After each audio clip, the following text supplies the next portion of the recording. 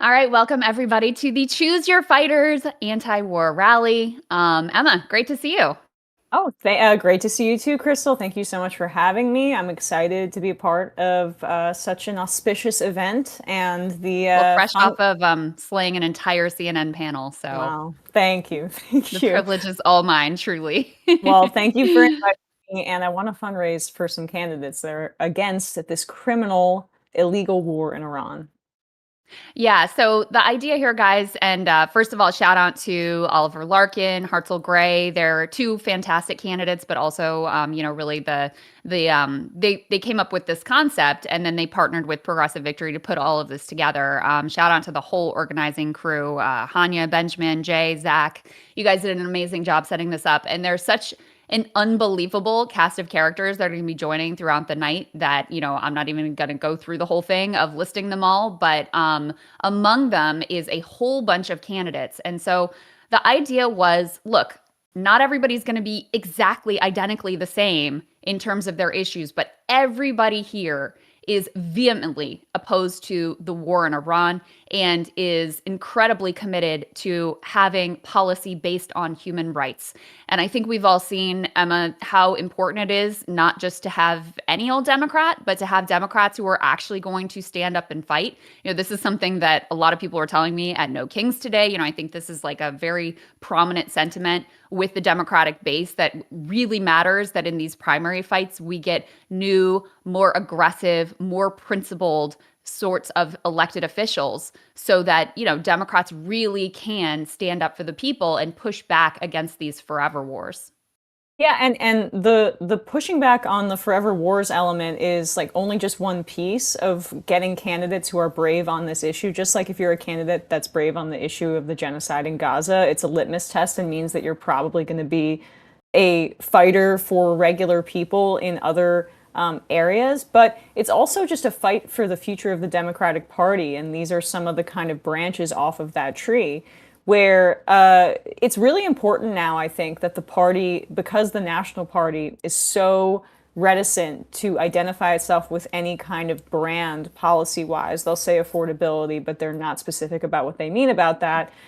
It means that we're going to have to create a party brand from whole cloth. And that means just starting with the members and what people stand for. And so it's not about just getting any elected Democrat in office. We saw this with Joe Manchin, for example. I was once asked on an MSNBC panel, would you prefer a Republican in that seat where Joe Manchin was in power in West Virginia?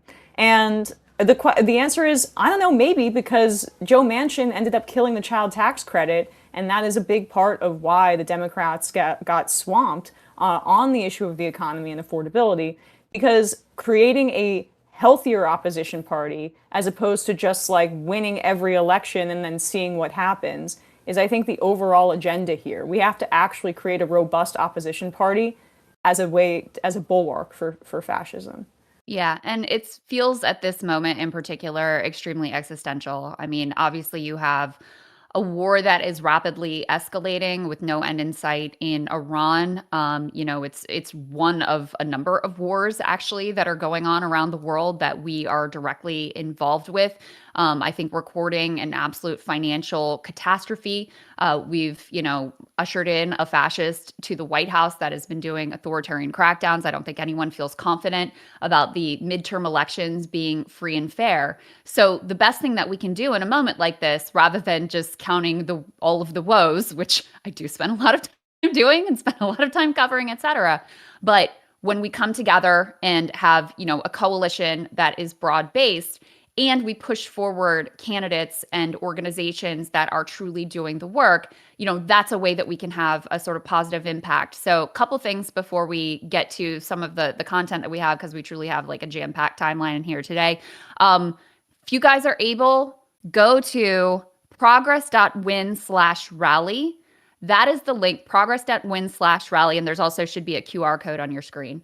That is a link where you can give money that goes to all of the candidates who are participating in the event tonight. They're all good progressives. They are all anti-war. They're all pro-Palestine. They're all the types of candidates that we really need to have in office and that we need to back. So progress.win/rally, if you're able to contribute there, I know it would make a difference. Some of these candidates are super high profile. Some of them are lesser known. They all need your support. And then the other thing that I would suggest is if you don't have the funds, no problem. You can sign up with DSA, you can sign up with Working Families Party, you can sign up with Progressive Victory to volunteer and also help out there because they're doing organizing efforts for candidates around the country as well.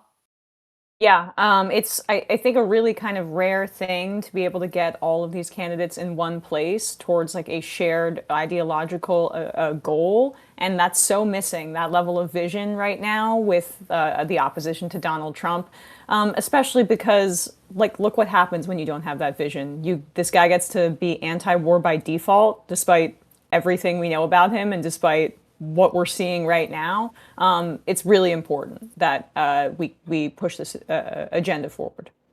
All right. Well, with that being said, I did not personally plan the run of show, so it is not my favoritism that has made my husband Kyle be the first person that we're going to throw to here. But young up and comer that we're hearing about more and more, Kyle Kulinski, host of Secular Talk and also co-host of Crystal Kyle and Friends. He put together a video that lays out the reasons why he thinks we're at war with Iran and what the stakes are. So let's go ahead and take a look at what Kyle had to say. What's up, everybody? Kyle Kulinski here from Secular Talk. Before I start, I want to give a massive thank you to everybody who partook in organizing this anti-war rally that we're doing here. So much love to Progressive Victory. Much love to all the candidates that are participating in this. It's one thing for myself and Crystal and Hassan to come out here and give our anti-war talking points. It's a whole other thing for candidates who are running all around the country to come out here and lead the way also as activists, not just as politicians who are trying to ladder climb, who are trying to make a name for themselves. And it speaks amazingly of the character of the candidates that are joining us here, that they notice that this is like a historic moment where we need resistance, we need defiance, we need to stand up, we need to push back, and we can't afford silence in this moment. So much love to Oliver Larkin and Abdul El Sayed and Graham Plattner and Hartzell Gray and Shoykat Chakrabarti and, Corey Bush, Claire Valdez, everybody who's, every candidate that's partaking in this. Massive, massive shout out to you. So what I wanted to talk to you guys about is just taking a look at what the numbers were like, the popularity was like going into Afghanistan, Iraq, and this war, and what that tells us about where we're at, okay? So the Afghanistan approval, when that war started, you ready for this? It was 92%. 92. And that's largely because we were just attacked on 9/11, so people felt like, I want to defend my country, like, of course. And we were told this is the way to do it. The Taliban is protecting Al-Qaeda. Al-Qaeda attacked us. We got to go over here, okay? 92%. Then we had the war in Iraq 2 years later, and they did a massive brainwashing campaign and propaganda campaign, lying to us and saying that Saddam Hussein was also responsible for 9/11 and that that's why we have to go into Iraq. And they were able to successfully pull off that campaign as well, but the support at the beginning was 72% for the war in Iraq. Would you like to take a guess what the support was for at the beginning of this war? The answer is between 35 and 40%.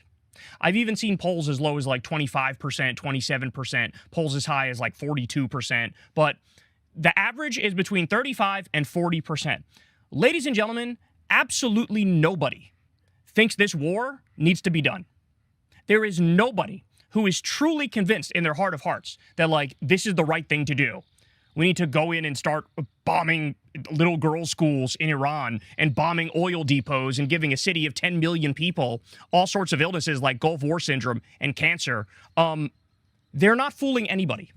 And so where we're at now in this country is they don't even bother to propagandize you anymore. They don't even bother to lie to you anymore. The empire just commits disgusting, vicious crimes right in front of your face with your tax money in your name, and they expect you to sit there and take it and not speak up. Not speak up on behalf of the little girls who were bombed in Tehran. Not speak up on behalf of the double-digit hospitals that were bombed there, and now we're also being attacked in Lebanon. It's actually triple-digit in Lebanon. Israel has already attacked 100 hospitals in Lebanon, and they're stealing all of South Lebanon, okay? So just realize what this means in the grand scheme of things. It means we are governed not by politicians, not by serious people. We're governed by dead-eyed psychopaths and sociopaths and bloodthirsty imperialists, okay? That's what all the evidence points to. So the bottom line is, with this war, there was zero threat. Everybody knows there was zero threat. They weren't going to attack us. There wasn't even a theoretical argument about how they're going to attack us.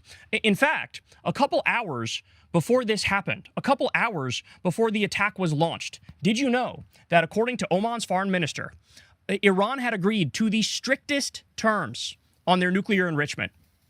They had agreed to zero enriched uranium stockpile, zero, and they still got attacked anyway. So then that leads to the biggest question, right? The biggest question here is, why? Why the hell are we doing this? Why is Trump doing this? Why is Netanyahu doing this? As I call them, the axis of Epstein. Why are they doing this?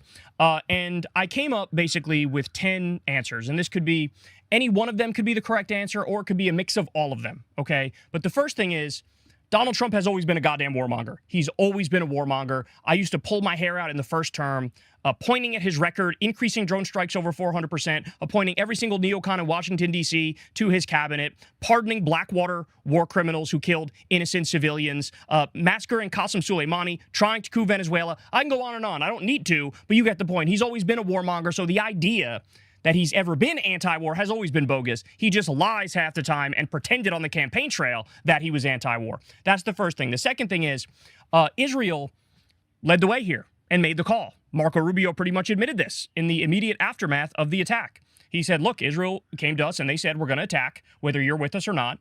And we decided, all right, we might as well join because there's going to be counterattacks that go after our bases, so let's just join in. Okay. Then they tried to backpedal from that when they realized that they were announcing that they're beta cucks and that they're following Netanyahu, right? But that's another reason here. Israel led the way. Number 3, Trump had repeatedly said that Obama would do an attack on Iran to up his poll numbers. In fact, there's like probably double-digit tweets of his back when Obama was president where he said, looks like Obama's going to attack Iran because his poll numbers have gone down. Look out for that. He's going to do it, folks. He's going to do it. And then, of course, he ends up doing that, probably naively thinking this will make his poll numbers go up. But what he didn't realize is, hey, idiot, you have to manufacture consent for your attack. You can't just do it and expect everybody to cheer you on, right? So the fourth thing is, and this one I think is the most under-discussed, Trump is certainly blackmailed by the Epstein files and Mossad. We all know about Epstein's connections to Israel. Like, it's very obvious at this point. In fact, you're the conspiracy theorist if you don't acknowledge those ties at this point. But there's no doubt that they have pictures and videos of him with underage girls. And so when Netanyahu comes to him and says, look, we could do the regime change, or there might be some tapes that leak, I think he gets the picture, right? The fifth thing could be that, and this is just a fact, he's paid by the military-industrial complex, he's paid by Israel, so he's doubly incentivized to do the war, both because they could hold the blackmail over his head, but also because Miriam Adelson gave him hundreds of millions of dollars to do whatever Israel wants, and this is what Israel wants.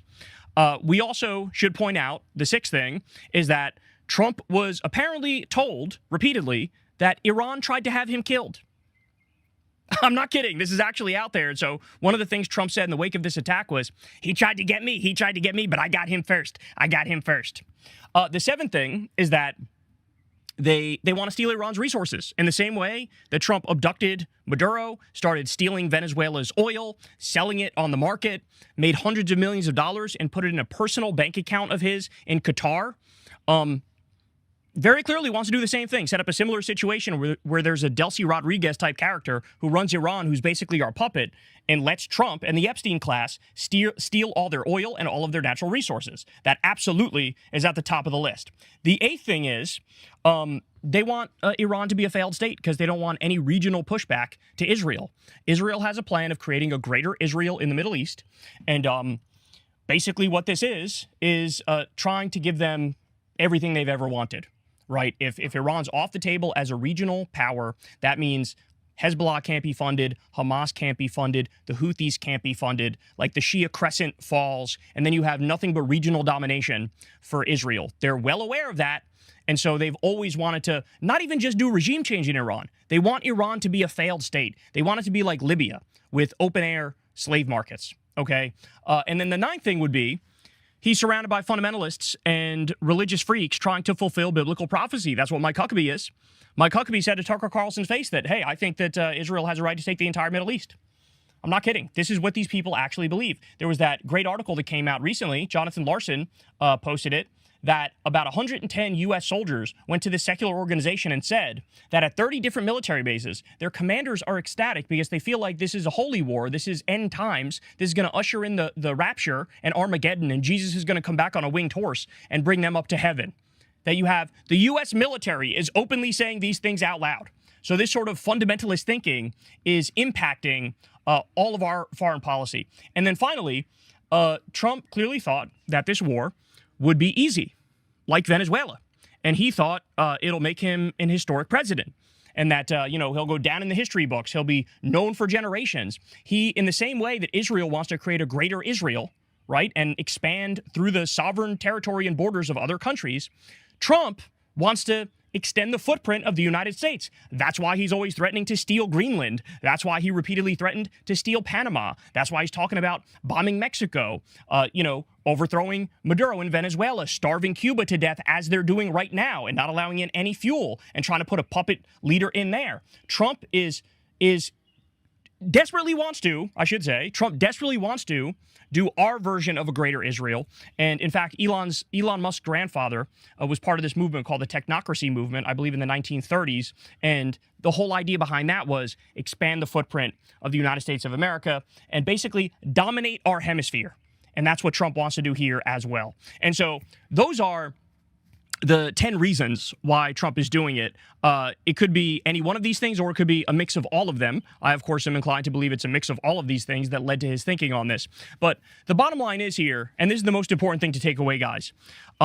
There's a reason why I call Israel and the U.S. the axis of Epstein, okay? There's a reason why I've said repeatedly that they're in the midst of creating the Fourth Reich, because that sincerely is what they're doing. These are genuinely repulsive, disgusting, wretched, depraved human beings, okay?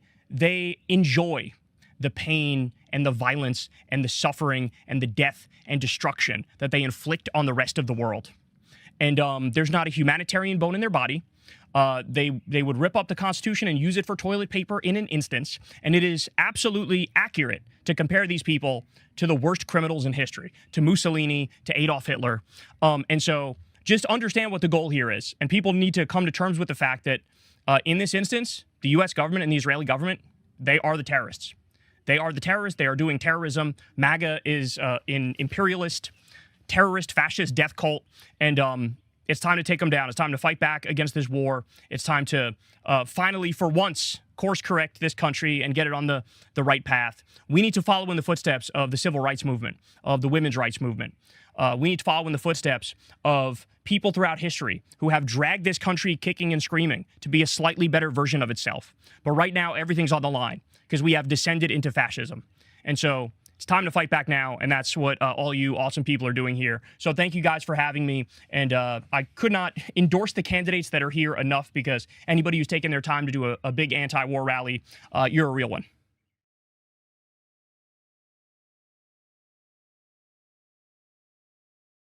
Awesome people are doing here. So thank you guys for having me. And I could not endorse the candidates that are here enough because anybody who's taken their time to do a big anti-war rally, you're a real one. All right, y'all. Emma, he doesn't hold back. I love Axis of Epstein so much. I've been using it so much in my daily life these days. So got to give Kyle credit for That was like a middle of the night, like, epiphany. Like, babe, wake up. Like going to Axis of Epstein. He is on the front lines of dark woke, and he's honestly leading the charge. So I'm just love what Kyle's doing. And you know, when I first started getting interested in politics, his channel was a big deal on that front, opposing the Iraq War, and so he's remained very consistent. And here we are today. That's awesome. All right. Well, it's kind of a perfect setup. We've obviously got a bunch of amazing friends who are up here with us now, who are all icons in their own right. Because Kyle was setting up there some of the reasons he thinks that we ended up in this horrific war, even though the American people are overwhelmingly opposed.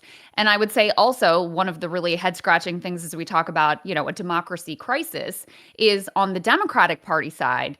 There is basically no one who supports this war in the base. But among the elected officials, it's a little bit of a different story. And we've seen, not just with this war, but with others, how there oftentimes is a bipartisan pro war consensus. So, what is going on with that? Well, there are a number of things, but one of them is certainly the influence of big money in politics. And in particular, the influence of APAC, which has come under incredible scrutiny, and a lot of people have gotten an education in how important and significant this one source of funding has been, thanks to the work of Casey Kennedy, who joins us, who's one of the co-founders of Track APAC.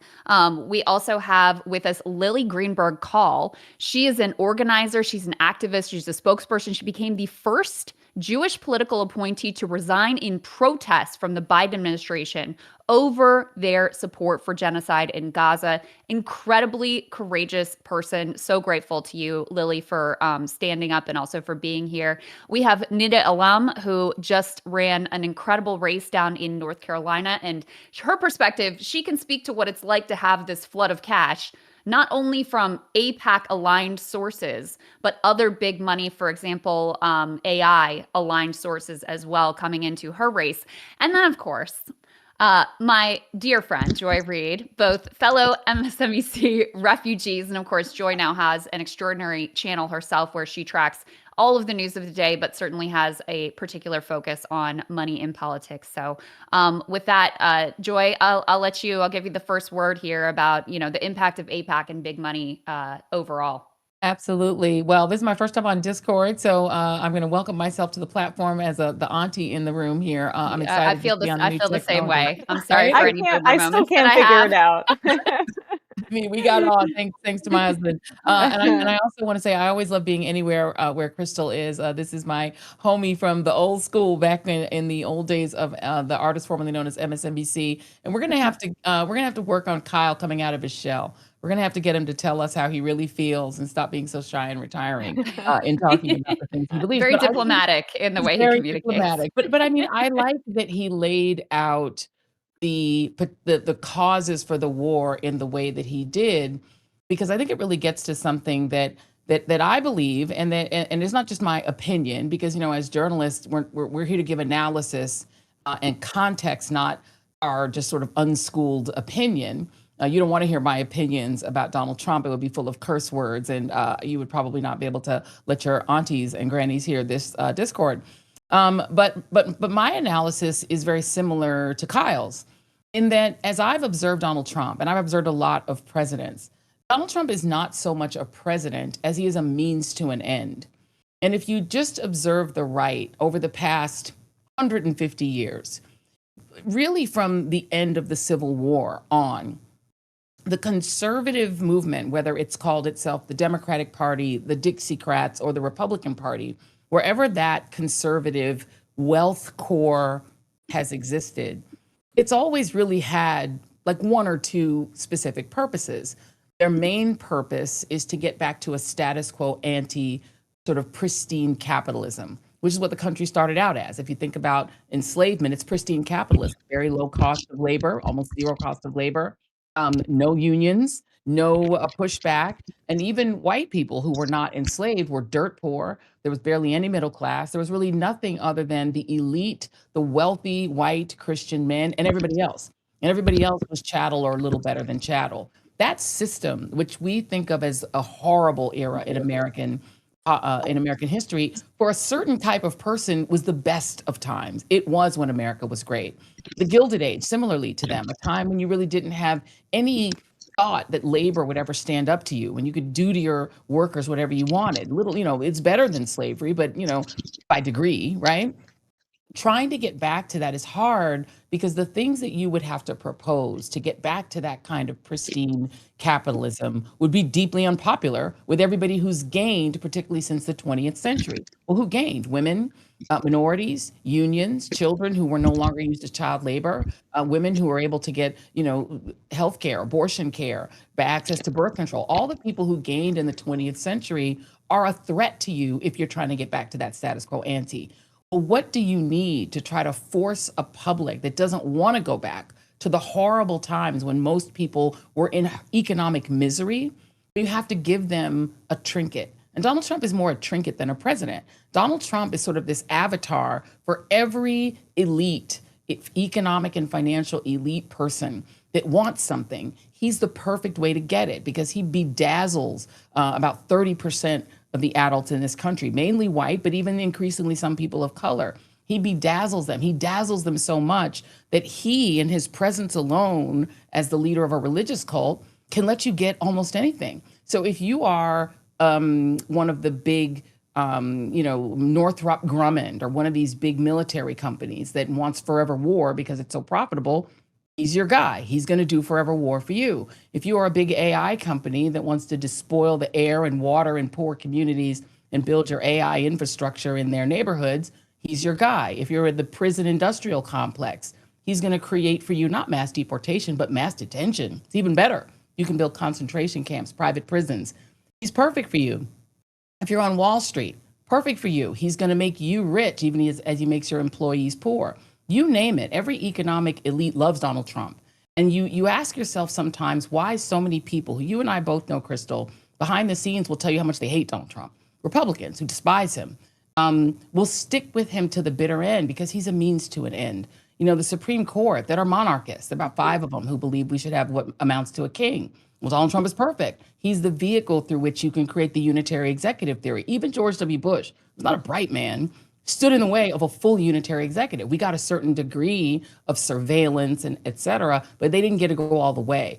Palantir, which came after 9/11, which has taken full advantage of the terror of 9/11 to build this massive surveillance state, they can go all the way with Donald Trump. Donald Trump is a means to the end of everything horrible and rotten. If you're a religious fundamentalist Christian nationalist and you want to create a white Christian nationalist hellhole at something like Gilead, he's going to let you do that too. Project 2025 never would have passed other than the beguiling sort of presence of Donald Trump. So I think Kyle has it right. And I think what the media is failing to do is making the linkages. They're treating each of these horrors as a separate story. For Israel, I'll close by saying this. For Israel, Donald Trump is the perfect president because Bibi Netanyahu has been trying to get an American president to use our blood and treasure to fight a war for him on 7 fronts in the Middle East so that he can at least promise his insane far-right base that keeps him in power, Eretz Israel. And Eretz Israel would require Israel to expand, quintuple its size by eating up half of Lebanon, parts of Iraq, parts of Egypt, most of Jordan, parts of Iran. They want to expand all the way from the Tigris and the Euphrates all the way to the Nile. And they can't do that without a failed state in Iran. And they can't be the hegemon in the region, a sort of European outpost hegemon in the region without a failed Iran. Same with Saudi Arabia. Works for them. If Iran fails and the whole region is destabilized, that's good for them too. So I think every bad guy on earth, and particularly as you said, the Epstein class, what did you call them? The Epstein cadre or whatever they are. Axis of Epstein. The axis of Epstein. Donald Trump, if you are a serial pedo that's in the Epstein files, you can guarantee that as long as Donald Trump is the president of the United States and Pamela Joe Bondi is running the Justice Department, you will never go to prison.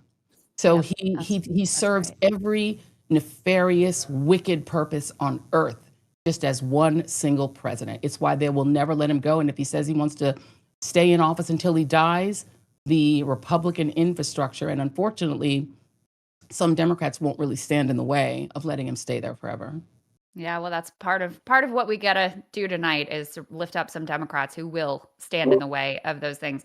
Casey, I wonder if you could jump in because you and Corey did something that turned out to be very controversial, which was just to put out publicly available information in a digestible format about one of the more significant sources of funding in politics, which is AIPAC. And I'll tell you, I was at the little local King George County No Kings protest today, and there were people there with anti-AIPAC signs, which I never in my life would have thought would be possible. And it's not all you, but you guys had a lot to do with that.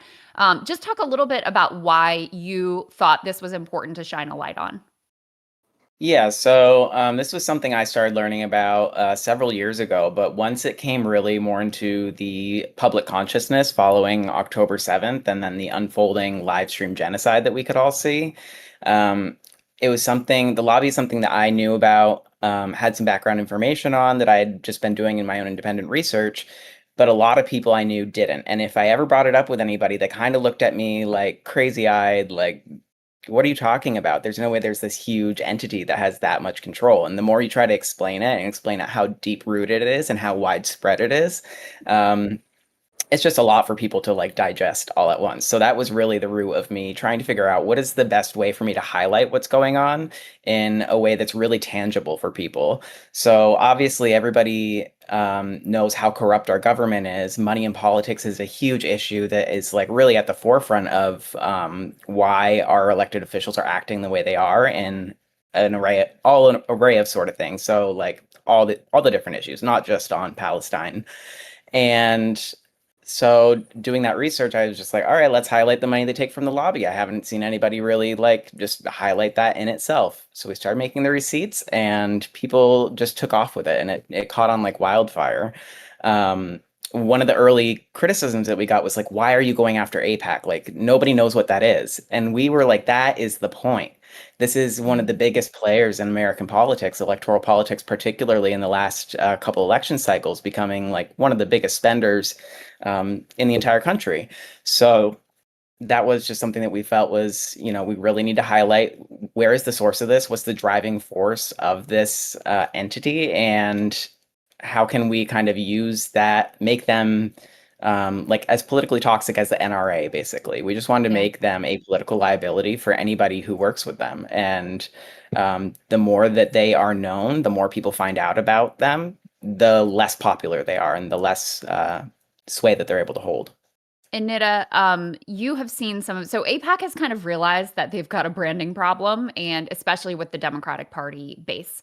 So they have gotten more strategic and sort of savvier in the way that they mask their money. And so perhaps you could speak to that because I think it's really important for people to understand. It's not enough anymore just to ask politicians if they won't take APAC money, because there's a variety of strategies that they're deploying to make it so that it isn't technically APAC money, even though it's coming from the same set of donors. And you saw that directly in your race. Yeah, absolutely. So, I mean, I saw it when I first ran for this seat in 2022, when it became the most expensive primary in North Carolina's history, with APAC coming in with over $2 million dollars, and crypto billionaire Sam Bankman-Fried, who's now in jail for fraud, came in with another 2 million. And then 2026, this election, we saw that shift from a lot of the work that Casey and Track APAC has done of educating folks and just the local grassroots pressure that we were able to put on Representative Fushi, that at the end of 2025, she finally said she was no longer going to take support from APAC, even though it took 3 years into the genocide.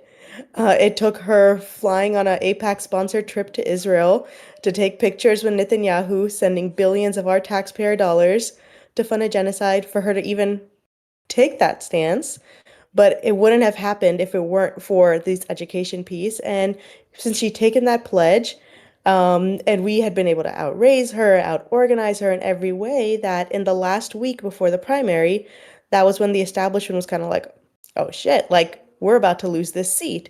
And we saw over $2 million dumped in the last 5 weeks, 5 days of this race from the AI lobby of Anthropic, whose technology has been used in the strikes on Iran, whose technology was used in the illegal invasion of Venezuela to kidnap their president, as well as through these shadow packs, where essentially APAC is setting up, or APAC aligned donors are setting up these packs to funnel in their donors into races that the candidate has said disavowed APAC, or that they know that it's going to cause backlash.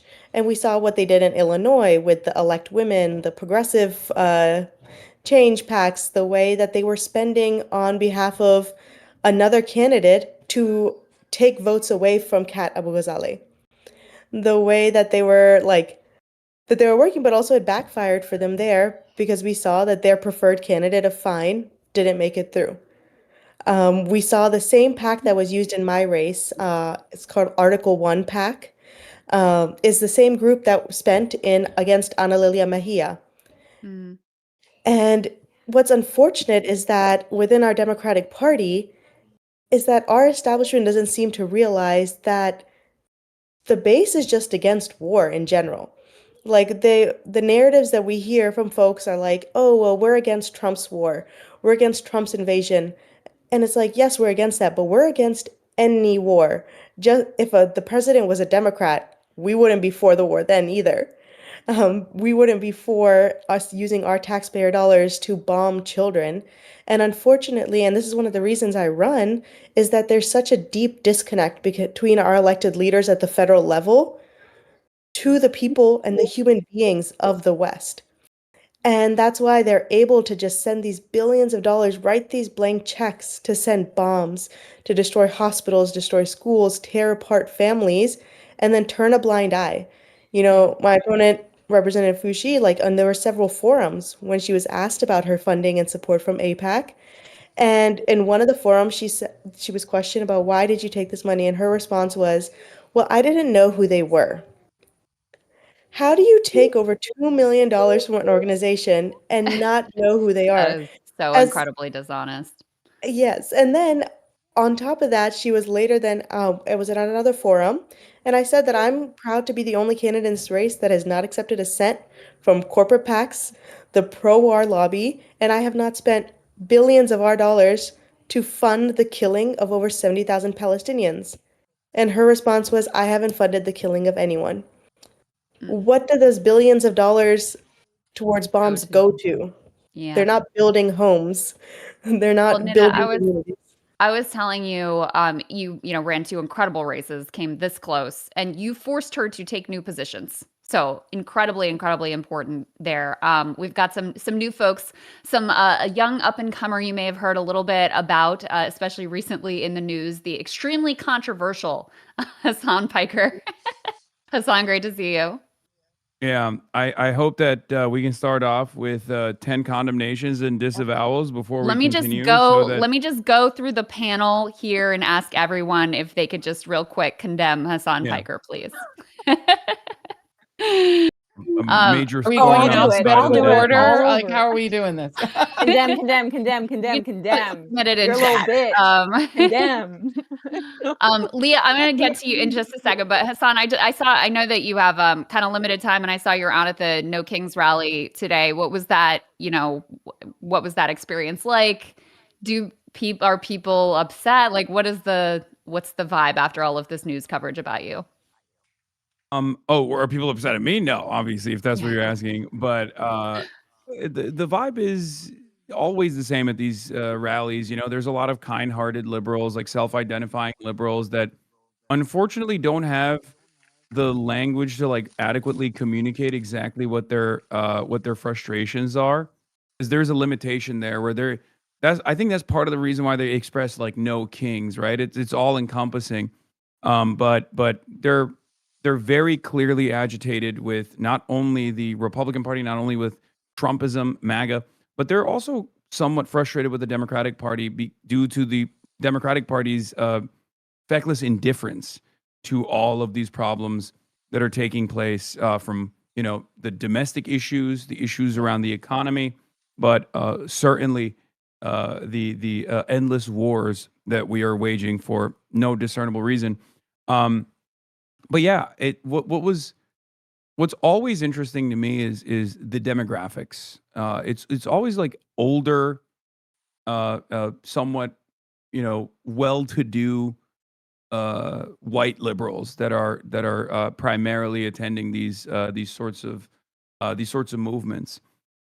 It's very diverse. It's much more diverse this time around, and there were a lot of Yeah, I people. noticed that too. But I do see it as somewhat of a pressure valve where like clearly people are frustrated and they just don't really know what to do, and that is born out of the fact that the options the more productive, historically, the more productive forces of pressure have been totally eradicated in this country. And I'm of course talking about like labor militancy. Hmm. Um, so that's why there's no political education to be able to properly express these desires, and there's no real like uh, pressure point that they can lean into that revolves around organizing. So we just kind of walk around the street a little bit, bang some drums, and feel a little bit better about ourselves. Now, to say all of that doesn't mean that this is utterly unproductive. I'm not criticizing it at all. I think it's always great when people go outside and show that they have the numbers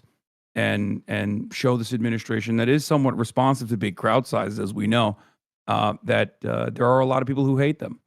So it Yeah. was good. I think it's also just like gives people some courage to see the numbers out in the streets too. And Yeah. hello also to Oliver and Hartzell here, two fantastic candidates who've stepped up to run. And Hassan, I don't know if you know Lily Greenberg Call. You probably remember she resigned from the Biden administration over their policy of pursuing genocide. And so Lily, maybe you can speak to some of what it looks like from the inside and some of the, the reasons why, the Democratic Party did fund a genocide and didn't, refuse to put Palestinian American on the stage at the DNC, and why the leaders have been very tepid in particular. And, they'll say, oh, well, Trump isn't consulting with us about the war or isn't planning the war properly. But to get just a full-throated condemnation seems to be pulling teeth. Um, yeah, I mean, actually, I think folks at this point are really like everything that Joy said, everything that Kyle said. I think the public is really aware of the reasons why Democrats are unable to truly condemn the war and also, truly condemn and then use their power and leverage as representatives of the U.S. Congress or folks in the administration, leadership, American government officials to actually try and change anything on the ground in Palestine. I mean, I one of the reasons why I think my story made the splash that it did was unfortunately that I was the only Jewish official to publicly leave.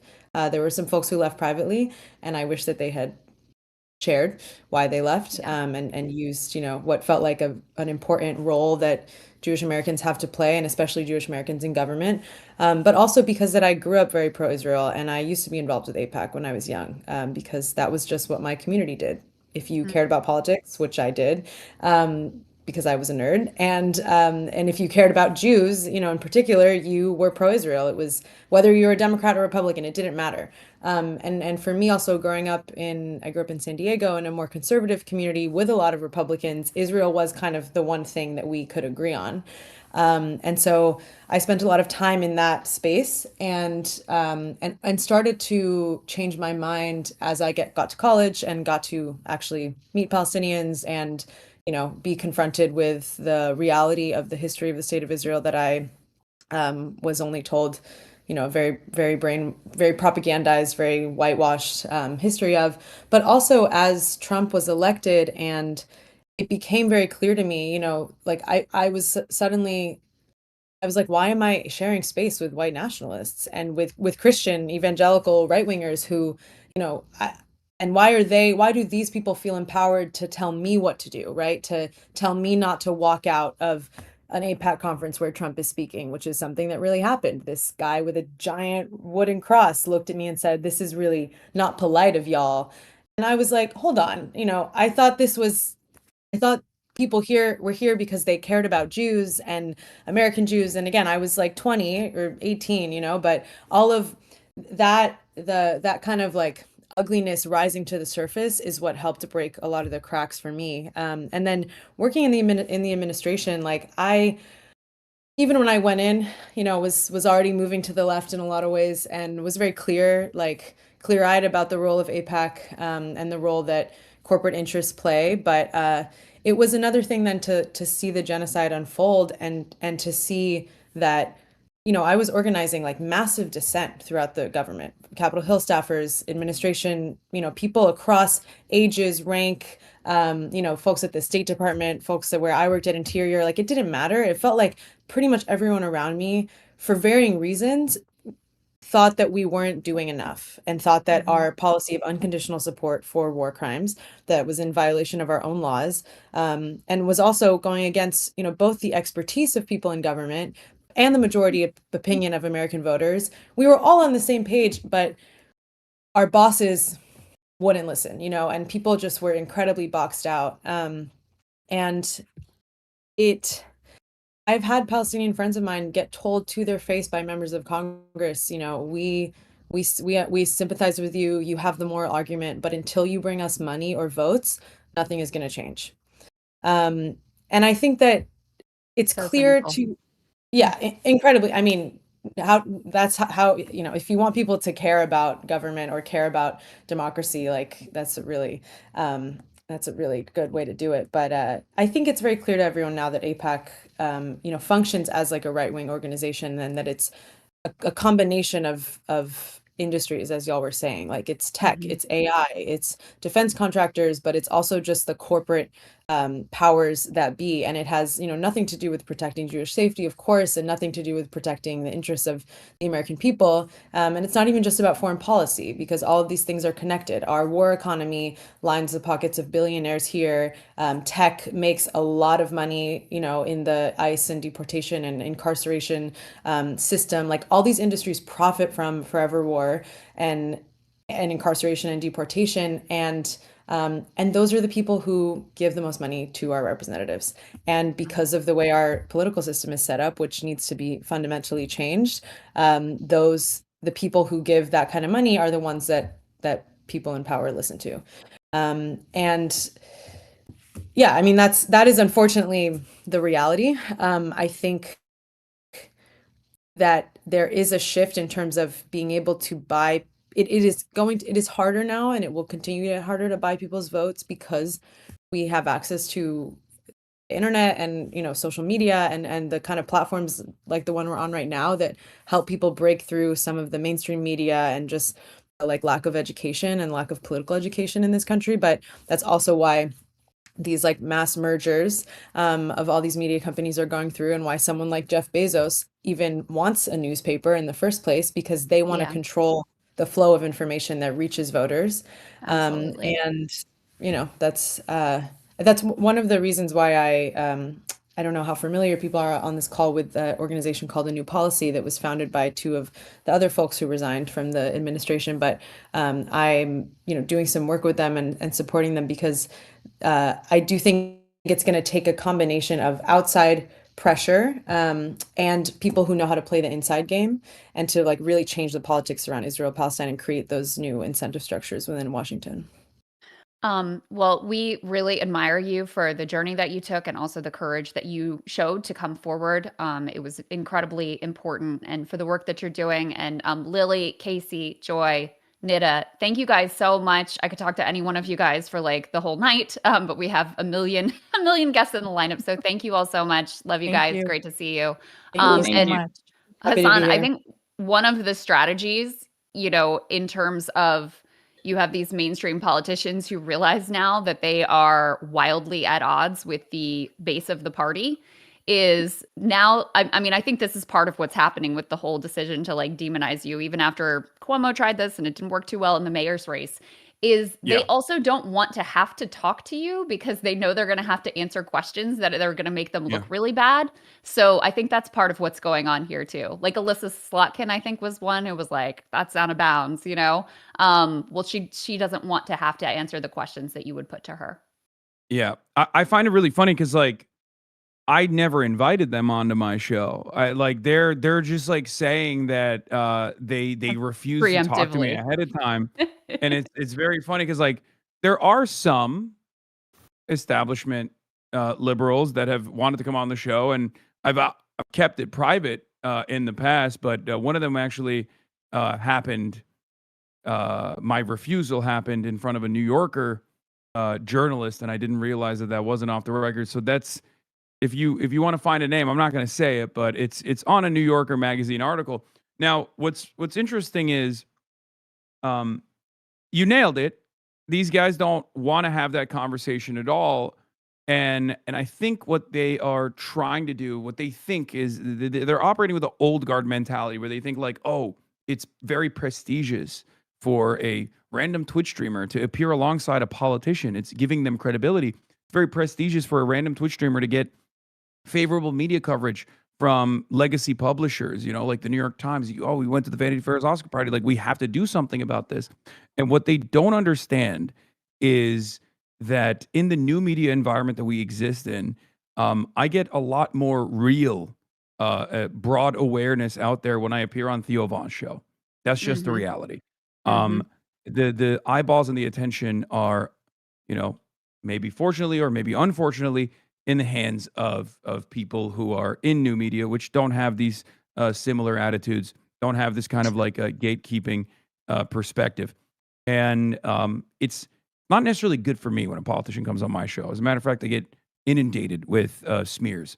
It's good for them. I do it because there are politicians that I want to hype up. I mean, Oliver's in here right now. He was one of the people that we both fundraised for and also had on and interviewed.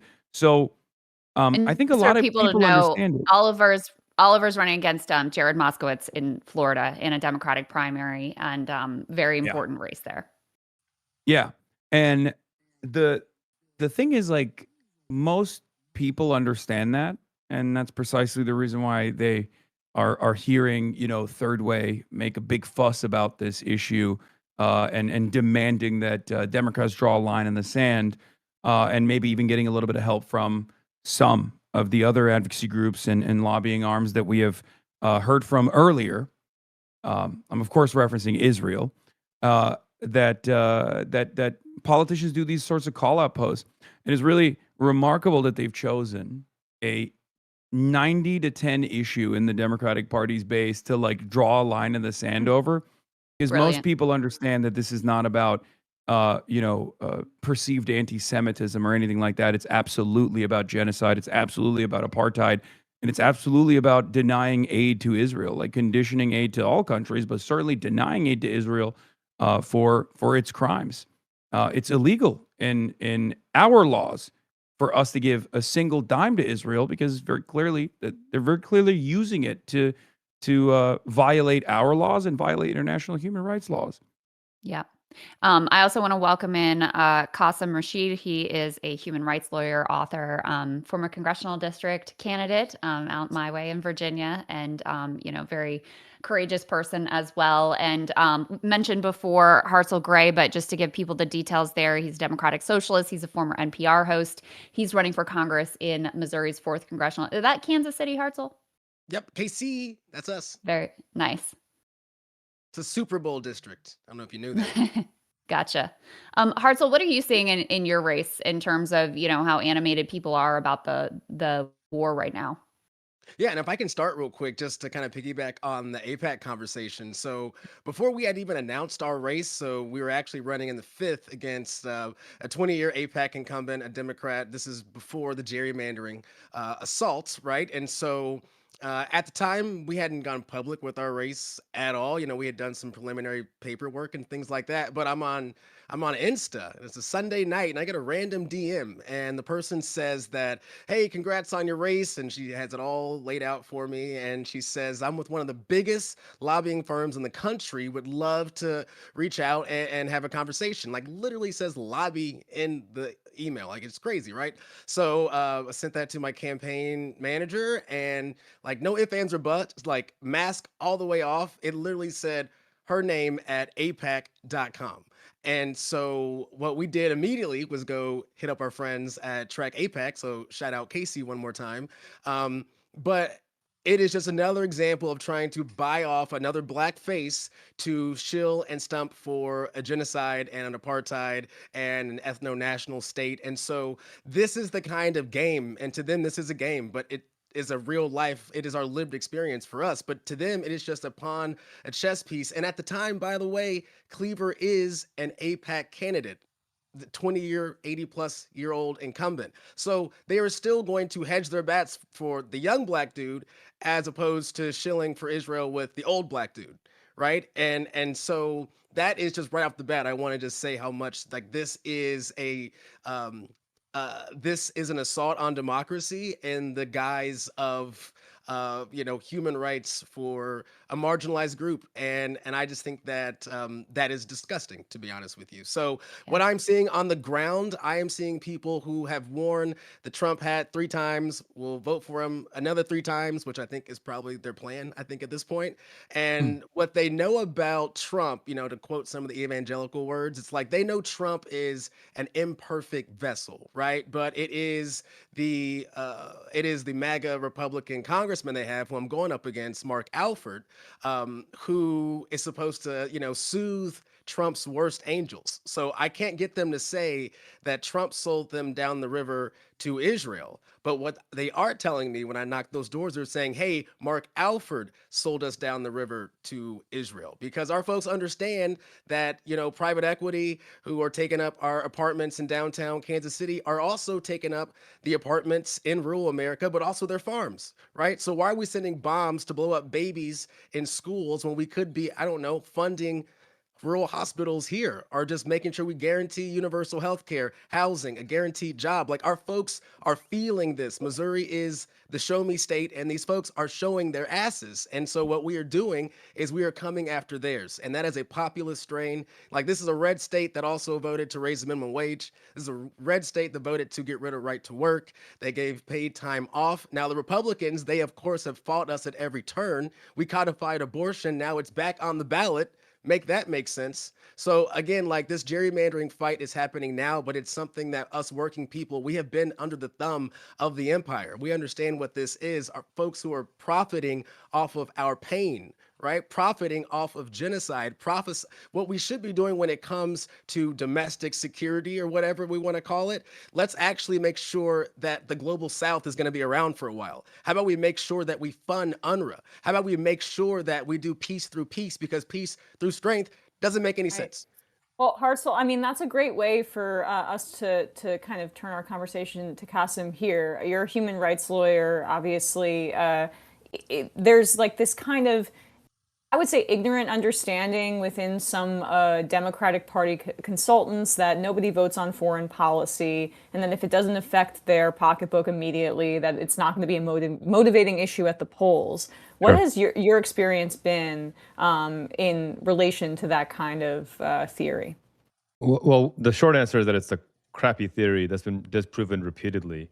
But before I even dive into that aspect of it, that theory could have some merit, some legitimate merit, if the Democratic Party had been a party that championed working people, if it worked on getting corporate money out of politics, if it worked on raising the living wage when they had the trifecta, and not letting the Jim Crow filibuster prevent them from doing something as basic as that. If Biden and Harris had fought to extend the child tax credit, which once it expired because they capitulated to Manchin and Sinema, childhood poverty raised by 33% literally overnight. If they had canceled student debt, if they had passed universal health care.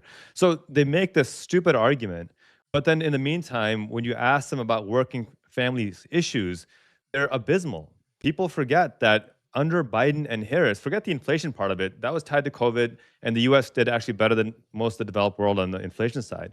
But on just sheer wealth and income inequality, the United States continued to be the worst in wealth and income inequality in the developed world. 60% of Americans can't even make ends meet. So this argument that they vote with their paycheck, if the Democratic Party, if the establishment actually believed that, then pass some goddamn policies that reflect that. But beyond that, what we know from more than 30 surveys conducted during the 2024 election was that the number one issue, and IMEU did a poll right after the election as well. The number one issue was, why are we funding a genocide in Palestine right now? Why are we sending $38 billion to a regime that's being credibly accused of war crimes and genocide when my kid can't get enough to buy a school lunch, or I can't afford basic daycare? And so I think this the disconnect of the domestic policy that isn't serving working people, and then not recognizing that people aren't stupid and they see that Israel has universal health care, we don't. They have free college tuition, we don't. They have abortion access, we don't. You're not inspiring people to come out and vote for you. You're simply pointing out your own hypocrisy and not realizing it. The last thing I'll point out is that Biden ran on Build Back Better. That was his shtick, right? That you elect me, I will save the soul of America, I will restore order, I will restore a sense of decency. And then the second they ran into a tiny bit of opposition from within their own party, they just dropped it completely. And we saw Harris do the same thing as well.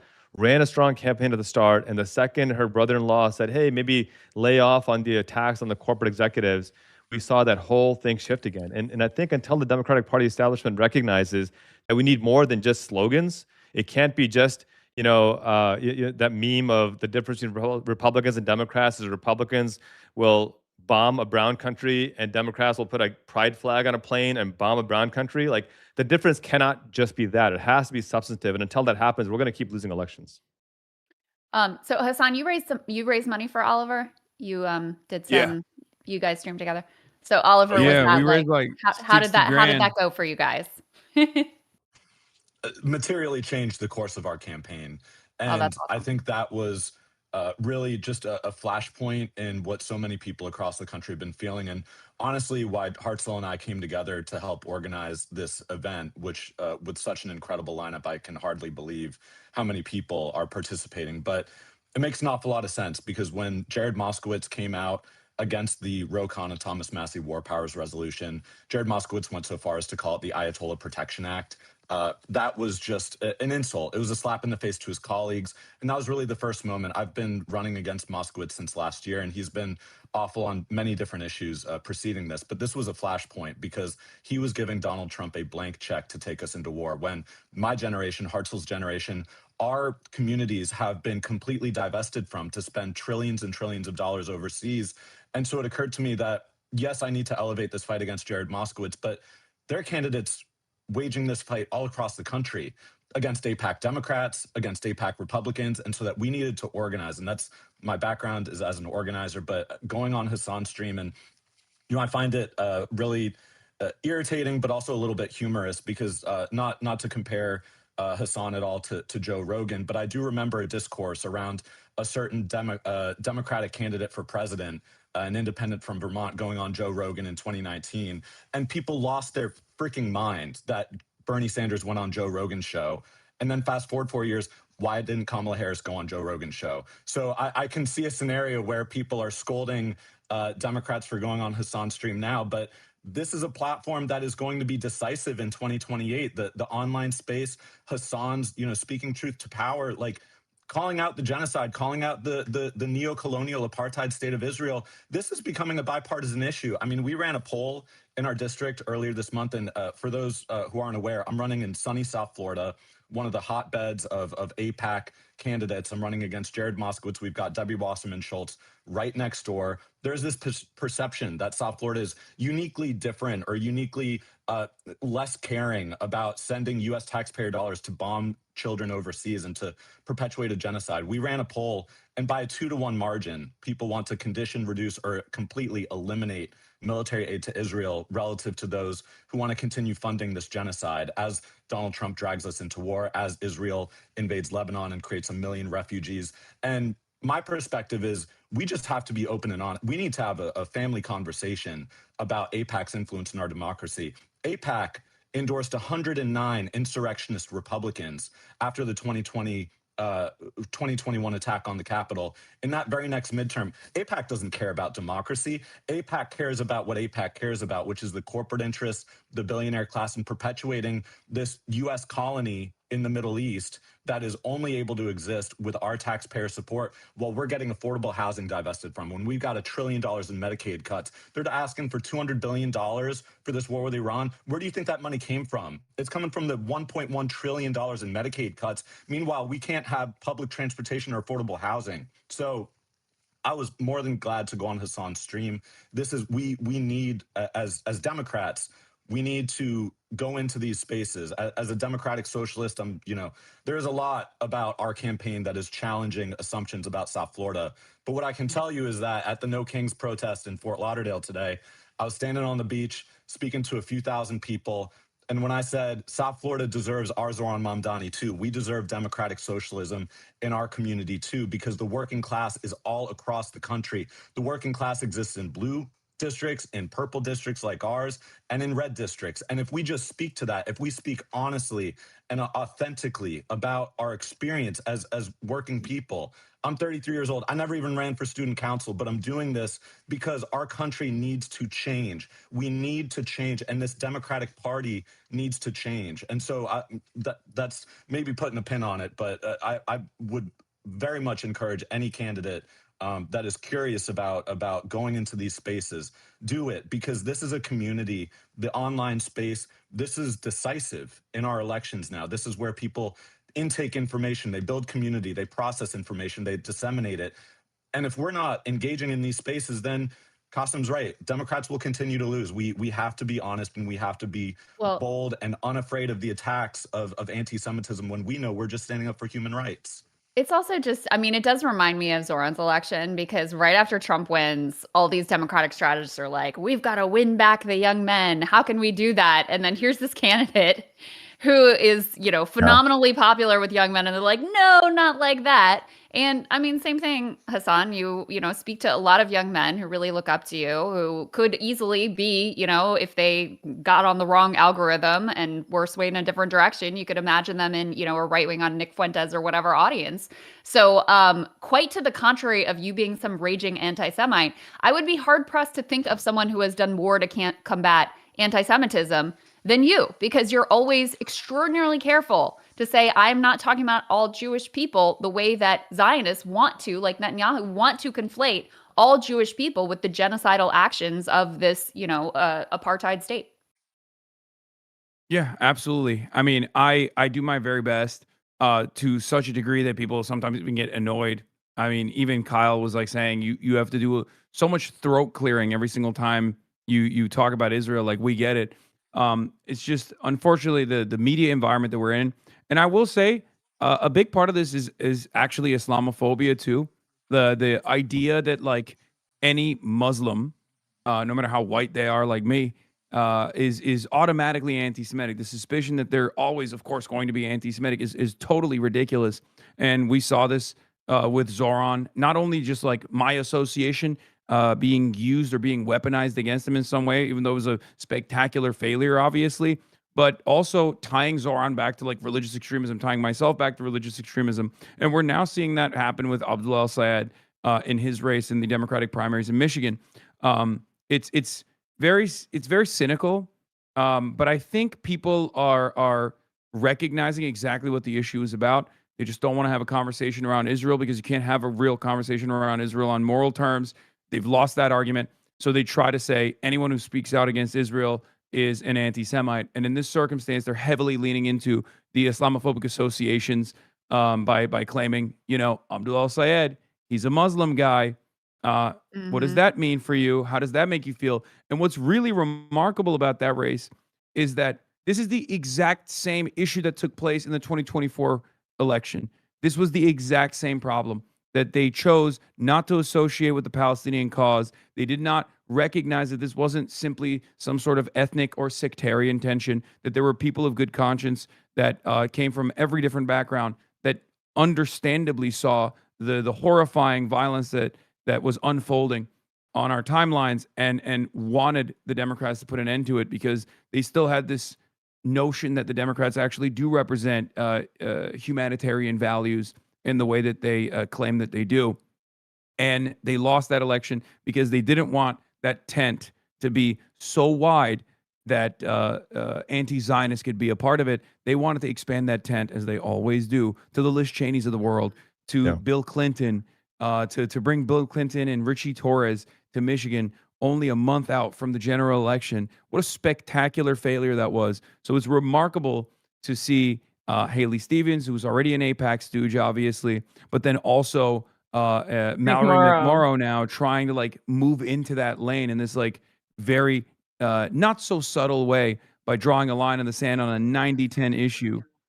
I said this to you yesterday, Hassan, but Donations. I don't, donate if you guys can to combat some of this money that's flooding in. But I think that was McMorrow auditioning for the Zionist money that Haley Stevens had previously been getting. So like, she doesn't want to go after Abdul in an openly Islamophobic way. So like we can go after Hassan because we can scare the boomer donors that may or may not be Zionists, but like they're rich, so more than, again, wealthy donors and the Zionist project do overlap. But like they're also basically saying like, hey, this is an alternative to Abdul al-Sayed, the scary Muslim guy that we don't want to have in office. I'm attacking Hassan. Look, you can trust me. And J I, Street or and APAC, I'll add to cut that out. really Yeah. important point about because we just had the Illinois primaries here, and we saw the way they functioned. $22 million APEC spent in this primary. 22 million. The number of times they mentioned Israel, zero. The number of times they Yeah. mentioned AIPAC, zero. They know that they are so toxic and disliked by everyone across the board that they actually set up two PACs, one called Elect Chicago Women, and then while slamming Kat Abu Ghazaleh as a progressive, Chicago Progressive Caucus, just a complete fabrication. And so when you see these dog whistles of attacking Hassan, it's actually, I mean, Hassan said it perfectly, it is pure Islamophobia. And Mehdi Hassan just put out this really important point on his social media that people like Booker and Slotkin and Gallagher talking about how they would never go on Hassan's show, but they've been on Maher's show, who drops the N-word like it's no problem at all. He's had the most grotesque compared all Muslims to ISIS. Says I don't want that desert culture here.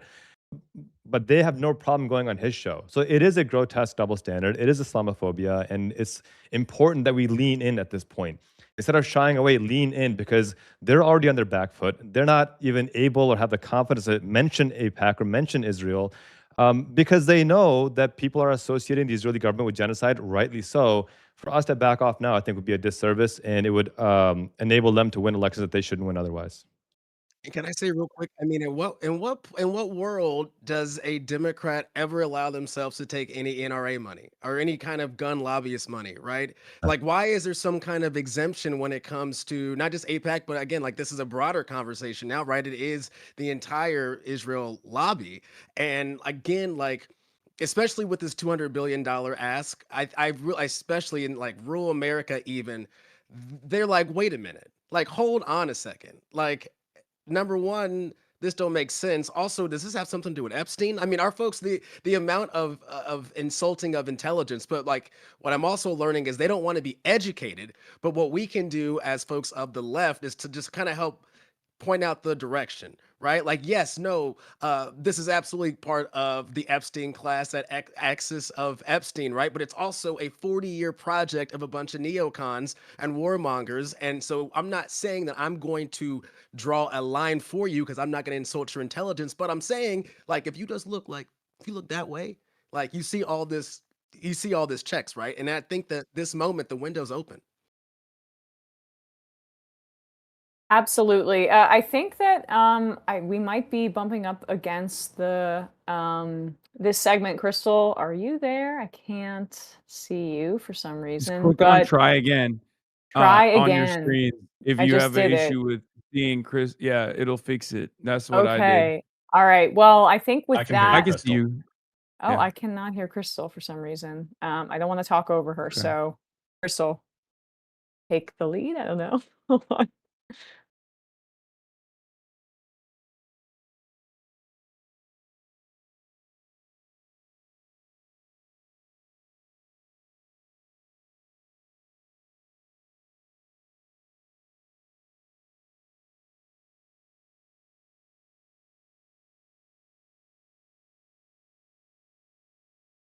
So that's a great question. I've been tracking Tucker Carlson's activities quite closely since 2016. I've often said he's one of the most dangerous propagandists because he has a very good way of making white nationalist talking points incredibly palatable. And even back in 2016, people used to associate the stuff that he was saying with like very prominent white supremacists and white nationalists, like the Great Replacement theory that he routinely brought in to mainstream conversations. And now that's actually become a mainstream fixture of the Republican Party. And as trend lines go, maybe it'll be the Democratic Party's main, talking point as well in the next 4 years or so, the way that they've been approaching things and following the Republican lead. Having said that, one of the things that I am very frustrated with Tucker Carlson is that he's a very skilled communicator. He's also fairly good at reading the room. even though he's a propagandist. He's very good at reading the room, and he has recognized, and I don't know if he's genuine about this or not, but it doesn't really matter. He's recognized that this issue, Israel's genocide of the Palestinians, is one where he can lead, right? My fears is that for the time being, it's great. Maybe he's able to bring some Republicans to a more humane position on this issue alone, but that's not being reflected in the poll results, right? Republicans seemingly are operating like a cult. They don't really care. Tucker Carlson says he's against the war in Iran. Well, 100% of MAGA says they're for it. And overall, I believe, what is it, like 85% of Republicans are approving of this bombing campaign that's destabilized the entire world. So my frustration and fear is that if Democrats don't lead on this issue and lean into their base on this issue, because that's, like I said, a 90-10 issue where 90% are in support of decoupling from Israel and only 10% want more support for Israel. That Tucker Carlson is either going to utilize the existing leadership role that he's had in 2028 to prop up a candidate, maybe JD Vance potentially, or even run himself.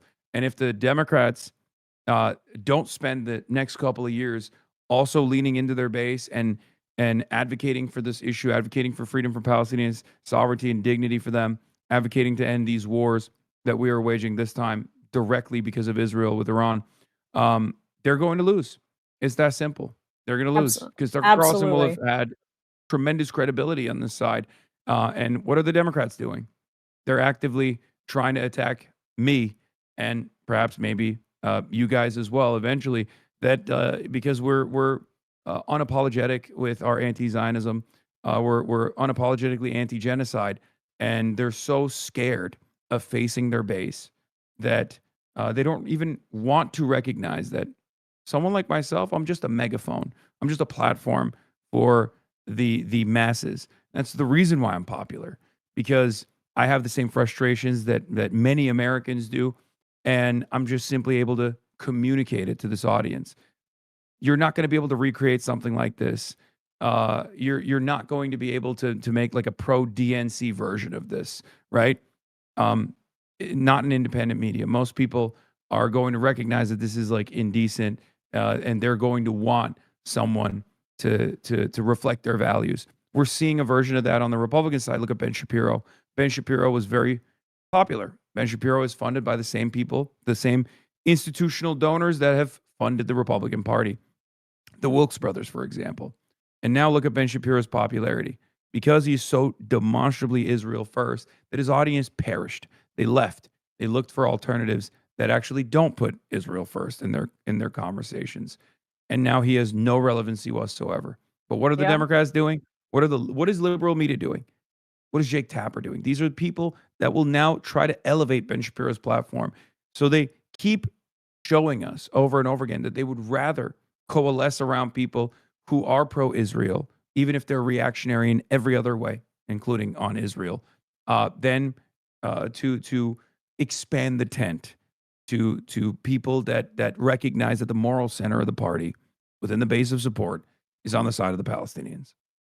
Yep, it's absolutely right. Hassan, thank you so much for coming on, and all the other candidates here. You can, Oliver Larkin, Hartzell Gray, and Qasim Rashid, obviously all phenomenal anti-war voices. And I do want to say that we're about to hit 10K raise. So let's go. Okay. So if people want to contribute, progress.win/rally is the place to go. Progress.win/rally.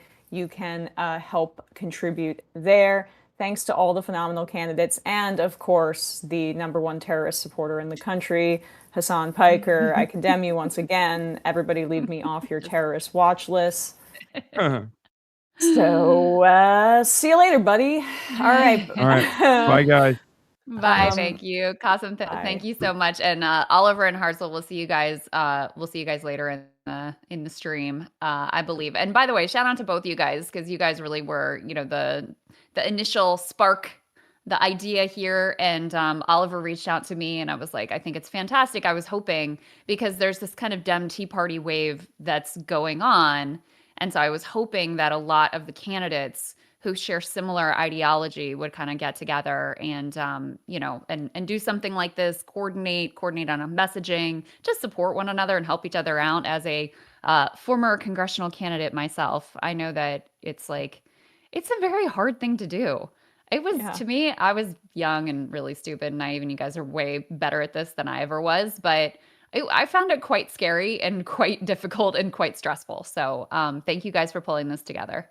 Well, I want to say this. I mean, I think understand on the left, like we do have to come from a movement. Like one of the reasons why it is so difficult, and I know you know this, Crystal. Like you're on an island, especially when you have the moral clarity that we have. I mean, it is lonely, it is debilitating, but also it is the cause is right. And so if we come with the movement, if we co-govern with our folks, it's not so isolating, right? And I think that in this time where so many worldviews are being questioned, not just the Israel question, but also this question now, the reevaluation of what is America first, right? And I think that, right, is really challenging for our folks, but it is again why we gather now, because it is our window, and the chasm between pop culture and popular action is like it's like the Grand Canyon, right? And so I hope that it is moments and opportunities and events like this where we bring those realities together so we can build power and we can witness.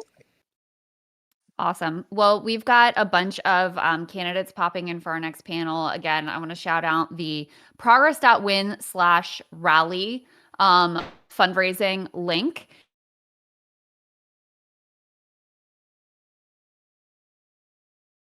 Of Jack Contrella, who's joined, of course, a very significant creator that I'm sure many of you guys know. In any case, I was wondering for the candidates, do you guys just want to do like a 1-minute quick introduction, where you're running, who like a little background, like very short, because want to be able to get through to everyone. Shoykat, you want to start? Sure. Hey, I'm Shoykat Chakrabarty. I'm running in California's 11th district, where Nancy Pelosi was our congressperson. She's not running again. But in the past, I worked on Bernie's campaign. I started a group, Justice Democrats, to recruit people to run against not just Republicans, but also primary corporate Democrats. I ran AOC's first race, and I was her chief of staff and led the work on the Green New Deal. And yeah, I'm running because of stuff like this. I mean, there's a real wave happening. The stuff we saw in 2018, where there was this change moment, it is nothing like what I'm seeing right now. So I'm so excited to be here with all the candidates. So you led the fight to occupy Pelosi's office, and now you want to take her actual seat. I'm just throwing that out there. But yeah, I mean, I started years ago on this. We can maybe go in order. Claire Valdez, running, just a few miles away from me. Tell us a little bit about you.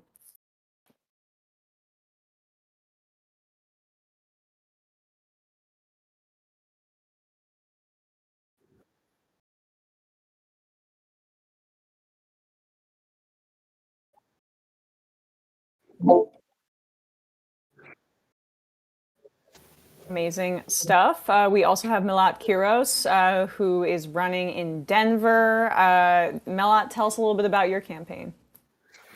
Yeah, we're running here in the 1st District. We are challenging Diana DeGette, who has been in office for 30 years, longer than I've been alive, taking millions of dollars from big pharma, big energy and oil, defense contractors. And the 1st District is one of the most progressive districts in the country. It's also the 5th least affordable city in the country, and it's the youngest district in the country. So we deserve to have a representative who actually reflects our values, where we already have things like term limits and universal pre-K and publicly financed elections. We need someone who's going to bring that over to the federal level. So. And you should probably plug that you started your kind of political advocacy by losing your job over your advocacy for the Palestinian cause. Yeah. I wrote an article defending the students that were protesting for Palestine in New York City, where I was practicing at the time. My firm asked me to take it down. I said no. I got fired the next day. And I moved back home because that's where I wanted to be anyways. And it's probably the best thing that ever happened to me. Would do it all over again. Salam Bati, tell us about your campaign in Virginia. Hey, we are standing on the shoulders of giants. We're running in the 1st District. Crystal was our predecessor. Qasim, who was just on, is our predecessor as well. And now, based on that fertile ground they've tilled, we're going to finish the job. My name is Salam Bhatti. I'm a public interest lawyer. I used to work at the Virginia Poverty Law Center, where I worked with and against the state assembly. Ultimately, for 25,000 families with a unification between Republicans and Democrats. We got every single Republican to to vote to expand a welfare program. We expanded free school meals for tens of thousands of kids. The grandfather of SnapScreener.com, which has helped over 2.5 million families unlock over $100 million in SNAP and WIC benefits. And that's the energy we're going to take into Congress. We're fighting for the ABCs, Medicare for all, tax the billionaires, and campaign finance reform. Claire, really quick, I think you were muted during your first introduction. So if you don't mind, we liked it so much, we want to hear it again. Okay, can you hear me now? Yes, I think so, Yeah. everybody. Yeah. Okay, wonderful. Hey, Claire Valdez, running in New York 7, that's Western Queens, and Northern Brooklyn in New York City. I'm a former union member, proud union member of UAW Local 2110. We need more unionists in the halls of power to fight against this fascist administration and build on the momentum of the Zoran Mamdani election last year to fight for universal childcare, to taxing the rich, winning Medicare for all, and unions for all, putting workers back at the heart of our agenda. Amazing. Daria Lisa? Hi, thanks for hosting this. This is an incredible panel of people. I'm so excited to be here with all of you. Daria Lisa, running in New York 13, uptown in the Bronx, and I'm challenging Adriano Espaillat, who has been in Congress for almost 10 years, but he's been in office for 30, be that the state assembly, state senate, and now obviously Congress. But things have not gotten better here for New Yorkers. And I was actually recruited to run by the Justice Democrats because of my history as an immigration justice organizer and also as a Palestine organizer. I was actually organizing with a lot of those students who you were supporting, and at the Columbia encampments, but elsewhere. And yeah, I'm just really excited about the race that we're building because this is the second poorest congressional district in the country. And our current representative is bought by AIPAC, by the landlords that are pricing us out of the city, by the corporations that are making life harder on all of us.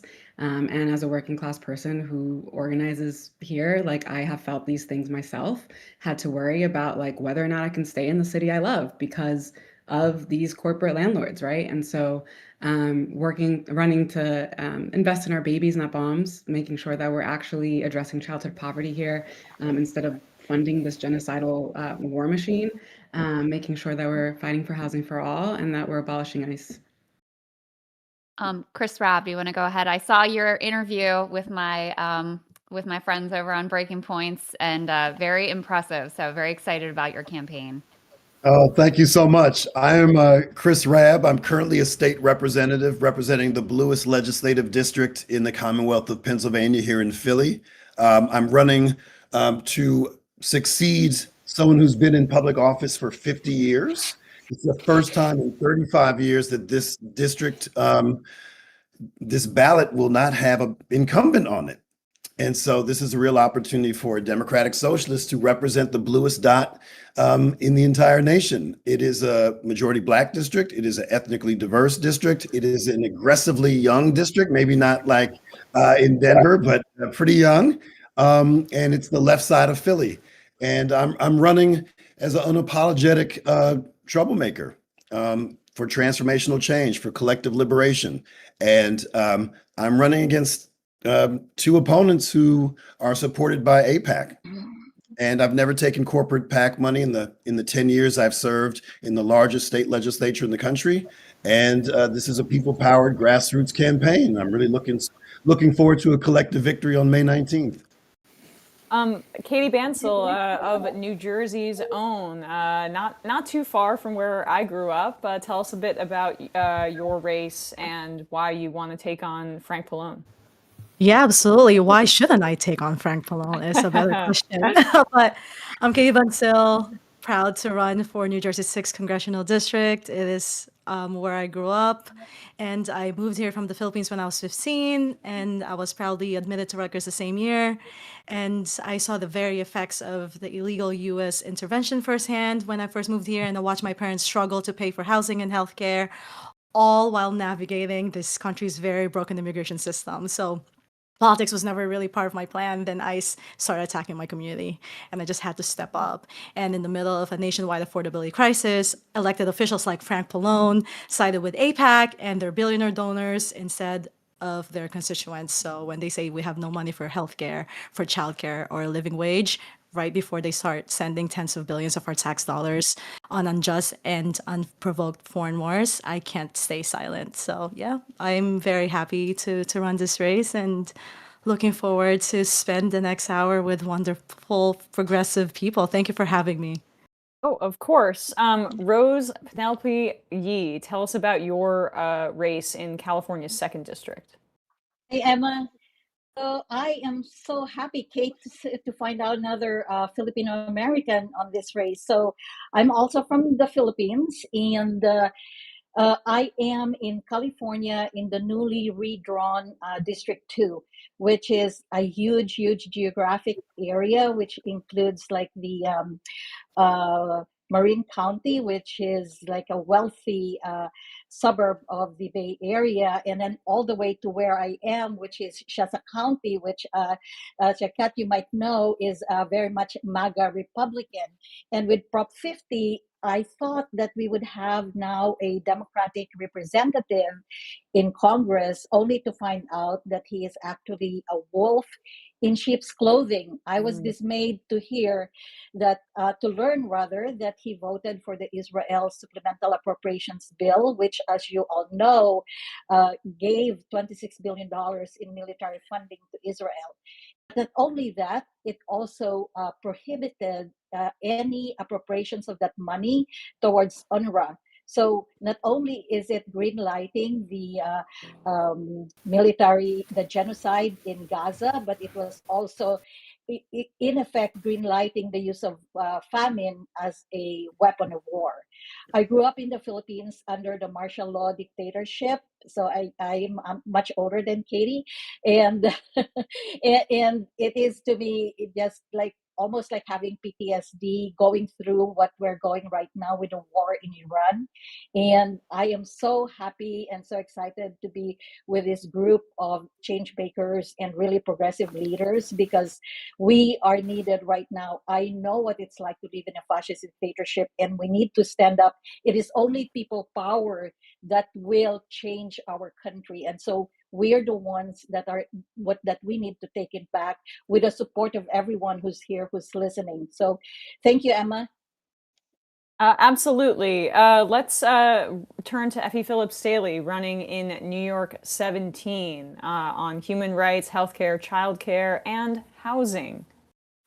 Thank you so much. I'm so glad to be here with everyone. Really grateful for this. I'm Effie Phillips Staley, running in New York 17. It's just north of New York City. It's if you know it, it's Westchester County and sort of surrounding. And it's currently held by a Republican, Mike Lawler. So this race is actually a battle on two fronts. One is in this Democratic primary, where we have establishment Democrats running on the same old thing that lost the last two times. And then it's the battle against Mike Lawler. And it's an interesting district in the sense that somehow this guy won twice in a district that's usually blue. And I think it says a lot about the frustration with the Democratic Party when we have very centrist candidates who pay more attention to the donor class than they actually pay to the people.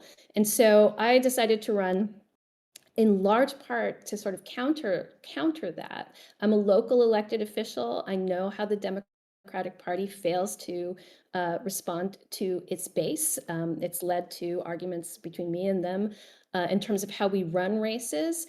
And so I believe to win, like, we don't have to go to the right. I think that is a critical mistake. I think right now we have to be true to the needs of people and really listen.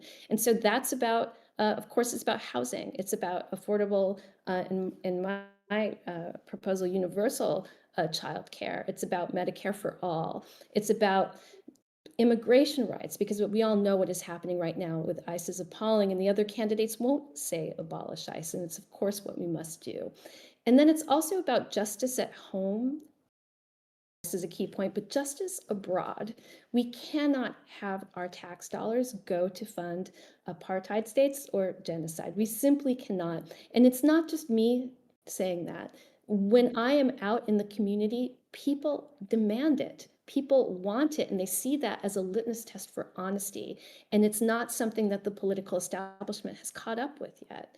And again, I fear that because of that, we're going to continue losing. So that's the race in New York 17. I'm glad to be in it, and I'm thankful to be in this with all of you. And this might be our last candidate intro for now, but Jerome Whalen, you're running for Congress in Massachusetts' 1st District. Tell us about your race. So I can't actually hear you, Emma. I'm sorry. I don't know what happened. Well, but, it's you. I think I'm looking in the chat, and I think I was introduced. But thank you. I'll solve that thing. But my name is Jeremy Whalen, running for United States Congress in the Massachusetts' 1st Congressional District. And for the last 11 years, I was a high school teacher, and I'm coming from outside of politics. And so, how does a no-name teacher with no networking of politics take on a 37-year incumbent and percentage-wise the #1 recipient of corporate money in all of Congress? Well, you get your ass out there with a whole bunch of people and you knock doors. And from the get-go, we built this on relationships. And I thank PV Mass, and showing up and standing up for what we really need in Massachusetts and beyond. And what is that? It's Medicare for all. I can say that.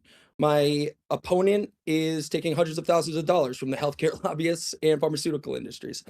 It is looking at education comprehensively, from universal pre-K to paying teachers and paraprofessionals more, tuition-free community college and vocational trainings.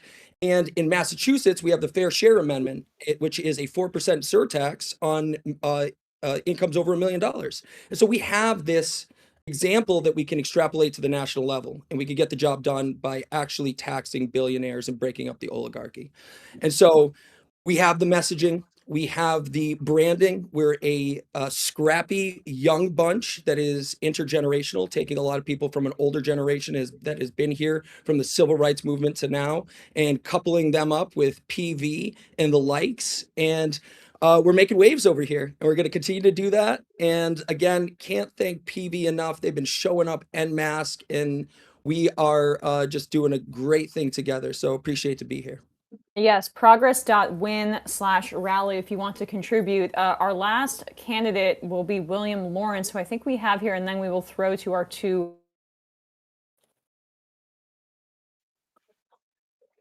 Yes, hi. I'm happy to be appearing as Walter Benjamin's Angel of History here.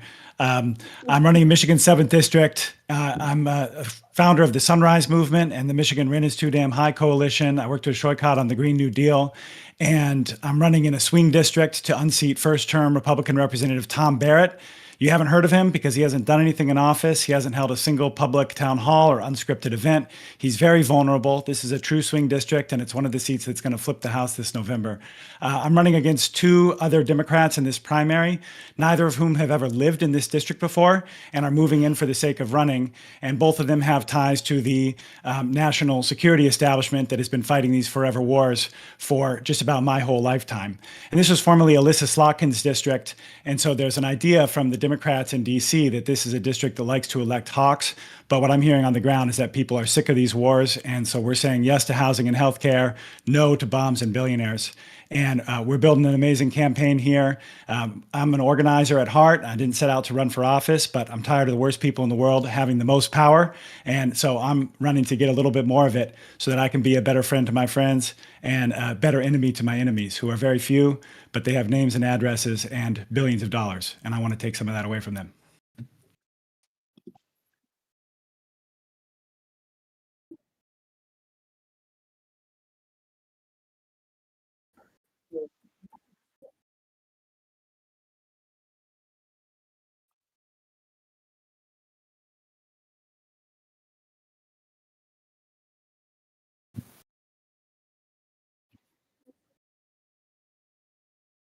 It's okay. We're all working on our Italian over here. You've probably seen me yell on YouTube or talk shit about Erica Kirk on Twitter, talk about progressive politics, and just excited to be with a lot of candidates that I've had on the show. Those who I haven't, very excited to have you on the show. And my goat, Mr. Beat, who I've been watching since middle school. So what's up, man? Wow, nice to meet you. An honor.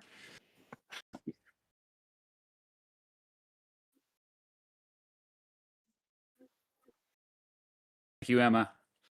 Yes, Jack, you want to get started? Yeah, Or- absolutely. I think this is kind of just an open question to everyone. So I guess whoever has the best story from today, if anyone has been out in their district during No Kings, what have you been seeing on the ground?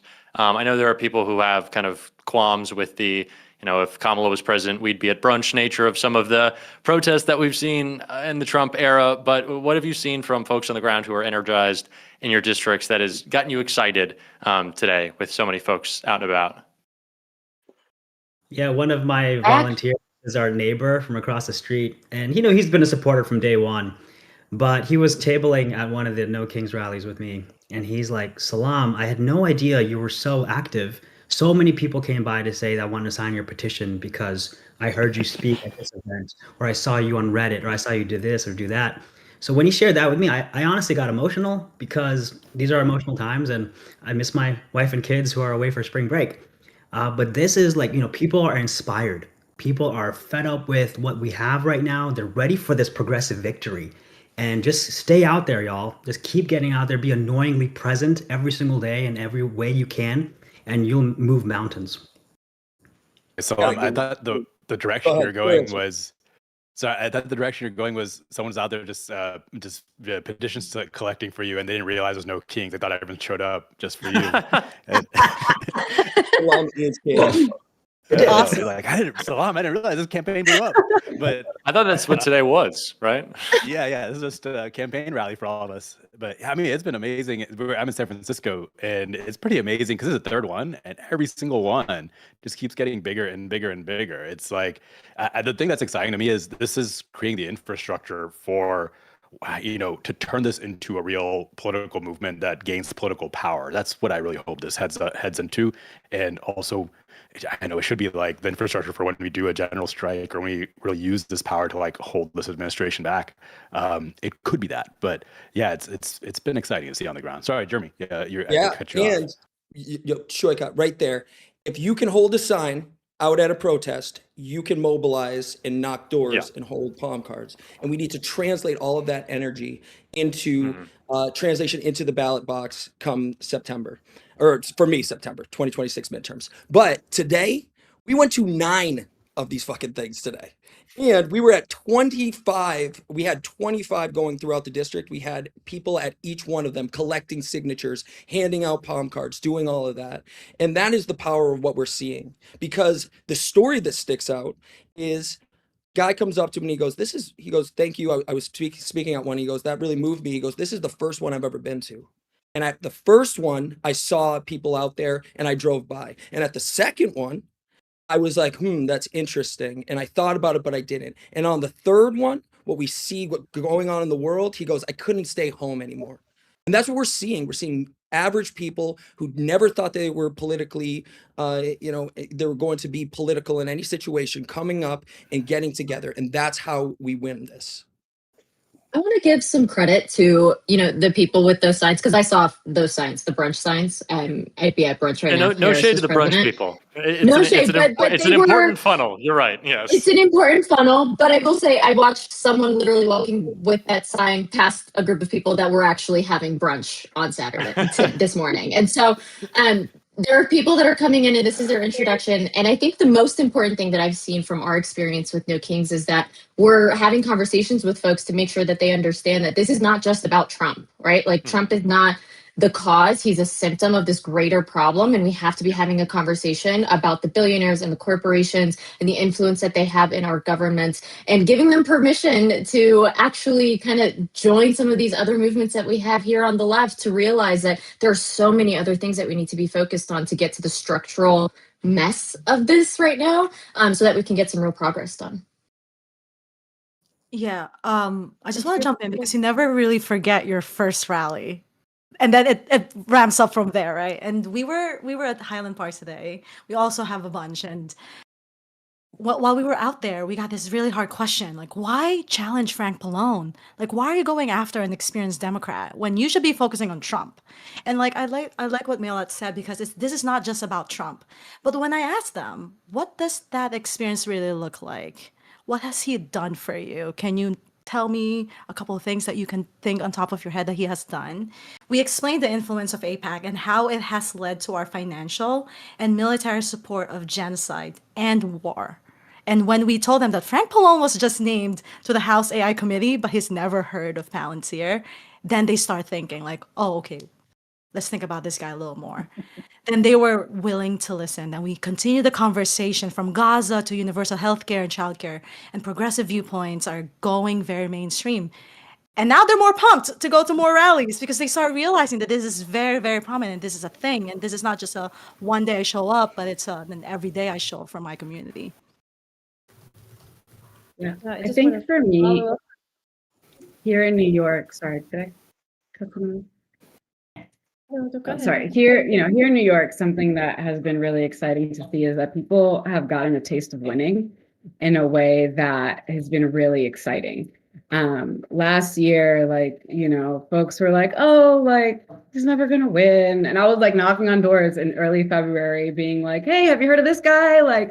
And folks were like, I love the ideas, but it's Cuomo. So, but by the end of it, we had so many people showing up to our canvases that we had this problem where we were worried we didn't have enough literature, we didn't have enough turf cut. We were like, how are we going to send them? How many, we're not prepared because there were so many people who were signing up last minute.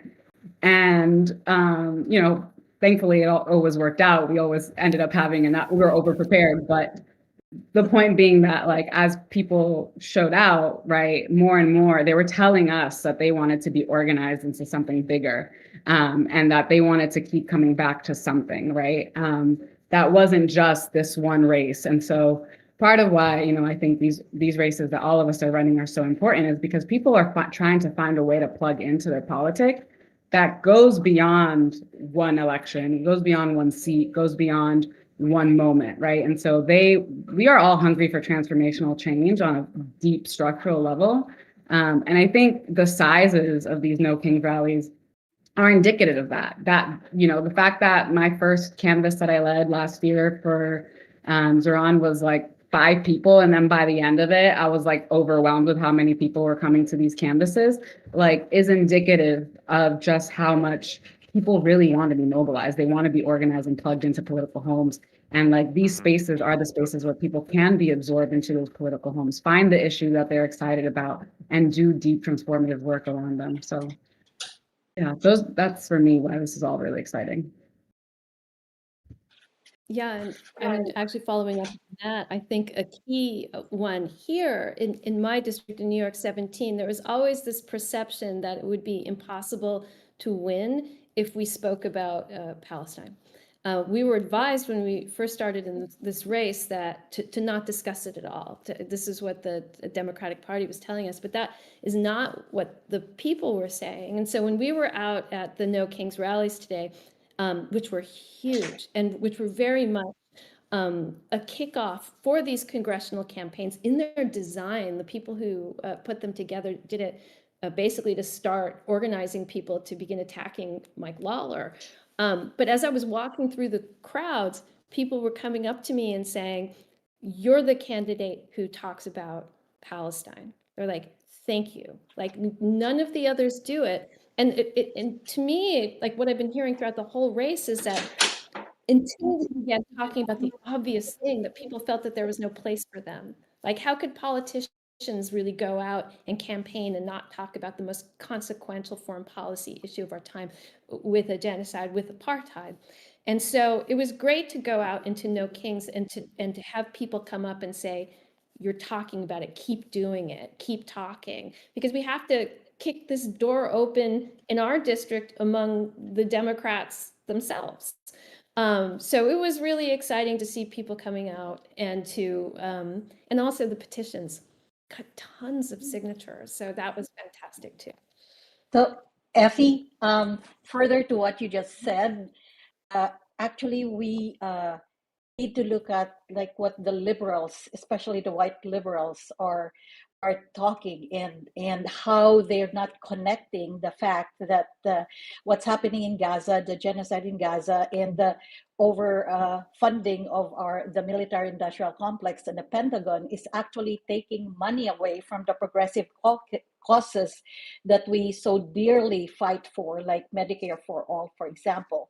And so when I first, Jack, when I first mentioned to my liberal friends that I was considering challenging Huffman because of his vote for the Israel Supplemental Appropriations Bill and the fact that he hasn't condemned genocide, they were like puzzled why I would do that, because we supposedly had a Democratic representative who was a good guy, who was an environmentalist. And so then how can you be I ask, how can he be an environmentalist if he is for the destruction of Gaza? Well, I mean, think about the environmental degradation that's happening there.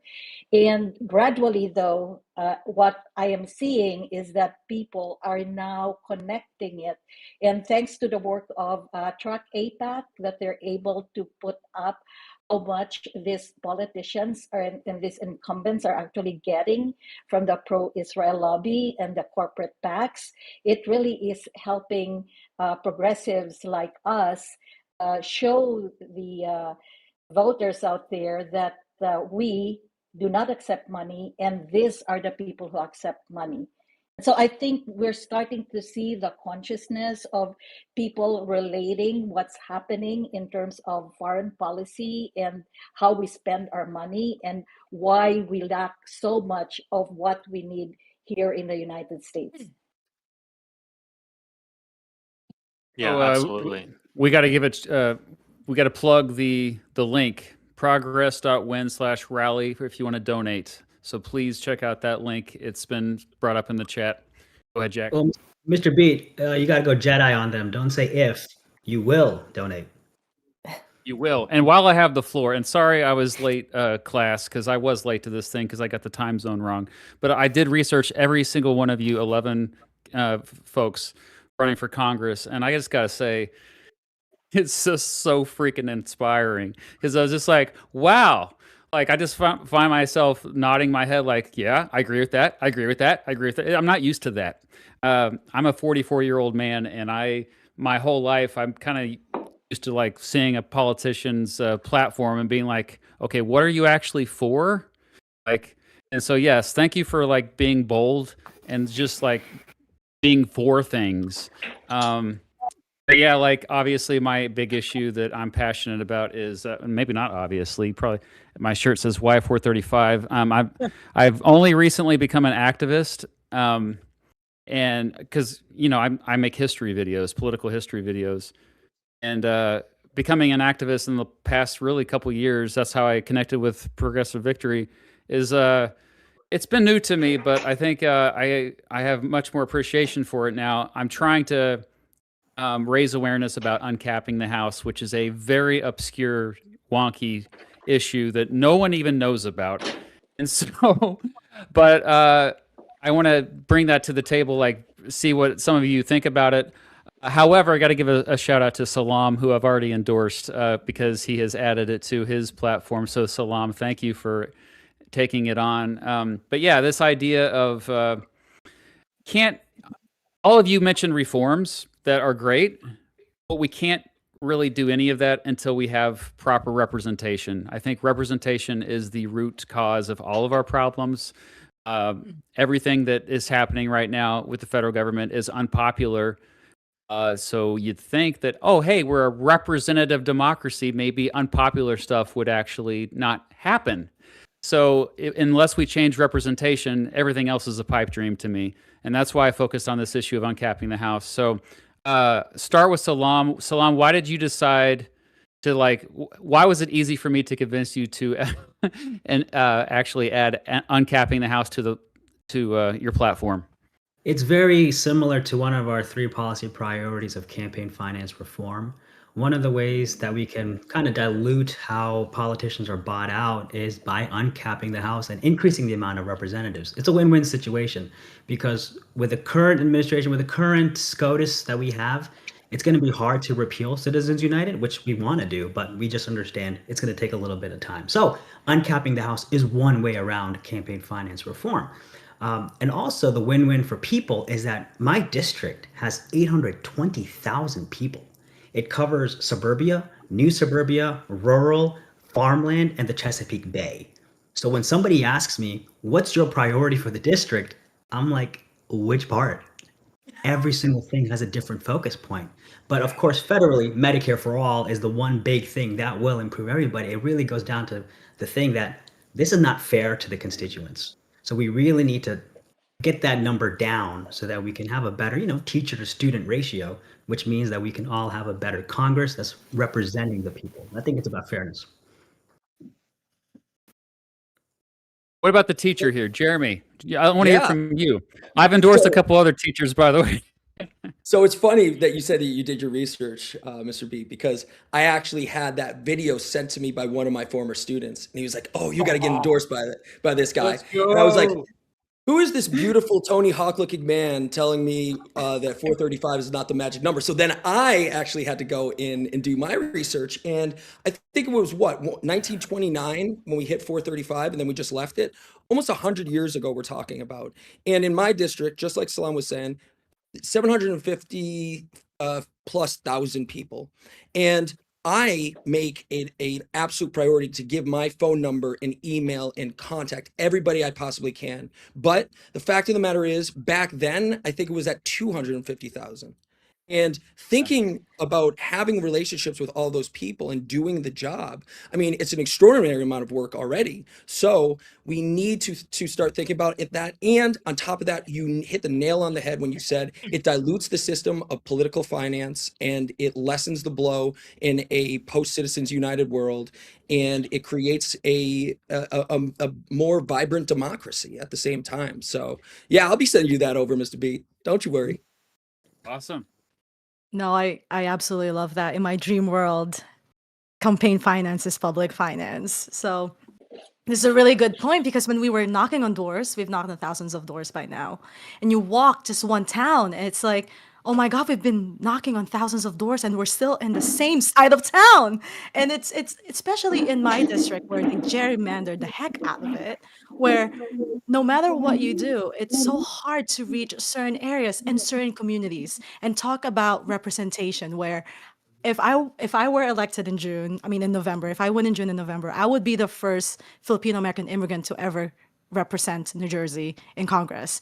And that alone is crazy to me because there's a lot of immigrant women that are so politically active and so outspoken out there, yet they don't get that much representation, right? It's the same thing with how the weird shape of my district, where no matter if you go all the way up or all the way down, it's hard to reach that. It's hard to understand every single community unless we expand that. We uncap. I like that term. We uncap the house where you expand the reach. It's not even just a reach. You expand the understanding of every single part of your district and stop the gerrymandering. No matter what you do, it's not going to help anyone. But yeah, I'm all for it. It's Well, one expanded- byproduct of uncapping the House is if you have smaller districts, it's harder to gerrymander. So, and to end gerrymandering, you have to have a constitutional amendment. There's just no ifs, ands, or but about it. The Supreme Court has decided on this multiple times. All right, I'm filibustering here. Go ahead, Jack. Anything? What else? We're already almost out of time. I'm so sorry. It is all good. Everyone got a little chance to jump in, but we are all coming together, and it's obviously so incredible to have this event be organized with so many amazing candidates. But I want to make sure, as we are going to close with a little plug for a donation, that everyone. We have just like 3 minutes left before we got to hop into another panel. But if everyone, and Claire, I'm going to start with you, could share the best way to get involved with your campaign, because that is what this is about. If we could keep it to like, now I'm wasting time, but like 20 seconds so everyone could jump in, that would be amazing. Claire, if you could start. Go to clairevaldezforcongress.com to find a canvas near you. We're wrapping up petitioning. We're going to start hitting doors. We've already knocked 15,000. You can join the 1,000 volunteers who are already signed up to get us over the finish line in June. All right, everybody just hop in. I'll go ahead. My name disorganized. heroesforco.com at mail@heroesco. We actually just went through our ballot access process here in Colorado, and for the first time in 30 years, we beat the Congresswoman, and we're going to be at the top of the ticket. So sign up to volunteer. We're launching our field program on April 4th, and we're really excited about it. DSA, Sunrise, everybody's hopping in on this. So let's go into it. So Salam Effie for for Congress. VA. Oh, damn. No, hell no. You, ladies first. Sorry, effieforcongress.com. Really the same as everyone. Like, we need volunteers to knock on doors. And I just have to say very quickly that I was just interviewed by Hassan Piker, and the local Democratic committee is trashing me right now, just trashing me. So I would say to everyone, get involved. Please show them how wrong they are. You can sign up on the website. You can find me on social media, and then keep donating to this, right? Because these contributions help all of us, and we all need money when we're fighting against the establishment. Show a little extra love. Salam, hop in. Yo, apparently my last name is now Batty, and it's Batty. So great. It's true. We'll run with it. Thank you, Jeremy.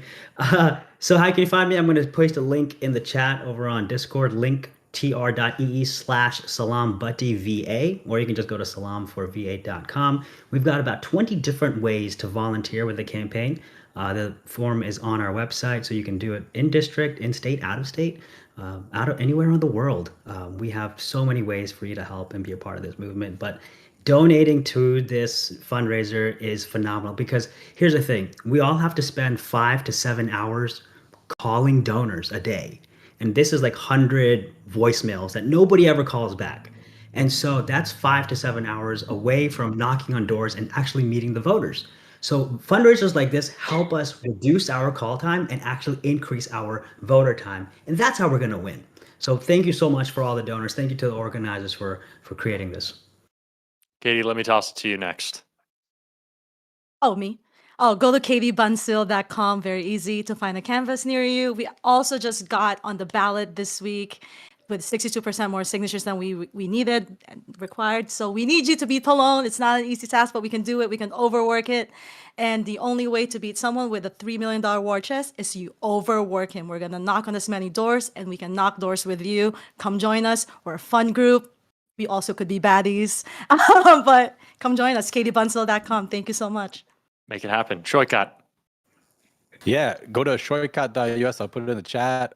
We've knocked about 250,000 doors into the district so far. We've got over 3,000 people who've signed up to volunteer. It is a massive operation, but even if you don't live in the Bay Area, you can sign up for a phone bank. We're doing out-of-state phone banks every week as well. What we know is when we talk to voters, tell them about the campaign, tell them about our ideas, they go our way. So it's all direct voter contact.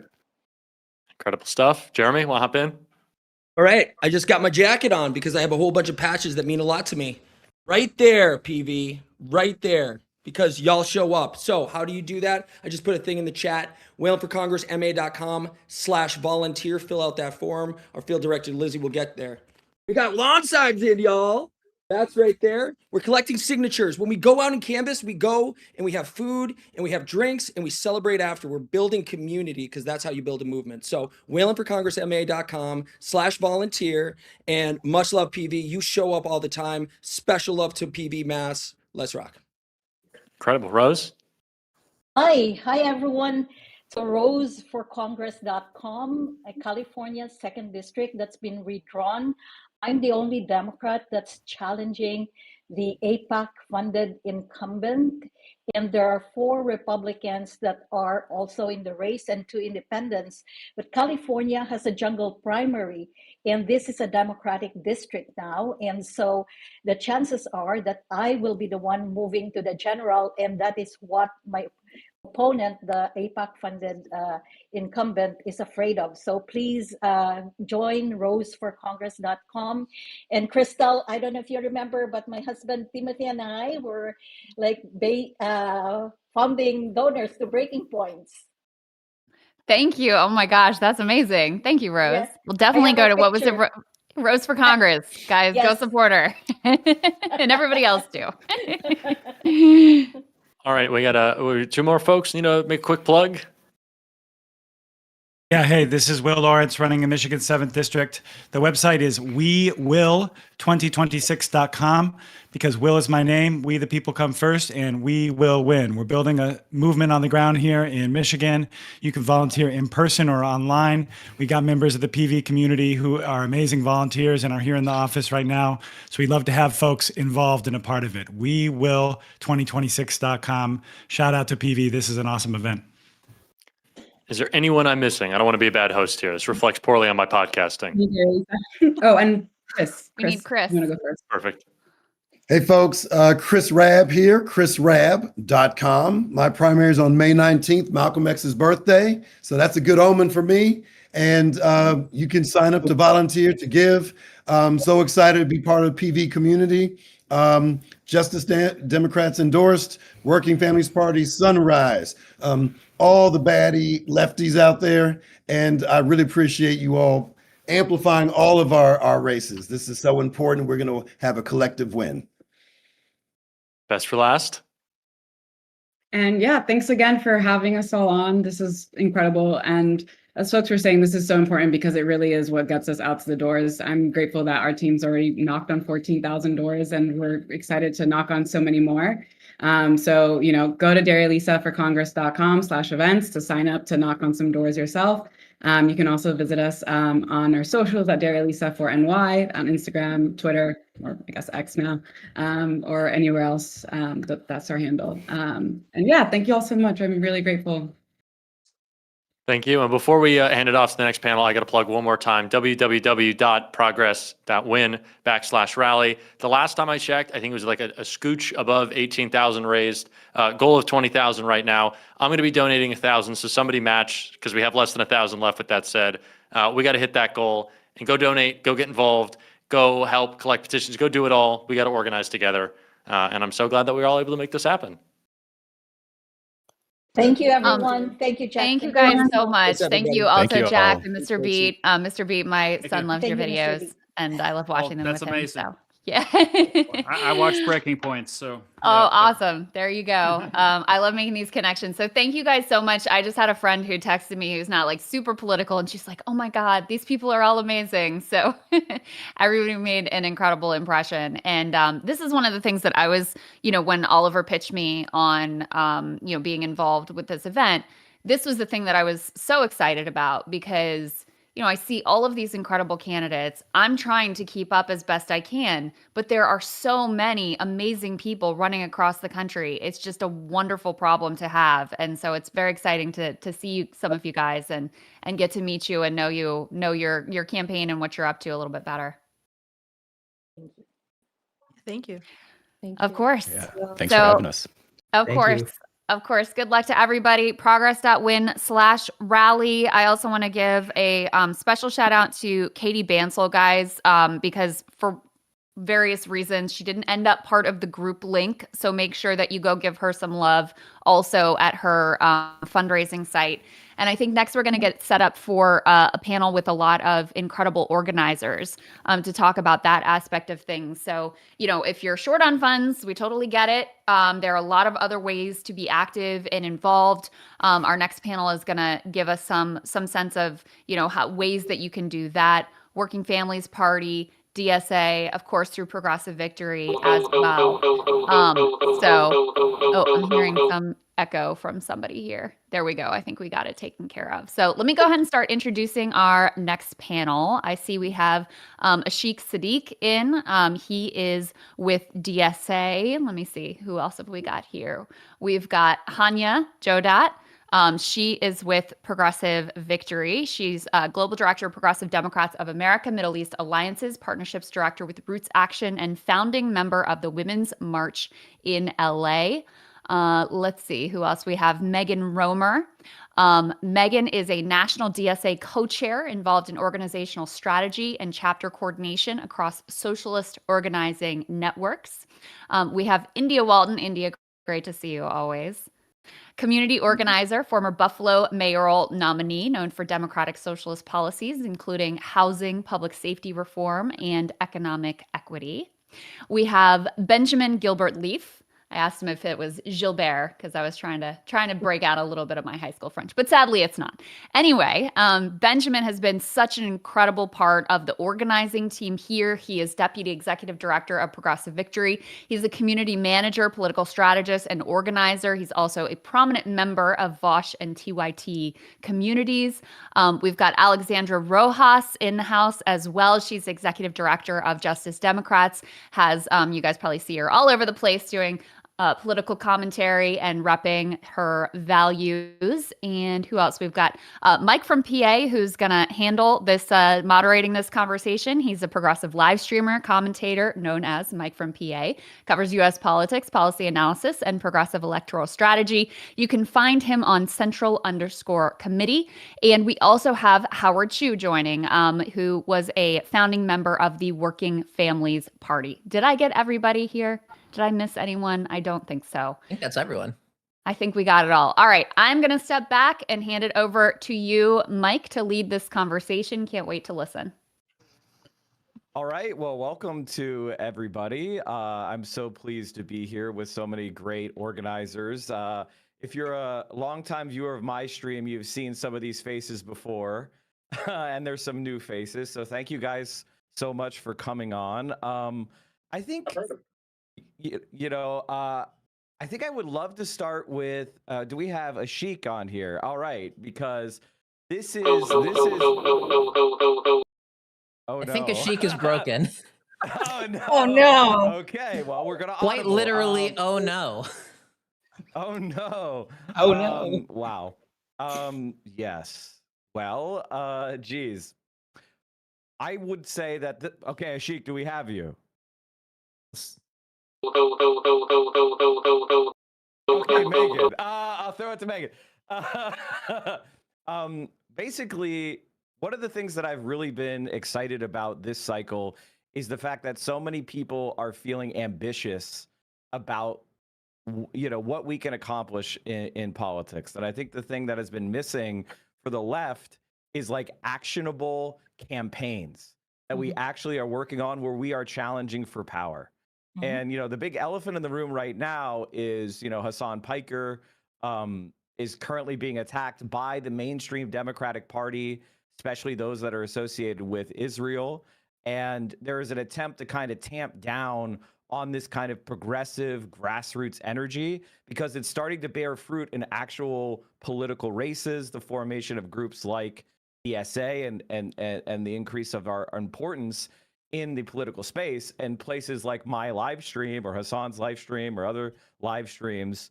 We are creating our own, media apparatus, our own way of going around the traditional media gatekeepers. There's an old organizer saying that, the Republican Party fears their base and the Democratic Party hates their base. And you can kind of see that and feel it right now, which is they've lost the ability to control the conversation. Access politics as far as media is no longer dictating what people watch. And the Democratic Party is no longer able to kind of control and manufacture consent because they've lost the legitimacy and the trust of the American people. So that's why I'm so excited to have so many of you guys, gals, non-binary pals with us, because we are organized. This is the creation of the 21st century left-wing organizing space. And it has to be, we have to work in complete solidarity between our online or our media spaces, our political campaigns, our fundraising, and then our in-community action. So that's what we are here to explain. And I think I'm going to start by throwing it over to Megan, who is one of the amazing DSA chairs. And Megan, could you explain why everyone should join DSA right now? Yeah, I mean, the big frustration, I think, and an extremely reasonable frustration that people have with the Democratic Party is you can't really set the tone of how things are run. You can't set policy. There's no democracy in the Democratic Party. What the decisions that are made by a handful of large donors and patronage networks. And for a regular person, that's extremely discouraging, right? Like, these are supposed to be our fighters and I can't even participate. I can't even move anything.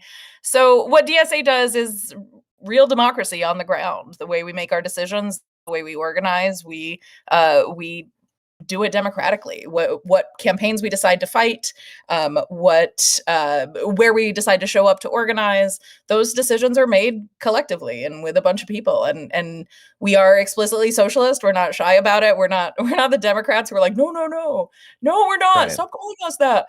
Yeah, no, you can call us that. It's fine. We're socialists. It's cool.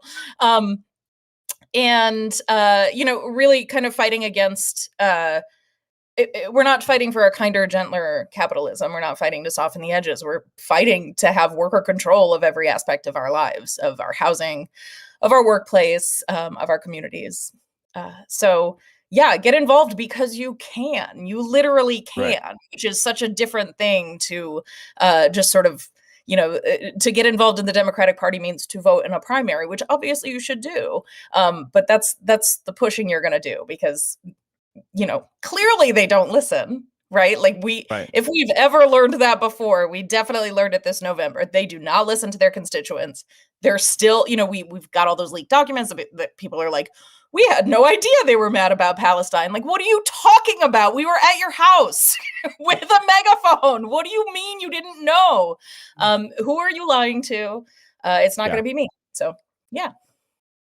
I one of the things that I've had I was radicalized through my contact with the Democratic Party, which I feel like a lot of the people here are the same way, right? Because India Walton, your race is one of the perfect examples of what I'm talking about, right? Which is you did everything the right way. You joined the Democratic Party, you organized locally, you fought in a primary, you won. And then all of the institutional power of the Democratic Party went against their nominee. And that is kind of the reality I think all of us need to face and be prepared for. We have experienced that, and we have seen that the Democratic Party establishment that we have has to be ripped out. And it's one of those things that, I'm glad we have spaces to talk about this openly, where the idea that we're going to play it the right way, go by the rules, win, and then the Democrats are going to say vote blue no matter who for a progressive or a socialist is just not the case. We now saw that in New York City again. So they did a test run in Buffalo against India, and they were able to unfortunately prevail through allying with the Republicans. They tried it again in New York. They ran another sore loser campaign with Andrew Cuomo. And who did he get endorsed by? Donald Trump. Who did he get money from? Republican billionaires. And so the reality is that we have one party. It is the billionaire capitalist party. And if we are going to fix this country and steer the course in a different direction, which we desperately need, we're going to need to go into these battles bloody-minded and aware that the primary is not the end of the intra-party fight. They're going to immediately backstab these Democratic candidates. And so, India, would you kind of explain, your experience and what you're doing now to carry the fight forward, and what, recommendations or advice do you have for all the, bright-eyed, bushy-tailed young candidates running their first election? Yeah, I think that you're exactly right. Is that in a city or a state that is solidly blue, the primary is the election in most cases, Right. unless you are a progressive. In which case, I think that the lesson for me is don't let up. Keep your foot on the gas. Like, we don't have time to relax. And I think that in this country, in this climate, that we're fighting two battles, right? It's not about fighting Republicans like the Democrats say. We're fighting Democrats and Republicans. And I think that for me, the raising of class consciousness is the most important thing that we can do, is teach young people it doesn't matter what is on your voter reg card. The fight that we have is against racialized capital, is against genocide and perpetual war, is against exploitation of workers, of extraction, and the death of our planet. And our fight is just so much bigger than what we classify ourselves as. Our fight is about humanity, and our fight is about love and care and how we're going to continue to live on the blue planet. Yeah, yeah. Thank you so much for that. And obviously, this organizing panel is really about how do we take our principles and our ideals and the outrage and anger and frustration that we feel, and how do we turn that into actions that bear fruit in the real world? For some people, they think of of politics almost as like a consumption entertainment product or like a sports team or something. And I think that what we need to do with this grassroots energy is tell people that there are no heroes coming to rescue you. You are the hero, or you are the victim, right? And so you are the quarterback, and you have to Exactly. throw the ball. We're all quarterbacks. Right. You like to right, yell right. at your football coaches and tell them what to do? Well, you actually get to be the quarterback if you participate. Well, we also need some linemen. Can I say that? I think all of us like to be calling plays, but sometimes we just have to stand in the trenches and knock doors and make phone calls and do things that aren't sexy or fun, but rather like hard work. And it's like working out or getting in shape. One workout doesn't put you in shape. It's about the continual application of effort and habitual mentality over time, right? Like that's how you become in shape. And we need to take our political movement, which is very flabby, to continue the narrative and whip it into shape. And I think anyway, go on. Yeah, no, I was just going to say something that will always stick by me and to me is what India said one time. She was on an interview and we were all, in Chicago together. And she said that while the Republican Party was putting their 2025 agenda, where were the Democrats, right? So I think us coming together, organizing this way, whether you're in the anti-war movement, whether you're a part of DSA, whether you're, organizing and picketing against, wars that are happening, this is exactly how we're setting our agenda. We're saying enough is enough. We're not buying your BS anymore. And again, exactly why we need the help that we need to get to be able to build those infrastructures in places where the Democratic Party just doesn't invest in any of the candidates. I mean, I work with two now, right? And God forbid you go up against establishment Democrats in your city and or try to flip a seat, right? They're very careful and picky about who they invest into. And when they do invest into a campaign, it comes with so many guidelines and restrictions. And I think a lot of us here, and I can, I can't speak for everybody, but for me, I became radicalized and a socialist really from the Iraq War, right? When we saw so much of our money be invested into forever wars, and now my home country getting blown up to pieces, where my auntie has to call me, 1 minute because she can't really connect to the internet. If we're not at the table, we're on the menu, and some of us are very sick and tired of being sick and tired and being on the menu. So here we are building our own infrastructure, bringing our own chairs and building our chairs and bringing it to the table. And I just want to mention that Justice Democrats Alexandra was not able to stay on a little bit longer, but we wish her so much love. And so I'll hand it back. I'm sorry. I'm sorry. I was gonna throw it to her.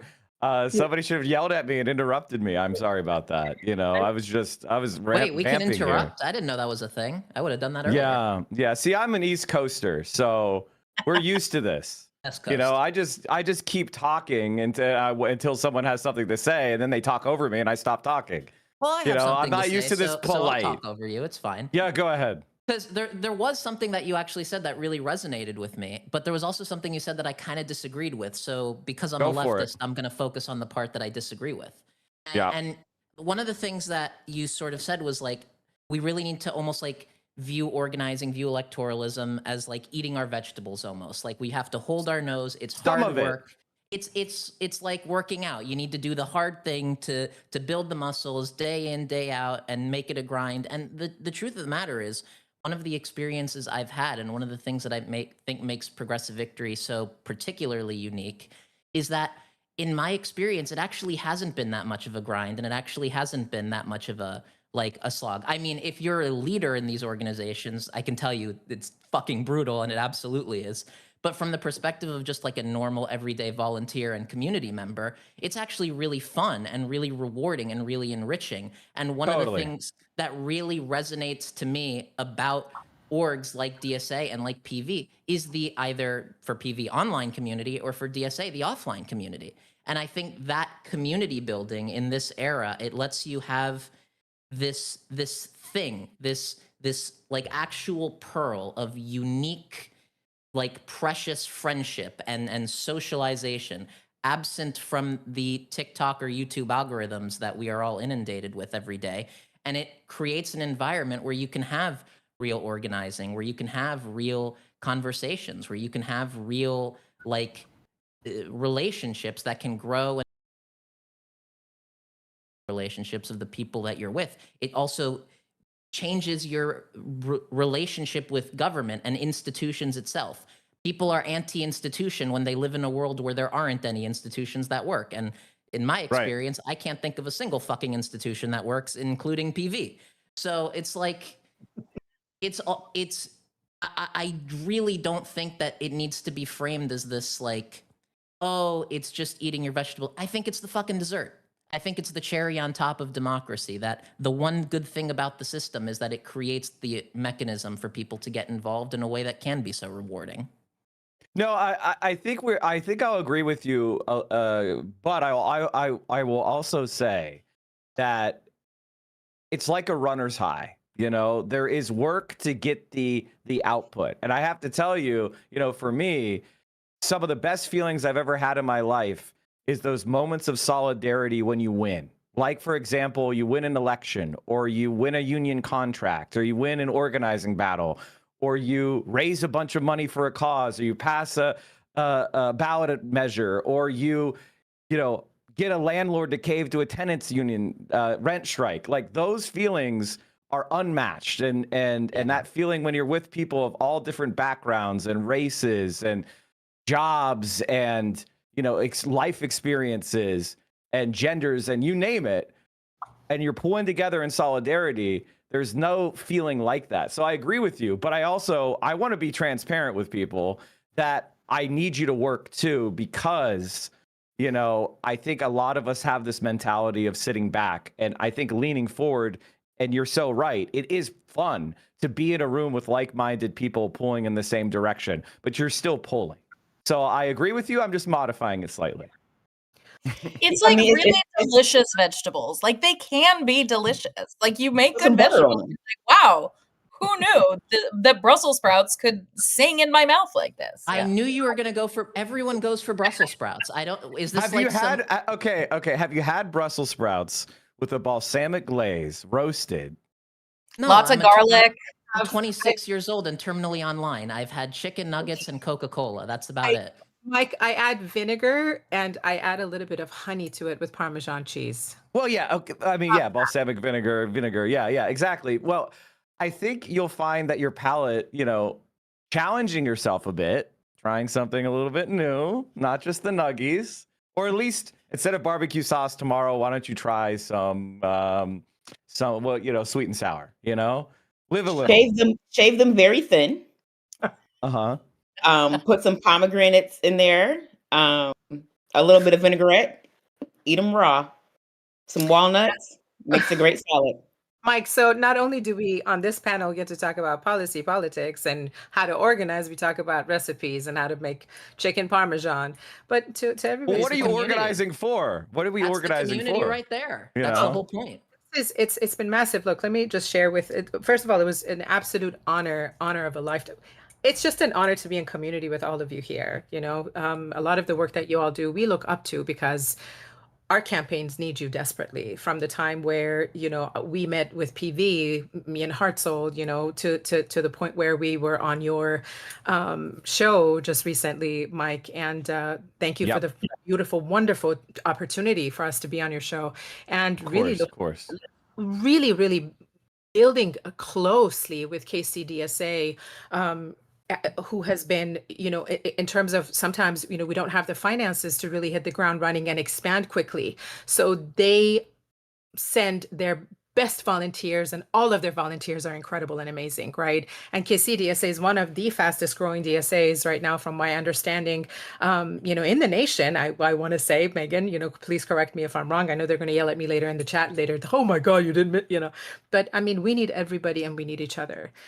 We're at a critical time right now where we need all the volunteers in the world. We need all the organizations to back each other and support, the candidates. I know there may be one or two sentences we may disagree on, but the plan is for us to get our country back to where it needs to be. And I don't know if it's ever been where we envision it, right? But God damn it, we're working towards that vision, right?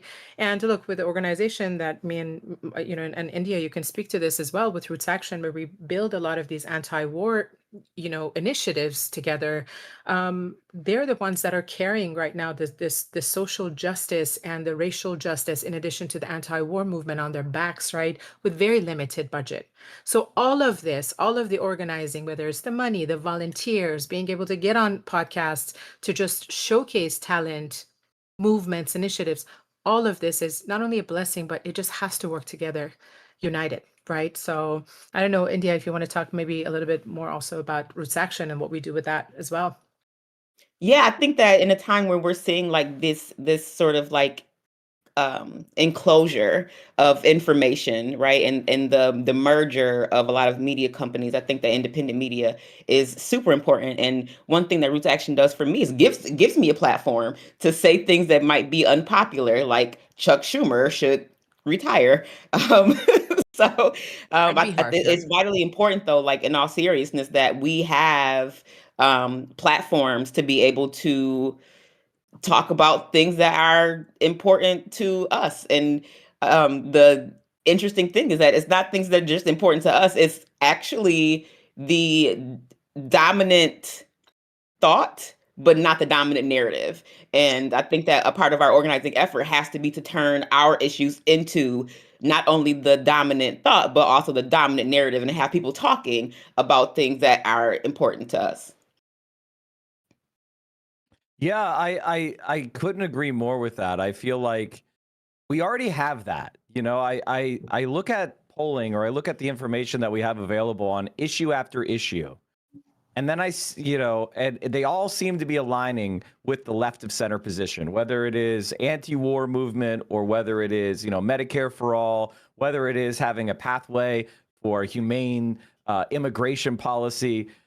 The masses are actually with us. They just don't have a mechanism to extract those demands from their politicians. And I feel like we are in a breaking point, or we are in an inflection point, where we can actually start to grab hold of the ship of state and steer it in our direction. But it's going to be a violent process, a confrontational process, in my view. You guys are free to disagree with me, but and that is what I want to see. And organizations like PV, or organizations like DSA, what I would like to see is almost like a group of specialists who recognize and can identify opportunities for us on the left to challenge politicians, who, especially those that are significantly out of touch with the base, and then kind of assist those people that are on the ground that want to take advantage of the opportunity, but maybe they don't have the skills or experience. And we can kind of bridge that gap. We can provide that backbone, that's the bones and sinew, to help build up the structures that ultimately result in a politically active left that is a challenge and a threat to the Democratic Party establishment, and that's power. a good point. We talked about, we need quarterbacks, we need linemen, we need coaches. Right? We don't want to gatekeep the information we have. We want to teach people how to run for office. What we don't want is spectators. Like, this is not a spectator sport. We don't need fans in the stands. We need boots on the ground to make this whole thing work. We're 250 years behind the apparatus. So we got some ground to make up. Yeah, absolutely. Okay, so who hasn't had an opportunity to speak yet? Ashik! Okay, he's back. Ashik's back. Oh, Can you hear me now? Okay, great. Okay, I tried to throw it to you right off the rip, and that was a I fumble. appreciated it. This was a great conversation, though. I'm just getting the hang of Zoom or Discord. Yeah, wrong platform. That's why But it's not working, actually, because he's using Zoom. I was just pressing the button. It wouldn't work. But really the strength of our movement that's growing so quickly is just we're distributing all these roles, like the Democratic Party, like both parties work with all these consultants, all these very specialized roles that depend on money, right? But the power of DSA, like all of our organizations, is that we're able to distribute the work that happens. So for example, when one person has technical difficulties, there's a lot of people playing backup, who can keep things going. Like the way we run electoral campaigns, some of the folks you talked to in the previous panel, like Claire Valdez is such a good example. Like she started out as a DSA organizer. She was actually the membership coordinator of New York City DSA for years and learned how to build a collective organization that's based on the power of membership, right? So all the campaigns that New York City DSA ran, like so many of our DSA chapters, we're not dependent on consultants. We don't have a ton of money. We're really scrappy. We're able to pool the resources we have, including our money, but distributing the work to volunteers and to people who develop the skills through the democratic process of our organizing. That's what makes it so powerful. So the point of failure is not just one person, or you don't have to depend on one person or a few people in a top-down way telling you what to do. There's a whole bunch of people who are helping make the decisions together, shape the strategy together. And that's why we're able to punch way above our weight. That's why we have over 100,000 members across the country right now and 200 plus chapters in almost all 50 states. And we're helping grow this movement to be way more powerful than some of our parts. It also means we don't have to reinvent it every election. We've got a bunch of people who've already kind of trained in this, right? Like we're not, which we see a lot in especially in the kind of progressive primary movement, where it's like, yeah, you get a great person who's coming out of local movement spaces, but the infrastructure doesn't necessarily get built that can then, they might throw a good like 15% at the incumbent, and then it just all kind of goes away. If you build that infrastructure, you can throw that 15% and then next election come back and throw 30% and then next election win. Or win the first time and surprise everybody. That happens too. Yeah, I think the thing that I, would like to see, and this is just coming from me, I want everybody's kind of reaction is, I think the problem that we have in the left right now, to criticize the left, is that we rely very heavily on the luck of random chance and virality, because we don't have that middle connection between like the candidates, like, or plan, like the high level planning necessary to like acquire power. But we have the grassroots. We don't have a way of channeling that or coordinating those decisions. And so we're kind of left up to, is Zoran have a TikTok that goes viral? And well, now he gets tens of millions of dollars, which I'm not saying that's bad that happens. It's just we are so reliant on kind of that happening. And it's not a strategy that I think is replicable necessarily in every race we need to win it. We need to have candidates that are being recruited, that are organizing, that are building themselves up from their community, that have long-term connections to the communities they want to represent, who are not carpetbagging in. Like, I think that causes problems and frictions between local organizers. And then, a candidate moves across the country, goes to do a district, and because they're viral, they get a lot of money, but they end up losing because they don't have those connections. So it would be better if we were able to have these institutions be the places where we have that continuity of effort, we have that continuity of experience, and we have people constantly bubbling up and being recruited from those spaces, as opposed to, what we have now. Now, that's a challenging thing that I'm saying here. So please, and tell me what you think. I think there's this perception of virality that we want to believe is true, but in the case of folks like Zoran's an organizer who has deep ties in his community. Like, people knew him before he ever went viral on TikTok. I knew him before he ever went viral. When I ran for mayor, Zoran was in Buffalo knocking on doors for me. I met Zoran in a clubhouse room who was encouraging me to run for office. Like, this is not. I think that the ties to the community in the organizing behavior comes long before the virality. I think that going viral is a symptom of having a lot of popularity with your constituency and people who want to boost you, who are saying, hey, check this guy out. I've known him for a long time. He went on strike with the taxi drivers. He's been arrested in front of City Hall for fighting for renters' rights. Like, check this guy out. And I think that that is what causes those viral moments. I think that people who are trying to do it in reverse, like, that's why they lose, because it's not, it takes a lot more than that. Like, this is, I think that progressive candidates is so I was on the ticket for lieutenant governor for like 5 seconds, in case you missed it. You probably did. If you blinked, you missed it. But I think that one of the things that Antonio missed out on was building those authentic, deep relationships with members of the progressive community. And when he came out and he popped out with me, they were like, okay, she's cool, but we don't know this guy, right? So I think that like that work is something that needs to be done. And like, we trust who we trust, and everybody else, we're like, eh.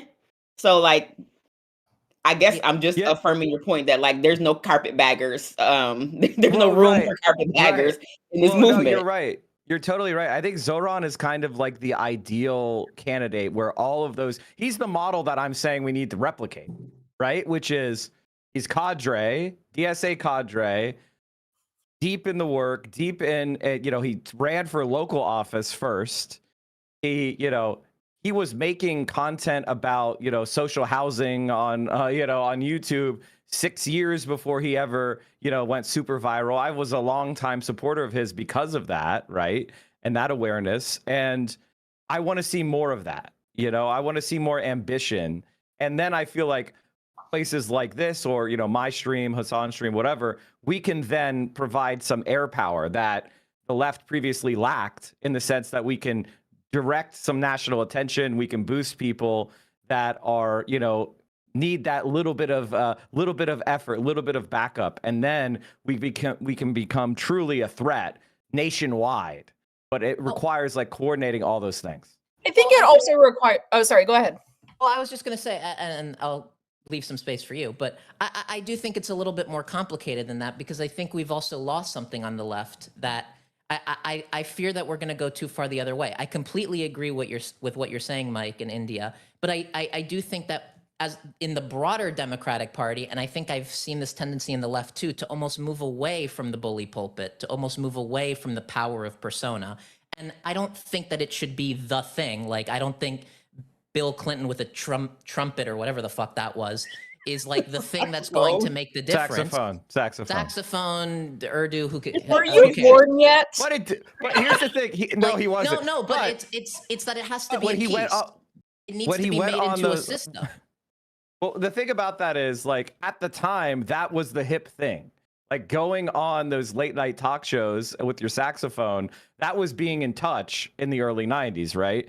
The equivalent today. Well, he did like being in touch. That is something Clinton did. Well, yeah. Well, this is the perfect time for us to move on to our next panel. There was no other way for me to interject. There was no other way for me to interject. I feel like that is the debate that can happen at another time, right? About like how media strategy in previous campaigns. I just want to say thank you to all the panelists. So nice to see everybody here, some familiar faces. Any last words, folks, before we move on? Join DSA. Get involved. Get involved in something. Join DSA. We need you. We need your more than just your money. We need your time. We need your energy. We need your story. We need all those things. And run if you want to. There's no shame in losing. That's right. That's how you learn. Run. And in addition to that, make sure that the person you're supporting is supported all the way. Send our way your volunteers. Send our way whatever. Senator Nina Turner always says, your talent, time, and treasure. We need all of it. We need all of it. And look, any Justice Democrats, Progressive Victory is also here. Just want to give a quick shout out to Progressive Victory also for putting this together and bringing this together. So, like, share the love. We need you all. We need you on the ground. We need you, talking about us, writing about us. So, and here we are. Oh, look, Rokan is here. Yeah. Yep. Join PV, join DSA, join WFP too. Justice Democrats, they do fantastic work. Oh, Justice Democrats. Sunrise Movement. all of these orgs in the space provide so much value. I think a lot of people think that they're mutually exclusive, but I really think that we all build on each other. So don't just join one, join all of them, and then be annoying while you're there. That's the way. Yes, be annoying is the number one recommendation here. Thank you to everybody, and we will bring on our next panelists now if they can filter in. Hello to all of these lovely people. So next up, we have a great panel, and also some of the guys from the Vanguard podcast who are going to be joining and helping with this one. If anybody here is familiar with some sort of like leftist infighting YouTube drama, you'll be quite familiar with the Vanguard, but they are way more than just that. And we are joined now right away by Representative Ro Khanna from California's 17th District. Representative Khanna, thanks so much for coming on the show. Emma, thanks for having me. Great to be on. I'm so excited about this and all the other great panelists. Yeah, so I mean, I guess if you could just talk a little bit about what the past week or so has been like in Washington prior to this recess with the vote over the war powers, the war powers vote being punted for a few weeks. Is it your feeling that the Democrats that are sponsoring this are not necessarily that eager to get it over the finish line? Well, as you remember, Thomas Massie and I had introduced this almost 2 weeks ago. We lost 4 Democrats. We should have never lost those 4 Democrats. We got 2 Republicans. We now believe that we can keep those 4 Democrats. Nancy Mace said she'd vote with us, so we're very close to getting it. My view is we should be in Congress right now. We should be voting on this weekend. I don't understand. I was fine coming back home to do the No Kings rally, but we've got Donald Trump having 7,000 troops in the Middle East, threatening ground invasions. What is Congress doing? Not in Washington, D.C. We should be there. We should be voting on it. We should be voting on it every day until, in my view, it passes, because we cannot have another war, Middle East war, ground invasion in the Middle East. Absolutely. I couldn't agree with you more. And then just one more question on this, and I'll introduce the rest of the panel. But, we have a sitting member of Congress here with us, and it's tough to sit here and think, like, is Trump really going to send in ground troops over the weekend, like, because he's afraid of the markets? Is that the understanding that that's a real possibility? It's a real possibility. I mean, even if you talk to Republicans, and without going into any of the briefings, I can tell you that they haven't ruled it out. And they're talking about going into the island where the oil export is in Iran. They're talking about getting the enriched uranium. You can't get the enriched uranium unless you have ground troops. I mean, that was so nonsensical about this whole mission. They said, they want to go after the enriched uranium. Well, the enriched uranium is buried. You can strike Iran as many times as you want. You're not going to get the enriched uranium.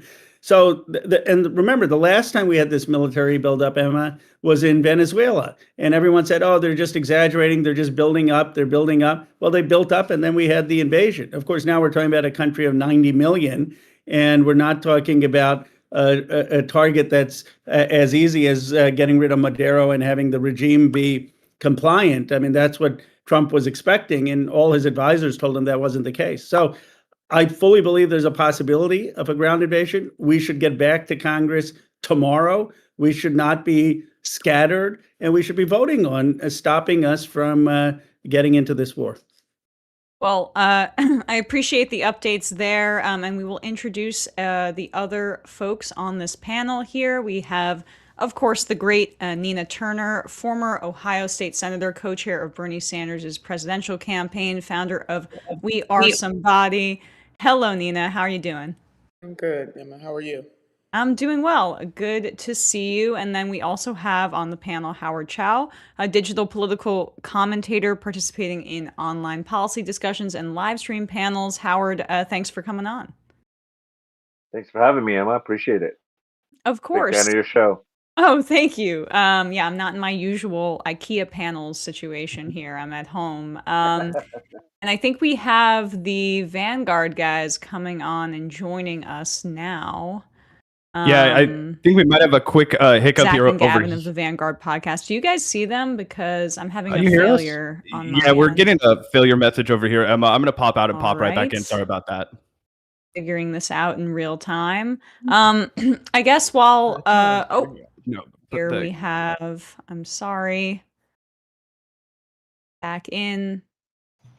Do you mind introducing yourself, this other panelist here? Yeah, sure. Hi, Nia Jodat. I just wanted to give a quick update that Representative Bush is going to be joining us soon as well. So Okay, wonderful. Of course. Wonderful. And now we're joined, there they are, by Zach and Gavin of the Vanguard podcast, a prominent political commentary and leftist drama channel within the left, well known for bringing light to progressive influences. Zach and Gavin, always good to see you guys. Thanks for joining us. Hey, thanks for having us. Really quickly, going to throw this up on screen I don't and make hear sure you that guys, but maybe here. Hold on. Unmuted now. Go ahead. Hey, can you hear us now? Are we good to go? Yes. Oh, you guys could hear them? Yes. Yeah. Okay. Okay. Yeah, I'm very confused by this, but I'm happy to have everybody. Zach and Gavin, introduce yourselves, if you don't mind, to the audience. Oh yeah, absolutely. I'm Zach. I'm one of the co-hosts here at the Vanguard podcast. As Emma mentioned in the preamble that she did about us, we are a YouTube drama show. We kind of cover the local ins and outs of the progressive media sphere, if you will, kind of give a community hub to what's popping off. But we also try and root all of our coverage in anti-war progressive commentary, talking about the need for Medicare for all, things like a Green New Deal, and of course, no escalations with Iran.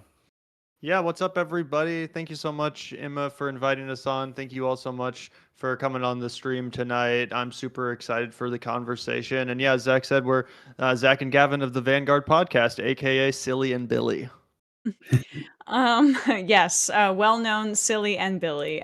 Senator Nina Turner, can you reflect a little bit on the past maybe 10 years of the anti-war movement kind of being dissipated, really, I would say, or maybe not 8 years, 10 or so years. Like, I remember voting for Obama in 2008, or supporting Obama in 2008. I couldn't vote yet, because of his stance on the Iraq War. And it did feel like the Bernie Sanders movement was a big part of, co-opting that energy as well in 2016 and bringing young people into the fold. It feels like since the genocide in Gaza has begun, and since the Democrats were so complicit in it, that a lot of the energy on the anti-war left has been, I guess, undercut. I wonder what you think about what that means electorally for the party going forward.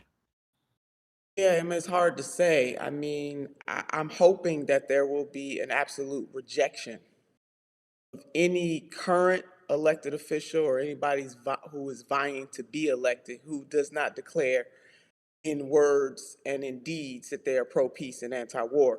If they already have a record, then they need to be held accountable. If they're new to running, then we got to take them at their word and put them in. But it is just, it's immoral what is happening in this country and what is happening all across this world at the hands of countries like the United States of America, like the right-wing government of Israel. And it shouldn't take lower gas prices, or excuse me, higher gas prices or higher food prices or tariffs to get the American people to understand very clearly that what happens over there, whether over there is Iran, whether over there is Iraq, whether over there is the Gaza, the Sudan, the Congo, Haiti, Lebanon, wherever over there is, it is happening over here.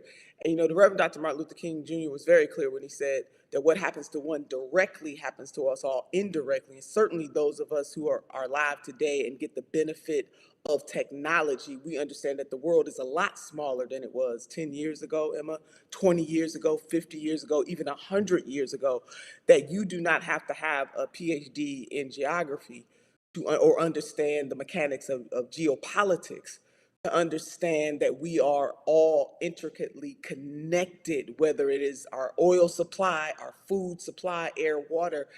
And so it is going to be incumbent on a multi-generation coalition to stand up and say, we're not going to take it anymore, just like those brave souls during the Vietnam War, just like the people who had the vision before it became cool to be against a war when we're talking about what happened in Iraq, Iraq, excuse me. So we really do need people to wake up, and it doesn't have to be whether or not it's happening on the soil. All wars are wrong, and we have enough firepower. The superpowers have enough firepower to end the world as we know it. So what else do we need? War should always, always be the last resort. And unfortunately, we have an administration. First of all, Congress has abdicated its responsibility, present company excluded. They are weak as a group. They have abdicated their responsibility. They really don't exist. And then we have a president and a secretary of war who act as though they're playing a damn video game and not understand that they're sending somebody's son, somebody's daughter, somebody's wife, somebody's husband, somebody's loved one into harm's way. And they have such a cavalier attitude. I think it was Hegseth who said that we negotiate through bombs. I think that's what he said, Congressman. We negotiate through bombs. Who says that? Who does that in the 21st century, knowing how delicate things are in the world and how much more firepower that we have? That if any of these powers step hard, this could be WW3. Who wants that? And so we yeah. push against it hard. Yes, Congressman Khan, could you respond to that? I mean, it must be a bit of a trip hearing some of your colleagues justify this war that has been known to be a absolute red line for almost every president prior to Donald Trump, because Iraq is 4 times smaller than Iran. Iran is infinitely more mountainous. Iran has a much more kind of ossified structure in the way that its government functions. So it must be a really fascinating, I guess, from the perspective of having to deal with your colleagues when you hear them try to justify this. Well, Emma, you're absolutely right about the strategic blunder, the fact that Iran is 90 million people, the fact that Iran has the capacity to hit the Strait of Hormuz as they have and had oil spike, the fact that we have basically taken out Khamenei Sr. and replaced him with Khamenei Jr. Khamenei Sr. had a fatwa on not developing nuclear weapons. Khamenei Jr. doesn't have that same view. And by the way, if we took out the regime, we may replace him with the military, the IRGC, that's even more hardline and that was opposed to the JCPOA. But Emma, I want to talk also about the moral issue here. And I know you believe this because of all your excellent commentary. We can trace, in my view, Gaza, Cuba, and Iran to something very dangerous in American foreign policy, which is the dehumanization of how we see people in the non-Western world's human rights. The dehumanization of what happened with the genocide in Gaza, the dehumanization of the fuel blockade that is causing blackouts and hunger in Cuba, of the Cuban people, and the dehumanization of over 1,000 Iranian civilians killed, young girls killed at a school. And it's as if their lives don't have the same inherent dignity, human rights, as other lives. That is really the attitude, certainly pervasive in the administration, but more broadly problematic in the country. And we desperately need a new moral direction. It's not, these aren't isolated issues, would say we actually believe in the human rights and the dignity and equal inherent human worth of every human being, whether they're in Cuba or in Gaza or in Iran. It's incumbent upon the West. Yes, go ahead. I know you're going to jump to my other colleagues, but something that the congressman said that is going to be important for people to put together. The same spirit that does not care about bombing other people's people is the same spirit that denies us universal health care, that denies us clean air, clean water, clean food, that has said that they're going to allow companies to pollute the water a little more. It is the same spirit, the same energy, the same power that won't cancel student debt or that would allow a ruling class to run roughshod over the United States of America, which has practically become, not just since President Donald J. Trump, but it's really up in our face, the corporate states of America. These are not separate powers. It is the same callous indifference that at the UN, United States, Israel, and Argentina had the pure, unadulterated gall to vote against declaring slavery, the transatlantic slave trade, one of the most horrific,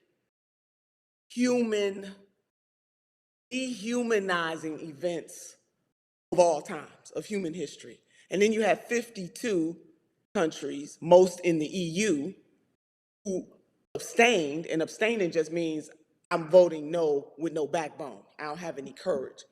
But people have to connect the dots. It is the same people, the same energy that is denying us domestic tranquility right here in the United States of America. And that's why these people must be defeated. At the ballot box, corporate responsibility, us withholding our dollars and withholding our work until somebody, as my grandmother would say, get some get right.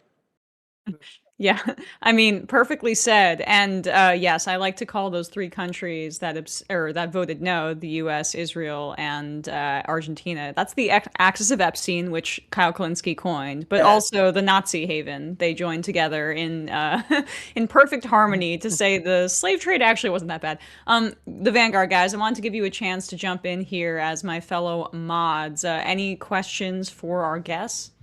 I do.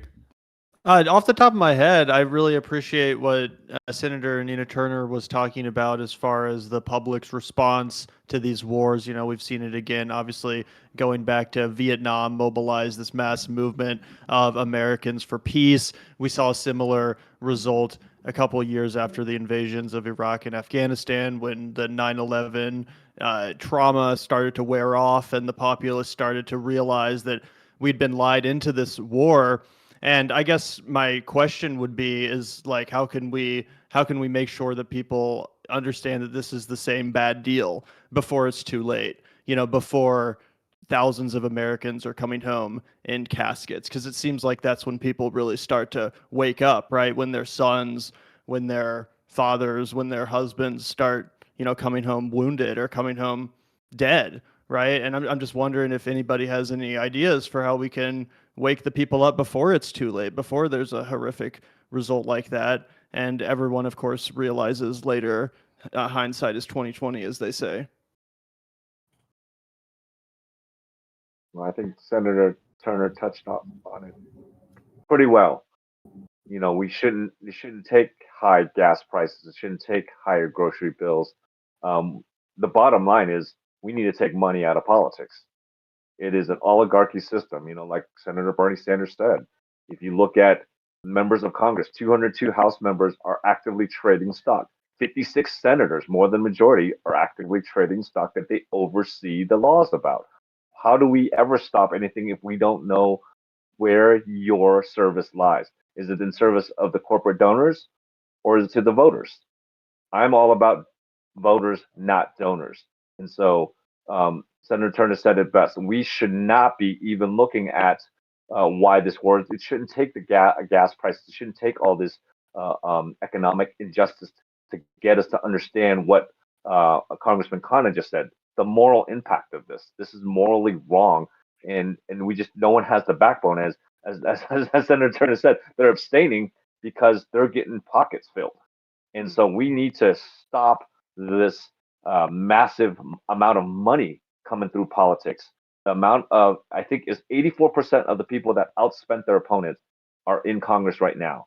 And that's just got to stop. We have to obviously overturn Citizens United. That's hard, but we have to do things like, you know, federally funded elections. We have to have a spending gap on elections. So that's, I think, before we even get to the point where, you know, people are coming home in body bags, I think we need to address the big elephant in the room is getting money out of politics. And can I just add something here really quick to this? I think as someone who grew up during the Iran-Iraq war, we have to understand that war, the trauma that war leaves on children and the next generation is what creates the hate towards other nations, right? I cannot tell you how many times when the sirens went off in Iran during the Iran-Iraq war, we had to seek shelter in our basement, and I would just hold my grandmother's hand in my hands, and you know, she would read the Quran, or you know, she would connect with that higher power to just say, hey, look, keep us safe right now. And to see these images come out of Gaza, to see these mothers in pain, giving this war a name and humanity, and talking about the human cost of war. We always talk about, Senator Turner, I think we always talk about this is, our grass is dry here. We have to water our own grass. And I just kind of, I always wonder, how much money that's being spent, billions of dollars on war, can actually help secure funding for our social programs here, and how many children must die for us to say enough is just enough, looking at it from a human perspective, right? Yeah, But no, I totally agree with that. And I think another issue is that people are really desensitized. I mean, you talk about children being harmed. What did we all just have to watch unfold as a nation and as a world, quite frankly, is the crimes of Jeffrey Epstein and his associates being exposed. So I think a lot of people are just horrifically desensitized. That being said, I will say I was very happy to see when Zach and I were at the Kansas City No Kings protest this morning, there was a lot of fierce anti-war energy. We talked to a lot of veterans that were there to show up and speak out against another senseless war. And, we heard over and over again just people that were insanely frustrated and that were really excited and eager to be out there making it known where they stood. And that's in Missouri. Obviously, Zach and I are from Kansas City, and the crowd was really thick. And that was one of the most prominent aspects of the, protest. So that definitely gave me some hope, but it's still really depressing. And it just seems, in a sense, like a hopeless mission, to try to raise awareness and get people to understand what's happening and what's coming when there's ultimately not much any of us can do. And we're battling this desensitization as well. Absolutely well said. And I just wanted to make sure that we welcomed to the show at this point Cori Bush, former member of the House, running once again in Missouri's 1st District, was taken out by a bunch of AIPAC money, which, now people fundamentally understand is anti-democratic, right-wing, pro-genocide money. Representative Bush, so good to see you. Thanks so much for coming on stream. Hi, thank you, Emma, and great to be on here with everyone and my former colleague, Ro, soon to be colleague again. Great to see you. Cori was showing courage before many of us. She was ahead of the curve, and frankly, she would have won if the election cycle was now. She and Jamal were just ahead of their time, and the politics has now caught up with where they were. Absolutely. Yeah. And I think, of you and Representative Bowman often as just people that were sacrificed to the AIPAC machine before people kind of understood what that really was, and before people really understood the reality of the Israeli apartheid regime, genocidal regime in Gaza. If you could just reflect on what it's been like to see AIPAC suddenly become this toxic label that can be pinned to your opponents, specifically in your race, where it's going to be as salient as ever. Well, first of all, let me say I'm sorry about the lag that you all are seeing or hearing. I am at an event right now supporting an organization that we got funded through a community funding project when I was in Congress that we're trying to keep from shuttering their doors because of the Trump administration and their push against DEI. Your audio is quite good, so don't worry about it. Yes. Okay, excellent. And when I think about what happened in 2024 and what we're seeing now, AIPAC plus their friends, their allies, big crypto, big real estate, all of these folks came together and spent $15 million to unseat me, and $15 million worth of lies and misinformation to discredit me. Just to be able to secure a seat for someone when they first started to say that they were looking for someone to challenge me, they said they were looking for an empty vessel. That's what they wanted.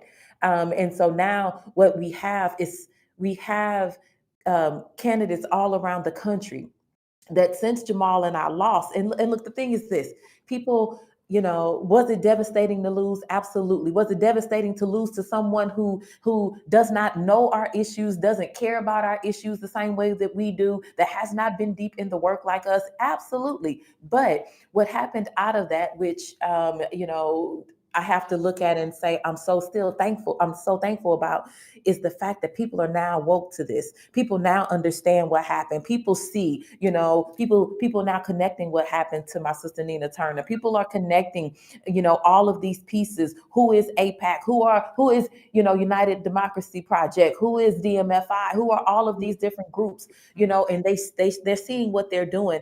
And so what we're going to do, and I said it, the night that I lost on that stage, I said, AIPAC, we're coming to tear your kingdom down. I said I wanted to make them as toxic as the NRA for Democrats, and that's what we meant.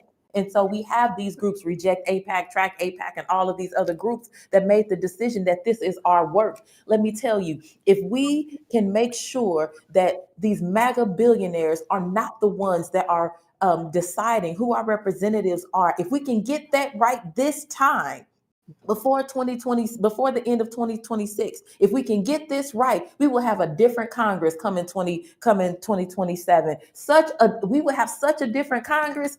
We will have, I believe, a good Democratic nominee for president. But we need the people. We need you all to show up. We need you all to say down with the MAGA billionaires. We need you all to show up and say we are anti-genocide. We are pro-peace. We are pro-democracy. We need you to stand up and say it and declare it. I don't care if you march today or not. If you march today and you are for a genocide for some and not a genocide for others, if you can't stand up and say that you care about Palestine and you care about Lebanon, you care about Yemen, you care about Haiti, you care about Cuba, you care about Detroit. If you can't stand up and say that, then you got to get it together and be a part of this movement the right way, and we can help you with that. That's right. Yeah, I mean, I just want to pick up on one thing that you said there, Corey, which is that Nina, you actually even earlier in your state Senate campaign were a target of AIPAC. And I do want to open it up to the other panelists as well, but it's just so rich to be able to talk to people who've been in the belly of the beast and who have dealt with this kind of thing in their campaigns. Speak about your experience. Yeah, it was not my state Senate campaign. It was my run for Congress in 2021. Oh, I'm so sorry. I'm so sorry. No. Apologies. No. And Senator Turner was also ahead of her time, like Jamal Bowman, as well. Cori Bush. Yes. Congressman. Yeah, so no apologies. You all were champions.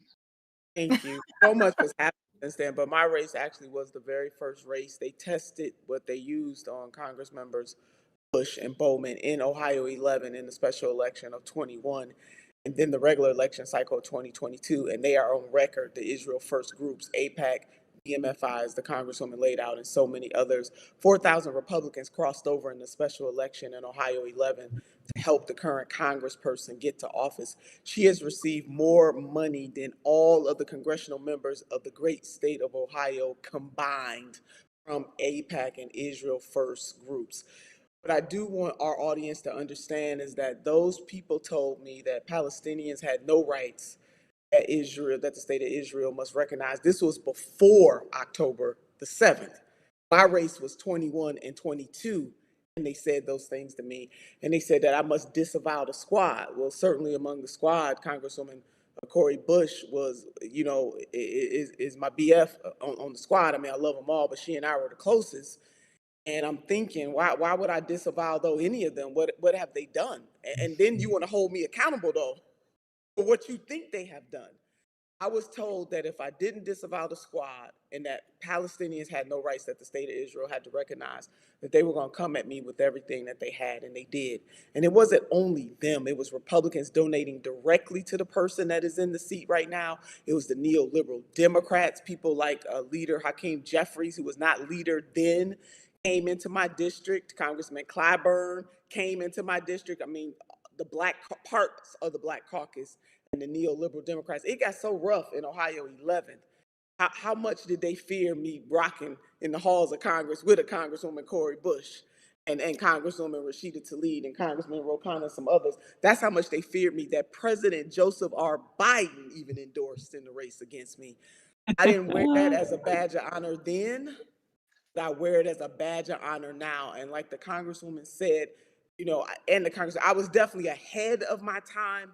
And although I wish that groups like Reject AIPAC to educate people, I wish that they were around when I was there.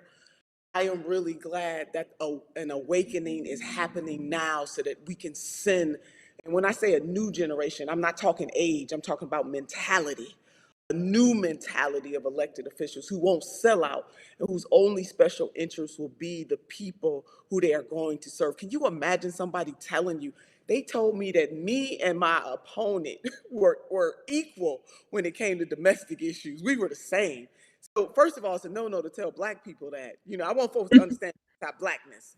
That the only difference between us was our position on the state. APAC didn't understand that? Right, no, because all you No way. I also said that on my Who would have last thought that? I'm running to serve 1 and 2 children in my district that are hungry at night. I'm running to serve the people of Greater Cleveland who are living in poverty, the second most impoverished city. I'm running to serve the people of Ohio 11th, and then Ohio by extension, and the United States by extension. And you are telling me that I got to put a foreign government ahead of my constituencies. I need people to wrap their minds around when those groups come, these dark money groups come for people like Congresswoman Bush, Congressman Bowman, and everybody else that they try. They want people to put a foreign government ahead of who we are supposed to be serving when we are elected. So badge of honor now, Emma. Didn't feel that way before, but I definitely know it now. Emma. Well, honey, I just wanted. She wanted to jump in for just a second. absolutely. Sorry, and then we'll move on. Thank you. Emma, just very quickly wanted to actually direct this question to Representative Rokana at the moment, who introduced with Representative Massey the War Powers Resolution that did not get the votes that it needed to pass. Just wanted to, for a lot of our anti-war activists who are actually picketing right now and calling their Congress members, can you tell us a little bit about where that stands at the moment? What is the status of the War Powers Resolution? And we have hundreds of people watching this stream. How can we get involved? How can we help shift this and move this forward? Well, that's the only thing that will shift us forward. A lot of people give Massey and me credit for the Epstein Act, and we'll take some, but the vast majority was the survivors. And it was people who were coming to the Capitol and mobilizing on their behalf. It wasn't members of Congress inside the building. And on the War Powers Resolution, we got so much activism. I know we fell short, but and Senator Turner and Cori Bush, Representative Bush will appreciate this. We got 200 Democrats to vote for that. I mean, that was not a small feat to only lose 4 Democrats. I mean, that shows how far the party has moved in our direction. It used to be we'd get like 50 or 60 or 70 Democrats on that because there was such a fear of contradicting a policy that Netanyahu or Israel would want, which is that they wanted this war with Iran for decades. And now, what can we do now? This is the time not to lose hope, but to say how close we actually are, right? I mean, Mandela said it always seems impossible until it is done. And he said that the difference between successful social movements and unsuccessful ones is the unsuccessful ones quit often right before victory is in sight, whereas the successful ones keep going. We need the mobilization. Look at the people who didn't vote with us in our party. First of all, it needs to be unanimous on our party, so no one can say, oh, we're going to lose a Democrat. And then it's public. Look at the statements of about the 10 or so Republicans who are wavering, who are concerned about troops, and let's mobilize and organize in their districts. And that is the only way we're going to get this passed. The other thing is we need to get the Democrats to be consistently, we're not going to fund the Iran war. I mean, I saw John Kirby the other day on TV saying, well, now we have to be patriotic and we have to fund this for the troops. For the troops? They're being sent where their lives are being threatened. How is this for the troops? That's the same baloney argument they made during Vietnam. That's the same argument they made in Iraq. Keep funding us because otherwise you're against the troops. And while I totally agree with Howard's point about the money in politics and the corruption of the money in politics, there's something deeper, and that is, Gramsci talked about hegemonic thinking. It's when a society starts to think about power structures and an ideology develops. And that's what we've had in this foreign policy establishment, where they just paint anyone who is opposed to this funding as weak on national security, as against the troops. And we've got to have our party clearly on television saying it's an immoral war, it's an illegal war. We're not going to fund it. We're going to stand unified. We're going to demand a vote, and that's only going to happen with all of the activism here and your leadership and your voice. Well, Congressman Khanna, I didn't hear anything about process or paperwork in your critique of this war, which I'm joking, I'm being sarcastic, just basically saying that, those are some of the more toothless Democratic critiques that move the conversation away from the actual morality there. So I appreciate your perspective and your work on this in Congress. Zach and Gavin, I know I cut you off earlier, so I wanted to make sure you got a chance to jump in, and if you had a question for anybody in particular.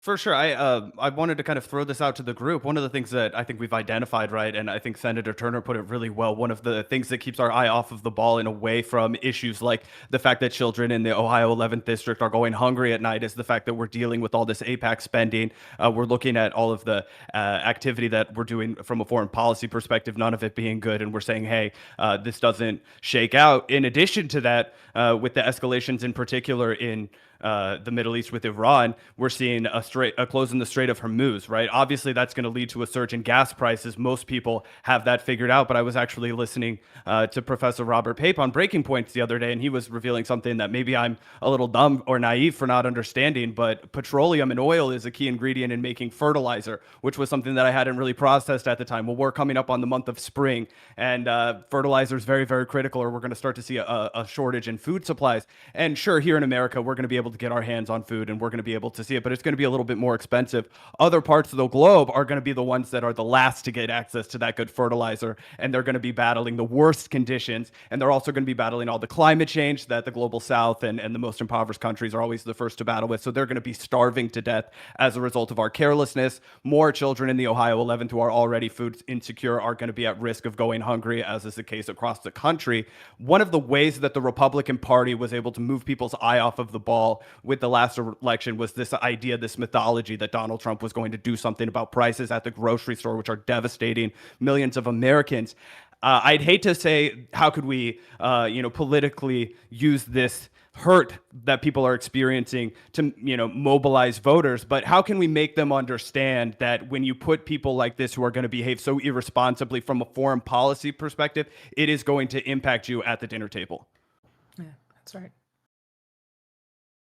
Representative Bush, I do want to talk about the DNC, Howard, briefly, if that's okay, about, how, since the war of Iran, how is the conversation shifting amongst the leadership, with regards to discussions about Gaza, resolutions that are being passed, the Iran war? Do you see any shift towards the progressive policies of the DNC, or is it still the same old, same old?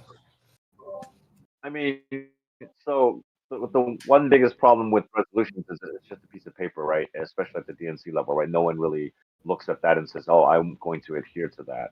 I think the DNC requires a complete overhaul. It requires.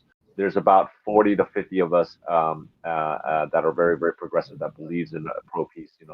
Medicare for all, just dismantling a big farm, breaking up big pharma, breaking up big medicine, breaking up big oil and gas. But unfortunately, right now, the key issue that the DNC faces is it's a structural problem. So whoever the leadership is, it doesn't really give you a lot of avenues to really do something. I'm thankful because I met the great Senator Nina Turner at the DNC. I met the great Congressman Ro Khanna. I met Cory Bush, all from DNC events, and I was able to glean their inspiration and leadership to try to push forth a more progressive, agenda for not just us, like we just said, it's a global issue. I think it's leaning. Yeah, you do see some shifting. I think you can see some shifting that even within our, Colorado Democratic Party, we finally, they didn't want to put in the abolish ICE.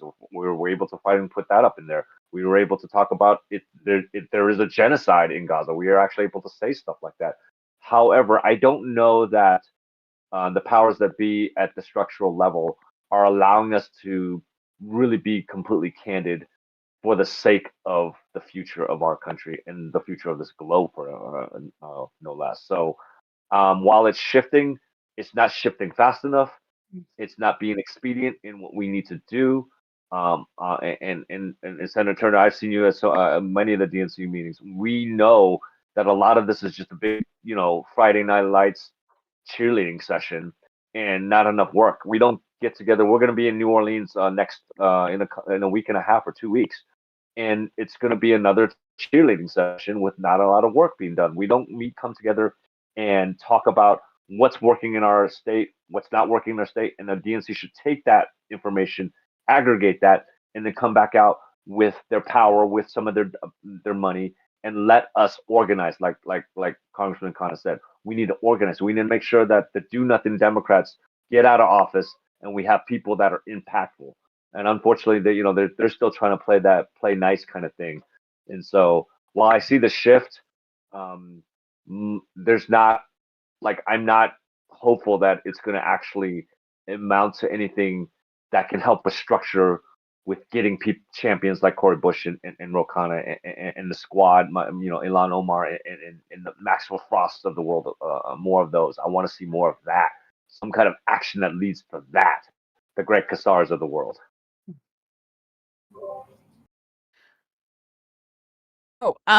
So any other questions, you guys, from the Vanguard, or Ania, go ahead. I'm very curious because we were in the trenches together. CB, one of my favorite, my Shiro, and we were in the trenches together. Senator Turner, Rabush, tell us exactly what needs to be done to send you back to Congress. We miss you so much. I can speak on behalf of every single person here. You are such an incredible here.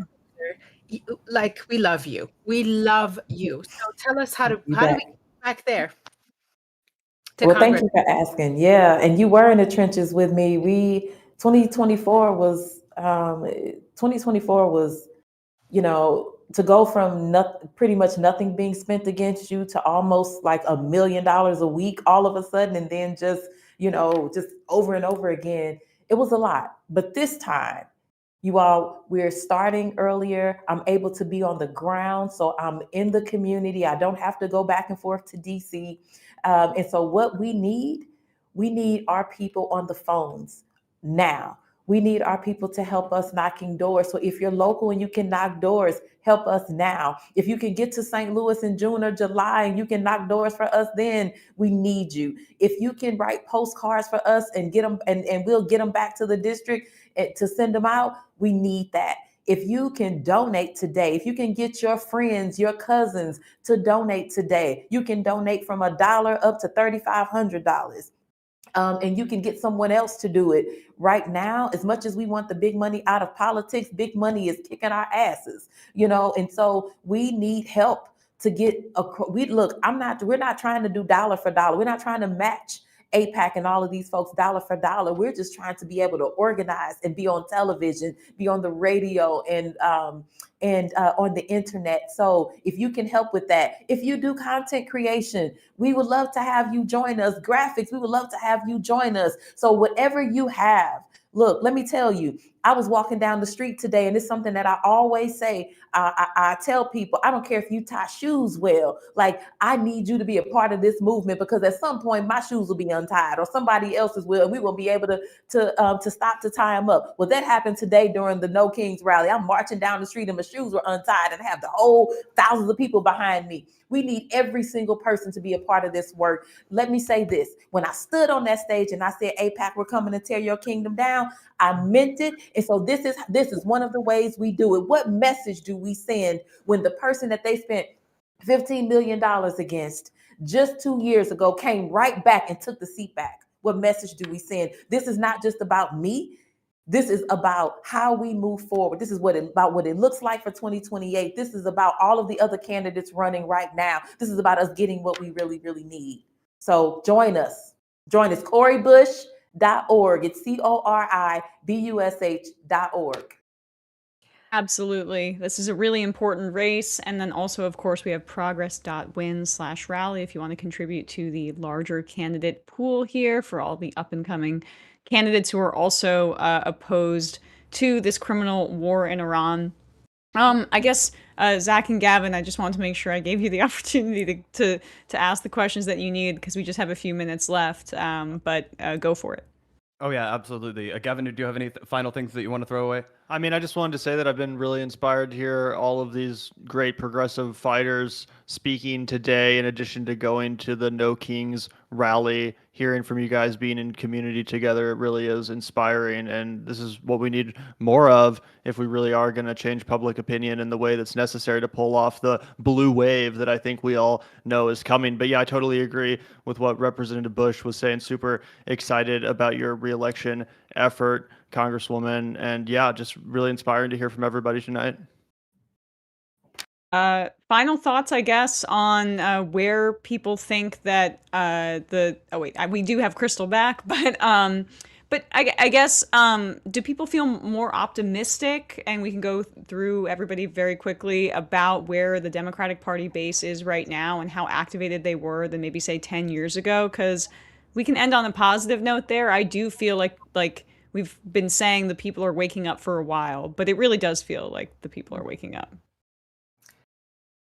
Oh yeah, absolutely. I feel like if we were 10 years ago right now, we would be all really excited for President Bernie Sanders, right? I feel like where the middle American is right now is prime for the message that we were all discussing. I think every single person on this panel was excited about 10 years ago. Gavin and I were seniors in high school. And now, it feels like we've been waiting for this moment for a long time because people in middle America are excited about, oh, hey, I saw you guys on, this or X, Y, and Z. And we were going through our whole lives as unnoticed figures locally, right? Because nobody cared about progressive politics in flyover country. Now that's starting to change. And I think that is reflective of a broader national pivot for sure. Yeah, totally. I 100% agree with that. I think there's been a real change in the air 10 years later from the Bernie Sanders political revolution that Zach just mentioned. I think that Bernie Sanders was a little bit early, as was Senator Nina Turner, as we mentioned, but the rest of the country has finally caught up. And I do believe that, we've already seen figures like Zohran Mamdani win in New York City. I think that was a real harbinger of what's to come in these midterm elections and beyond. All right. Any final words, folks? And then we'll wrap up this part of the show. Well, certainly, we Yeah, I just wanted to say. Oh, go ahead. Go ahead, Howard. Go ahead.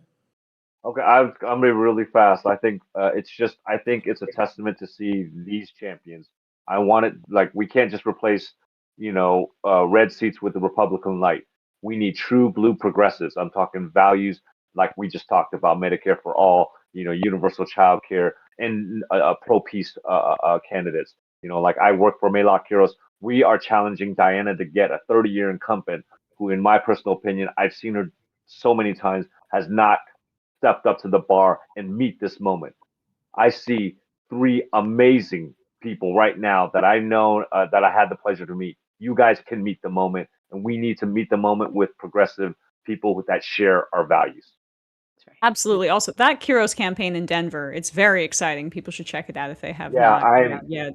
I worked for Obama with Joe Benenson when we did his private polling. I am more proud to actually work with and for Mayla Quiros than I am for that. She's that phenomenal. campaign. She is amazing. We need more people there with Roe, giving him backup. Yes, absolutely. I would just say, and then I'll give the other Representative Bush and Senator Turner, also on the panel, a word. Mail-out is extraordinary and kind of to some hot water because I tweeted out her speech saying, I ran against an incumbent and I didn't want to pull up the ladder after me. But she's an extraordinary person who people should check out, and I think she has the right moral courage for the times. I would just say that we have won the rhetorical war. People agree that we need to be for the working class. We need to be against the Epstein class. We need to be for peace. We need to be for economic justice. What we have to be careful about, though, is that these don't just turn into platitudes, because even the establishment has figured out that they need to take the language. And when you look at Senator Turner, you look at Representative Bush or others, it's not just the language, it's where they stand. It's that they're for taxing billionaires. It's that they're willing to say there is a genocide in Gaza. It's that they're willing to say we can't have a fuel embargo in Cuba, which is starving people in a blackout. It's that they're willing to say that we can't have military sales to Israel to be killing civilians. It's that they're willing to be for Medicare for all, for childcare at $10 a day.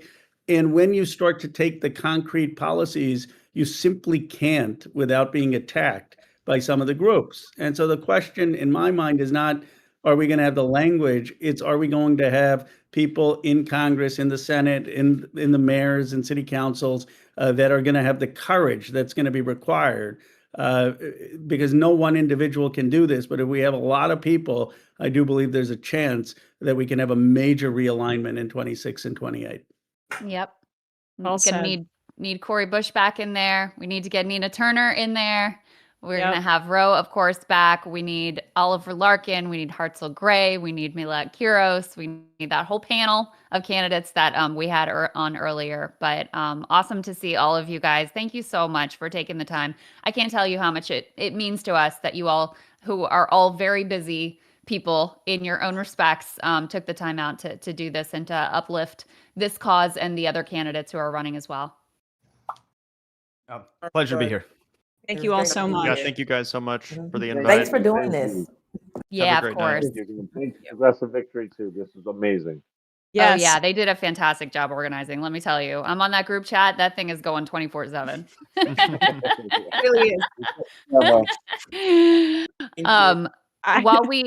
While we set up the next panel, Emma, I wanted to read you some breaking news that just came out that I think underscores the urgency of what we're trying to do tonight and of the political project in general. So this is from the Washington Post. It says, "Scoop: Oh God. The Pentagon is preparing for weeks of ground operations in Iran." U.S. officials said, as thousands of American soldiers and Marines arrive in the Middle East for what could become a dangerous new phase of the war should President Donald Trump choose to escalate. One person said the objectives under consideration would probably take weeks, not months to complete. Another put the potential timeline at a couple of months. In response to questions for the story, White House Press Secretary Caroline Leavitt issued a statement, quote, "It's the job of the Pentagon to make preparations in order to give the commander-in-chief maximum optionality. Does not mean the president has made a decision." So that's where we are. I mean, I guess because Iran has so thoroughly decimated the bases outside of Iran in proximity, perhaps there is still some off ramp when you hear about this deployment. But I'm literally just like telling myself fairy tales at that point. It feels completely imminent, and it matches with the reaction that we saw from some actual Republicans about troop movements on Friday. So Nancy Mace and others. Yeah, I mean, and even I think it was on the top Republican on the House Armed Services Committee was saying that like alarmed about strategy, which is code for Republicans saying this is absolutely batshit.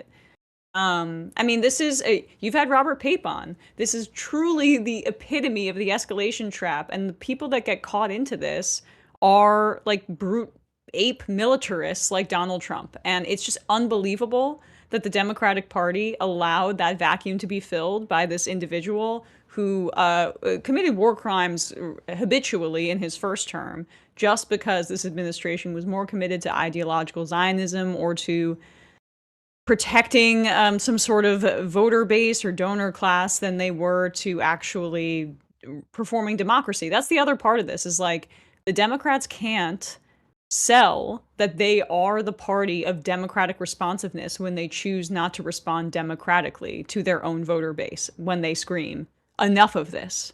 And so people go for the more simplistic answer. That live reaction to my rage about this news.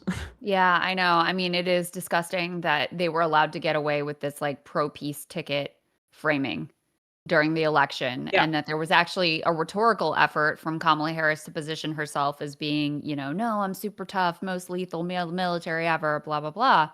And, there's no doubt when we did focus group, when we interviewed some of the like AOC Trump voters, and over again, they talked to us about war and peace, and not just, and Gaza was a central part of that. But, there's always this garbage analysis that Americans don't care about foreign policy. And I've never understood where this came from at all, or Americans don't vote on foreign policy, because Barack Obama definitely got elected. A major part of how he ends up in the presidency is the Iraq War. Donald Trump recognized that that was a way to, leapfrog and separate himself from the rest of the field in 2016, was incredibly significant. And then obviously you had, in 2024, they were able to cynically brand themselves as the pro-peace ticket, which is just like the most insane thing you could ever imagine. But here we are. And I have no doubt that the Iran war and the already catastrophic fallout from it, not to mention the ongoing genocide in Gaza and the wars that Israel's fighting on 7 different fronts apparently. But in any case, the Iran war and the massive fallout, both economically and in terms of loss of lives and global chaos, that is going to overhang our politics for years, if not generations, to come. Yeah, I think it's a relic a little bit of a time when the channels of media were a little bit more controlled, and you had, just a handful of television stations and a handful of newspapers. I mean, our information ecosystem right now appears to be one large funded PR project. When what gets pumped to the top of algorithms is certainly funded by donors and big finance. But at the very end, our newsrooms are being hollowed out. But at the very least, we have like first person video that can be shared on the internet. And I think like that, what you're talking about, that dynamic where people think you don't vote on foreign policy, is a relic of the 90s. But here is the rest of the crew. So I will save these rantings for later. Yeah, I was enjoying them. Oh, yes. Well, we'll let you continue them, Vosh. Good to see you. Well, I'll be first to say that I too think the war with Iran is a bad idea. I don't know how many people here would agree with me on that. Hot take. Controversial opinion. Hot take on this stream, yes. Thank you for having us. Soy Pill, how you doing?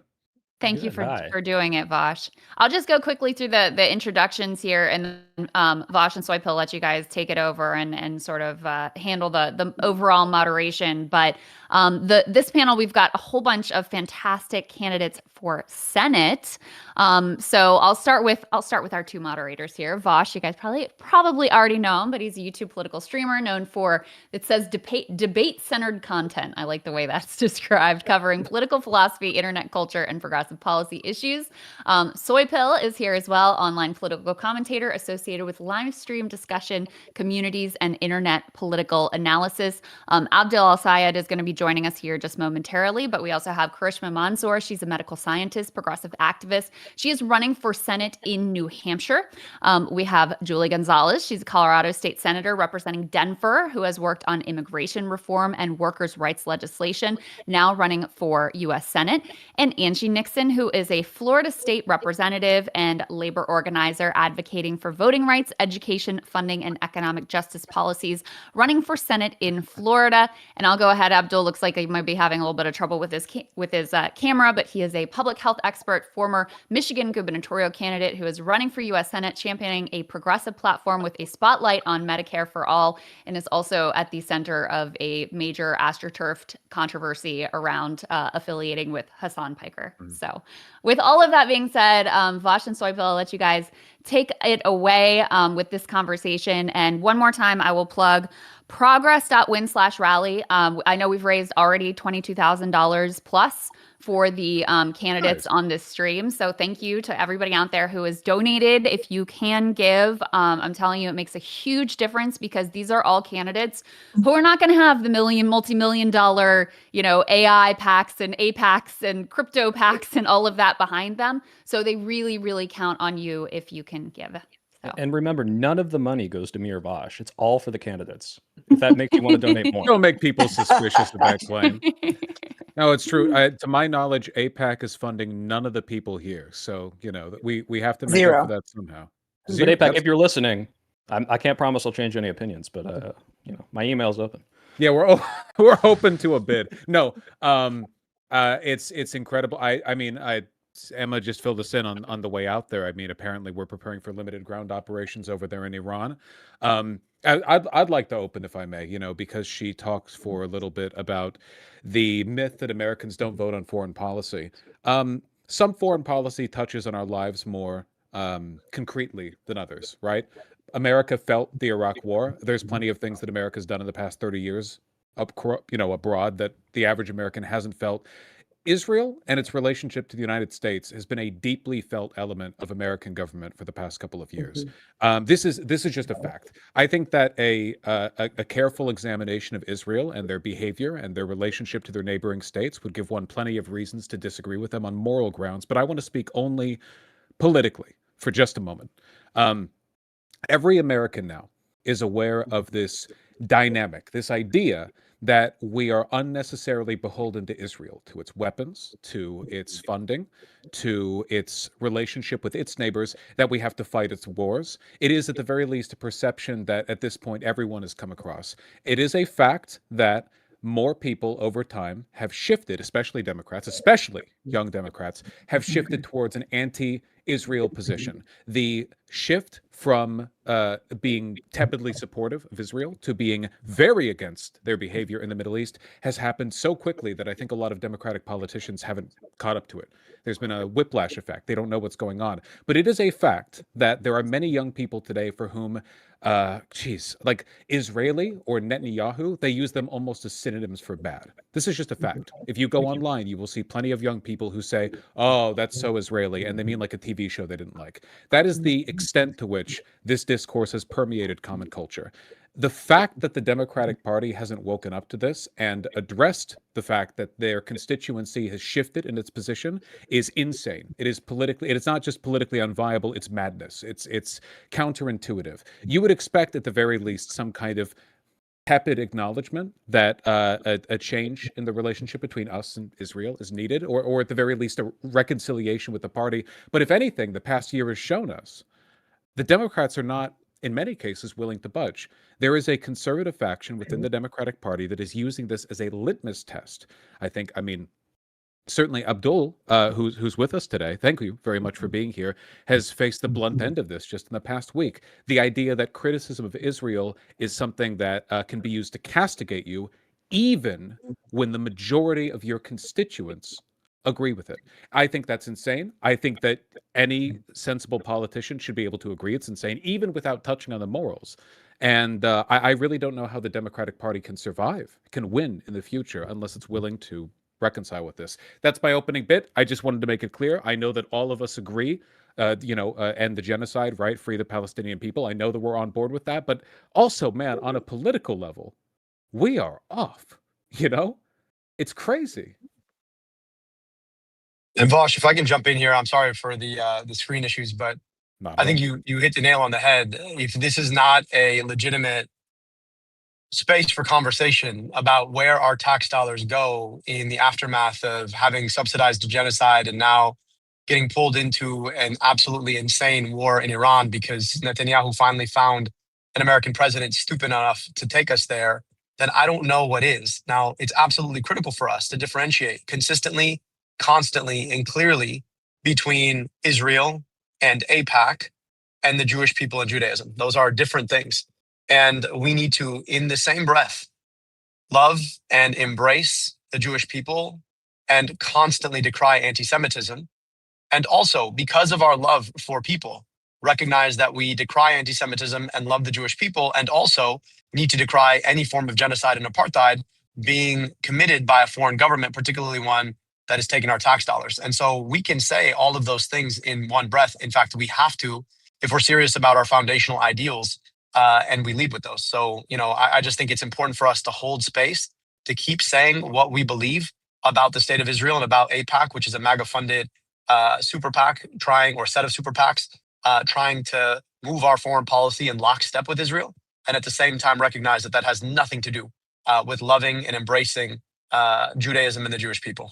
Yeah, Abdul, I want to piggyback off of that because it's crazy that you and us have to make that distinction because the people that conflate anti-Zionism or Israel criticism are the ones who's actually spreading anti-Semitism in a way, the same phenomenon that Vosh was talking about, where you see all these people using Israel and Netanyahu as bad. Those people don't see that distinction. And those people hear the people defending Israel and saying, oh, you're anti-Semitic if you criticize their policy. And they say, well, I guess I am anti-Semitic because I don't like what Israel is doing. I don't like what Netanyahu is doing. And this same phenomenon of anti-Israel, Instagram memes and TikToks and spreading throughout the youth, that's turning into anti-Semitism. And, as a Jewish person, I'm getting a little nervous. I can't lie. I'm like, whoa, geez, some of these don't seem like jokes anymore. So it is important for us to make that distinction. And it's insane that we are the ones who have to do that.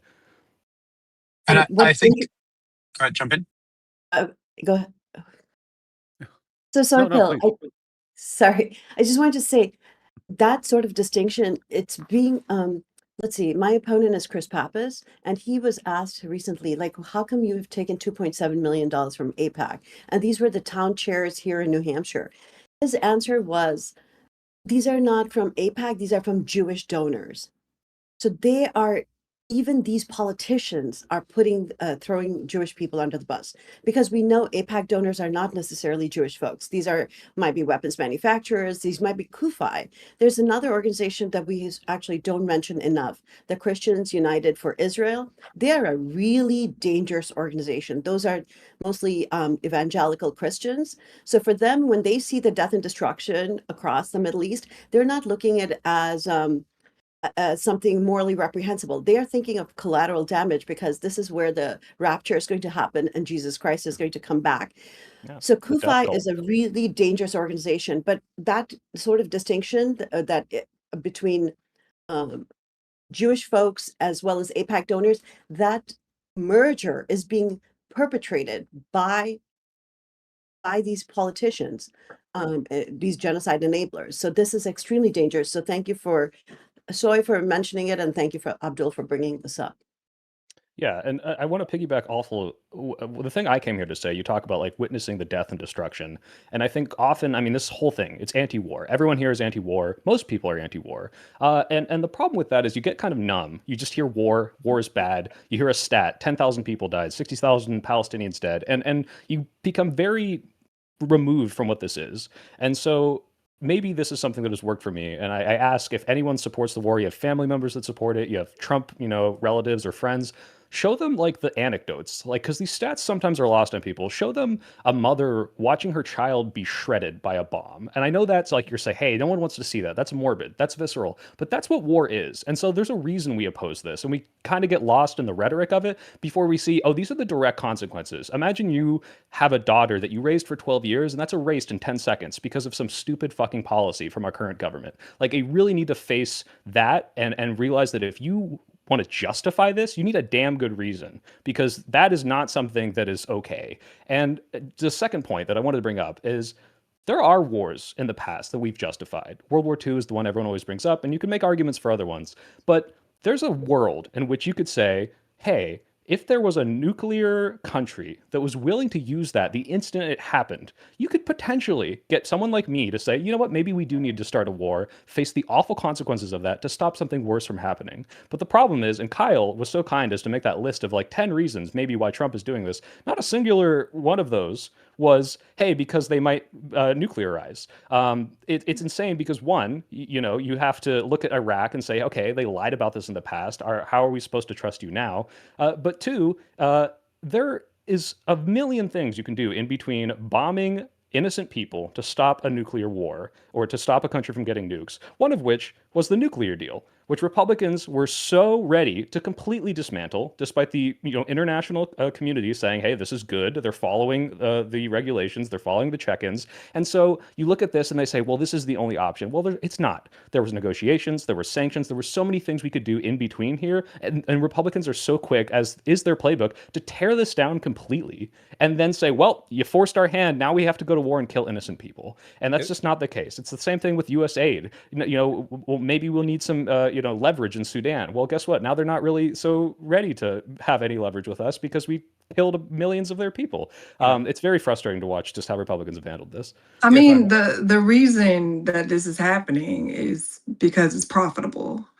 I think that's really important to just really highlight. It's making folks money, the folks who are at the top, as well as Donald Trump and his family and his friends and his campaign donors and all those folks. And so war is profitable. And what we have to remind people of is that it doesn't have to be this way at all. We can actually start electing hardworking, everyday people, and things would change. Like I am a union organizer, I am a community organizer. I've been a state lawmaker here in the state of Florida, ground zero for everything bad, right? So you all know that many of the bills that come out of our state legislature, they cross the country and they go into other state legislatures, and they're also federalized on a federal level. And so I come from the school of feeling as though hardworking people should get to shape what their economies and their communities look like. Right now, that's not happening. And so it is going to be up to us, right? And the people to realize that no one politician is going to save us, right? There's two types of power. There's organized people and there's organized money. And right now, organized money is winning, and that's because the people aren't organized. We keep allowing them to divide us in regards to Blacks and Hispanics and Latinos and all these things, right? And that is profitable. Again, like division is so profitable because it keeps us off of looking at them pushing these bad policies. But again, like when it comes down to war at the end of the day, like I've seen numbers that Donald Trump has gotten richer.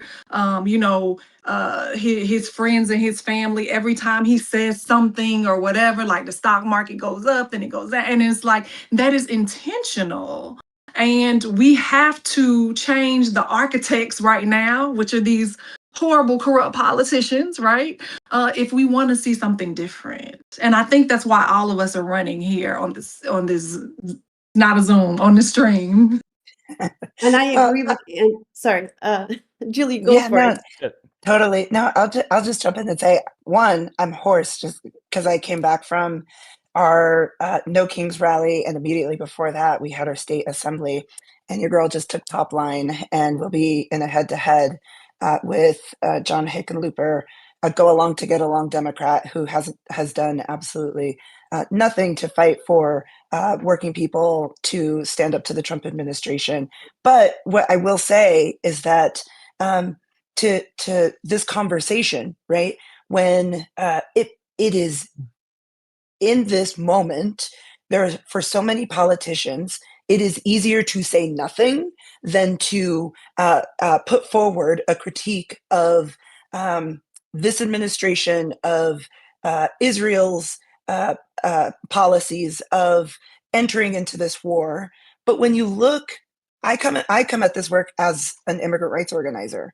And when you look at what were the conditions of the United States intervention in so many countries across Latin America a generation ago, that then led to the destabilization that then created the conditions for immigration. And then you look at globalization, and I grew up on the border of deep South Texas way back in 1993, 1994, NAFTA is enacted, and you then see that goods and services get to cross borders freely, but people did not get that same respect. And now when you look full circle a generation later, and who is profiting, just as Angie's saying, right?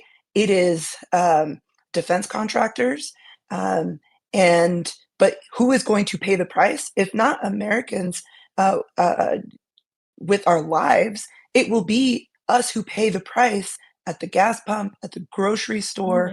And it begs the question, right? When we're in a moment where it becomes fraught to even just say anything, what are we doing as a society, right? And it's so lovely to be here in this room with y'all, to be able to have these conversations, because nobody ain't coming to save us but us. We're the ones that we've been waiting for. If I can jump in on that, and I really appreciate both of those points. The other side of it is this: it's not like we don't have problems here. Right? I've been up and down my state, 90 different cities now, and every room I walk into, people are talking about, I can't afford to take my kid to a doctor. I can't afford to fill up my whole tank of gas. I don't know how I'm gonna pay my rent. I That's can't ever right. afford a home. I am stuck in debt after debt after debt, credit card debt on top of student loan debt, on top of housing debt. And I'm still trying to figure out what I'm going to do next. And the reality of it is, every dollar that we spend dropping a bomb on somebody else, every dollar we spend destroying a hospital or destroying a school, is a dollar we're not spending actually solving problems here at home. And the thing about it is this, like, you don't have to go very far and you don't have to say very much for people to understand that there's an opportunity cost for the dollars that we are wasting abroad. $22 billion to subsidize a genocide sent to a foreign military. You're talking about $1 billion a day in this war. I don't know So anybody who pays their taxes in April and says, you know what, I can't wait to buy another country a tank or a bomb. And so we've got to remind people that really, at the end of the day, like, we are the actual America First Party, right? But we actually want you to benefit, not our corporations to benefit at the end of the day. Yeah. And so, Soy Pill, you mentioned a good point. Like, how do you connect with folks? And so, Abdul and Angie and Julie made all these great points, like talking about the economic costs. And this is sometimes, unfortunately, when people hear 300,000 Gazans died and you see you're not moving the needle, you're like, okay, let's try a different strategy, right? And so, of course, the economic cost is really working with a lot of folks. People don't want to know that they're paying taxes and it's not coming back to their communities, it's going to war. The other is, unfortunately, which is terrible, is the fact that 13 service members were killed in the last 4 weeks. So a lot of times I lead with that. If I say 1,000 Iranians died, it might just be another number. 1,000 Lebanese died, again, just another number. And given that we know that all these death and destruction of Gaza didn't move the needle, I always say 13 service members died. How many more service members are we willing to sacrifice at the altar of Netanyahu, a war criminal? And Yeah. so that this is, and people, that's exactly what we have to do. And also, like the other panelists mentioned, talk about the economic costs. And just like what we're seeing in Michigan, what Abdul just said, here in New Hampshire, homelessness crisis is really at an all-time high. And now, of course, it's been also criminalized to be a homeless. So you can't even be in a camp. They're just shoving people around from one side to the other. A lot of these people have jobs. They just can't afford to rent an apartment. Yep. Yeah, I want to say the reason the whole troops as an effective strategy works is because for so long the Trump admin's defense was no boots on the ground, it's only air. And now that they're apparently, as per this recent news, going to be sending thousands more people and we might be doing ground operations, yeah, it sucks that you can't say, hey, look, 1,000 brown people died, don't you care? And the answer sometimes is no. But these are, service members. It's very prevalent in the Republican Party to have family members in there, and you can weaponize their like extreme dogmatic support of the military to say, hey, do you want your children dying for this senseless war where the administration can't even give a straight reason? That is a very effective strategy. And also, let's look at what the numbers from the Iraq War. Again, the Iraq War, Iraq was much smaller country, but just look at the numbers, and you most probably all of you know about it. But over 500,000 Iraqis and Syrians died in that Iraq War. Remember, it was going to be quick. We were going to be welcomed as liberators. It was going to be cheap. None of that happened. It lasted, 8 years? It resulted in the deaths of over 500,000 Iraqis and Syrians. That's a conservative estimate. Some people say it's over 1 million. And if you just look at the numbers of service members, 4,492 US service members died in that war. And over 30,000 US service members came home with either a mental trauma or physical trauma. And over the course of the last 25 years, over this whole war on terror, we have lost over 5,000 service members to suicide per year. So I always lead with, what are we doing to our own troops? You may not care about those brown people overseas, but do you at least care about our own troops who have, what did they sign up for? National security. They didn't sign up for Benjamin Netanyahu's wars. They didn't sign up to enrich another weapons manufacturers. So that's what I lead with. And right now, because thank you, and I do see, I think Casey's here, I wanted to do a shout out to Track APAC. Amazing group, what you guys have done. People understand APAC now. I was at a nursing home and 60-year-old or 70-year-olds, I don't know how old they were like, and how, APAC, do you take money from APAC? I'm like, yes, we've done it. If nursing home folks are asking me about APAC money, then, Track APAC has done its job. So shout out to all of you. Thank you.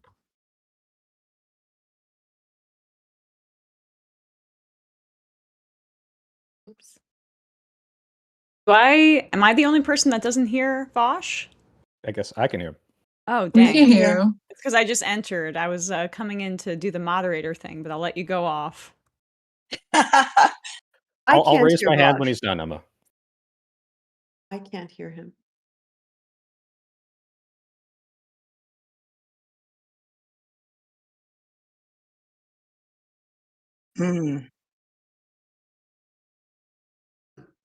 Why can't I hear Vosh?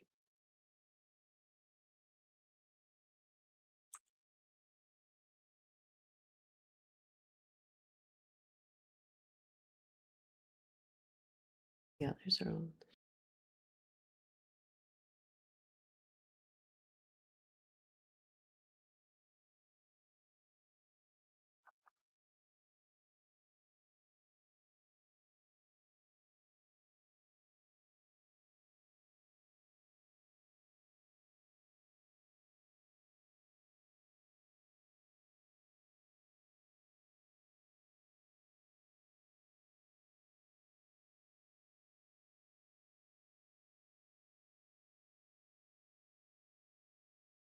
But Let me Vosh, just jump in to yeah. say that. So Go yeah. ahead, and then I want to jump in. So Vosh, the thing is, that is kind of where we are right now. But again, like I stated, it doesn't have to be that way.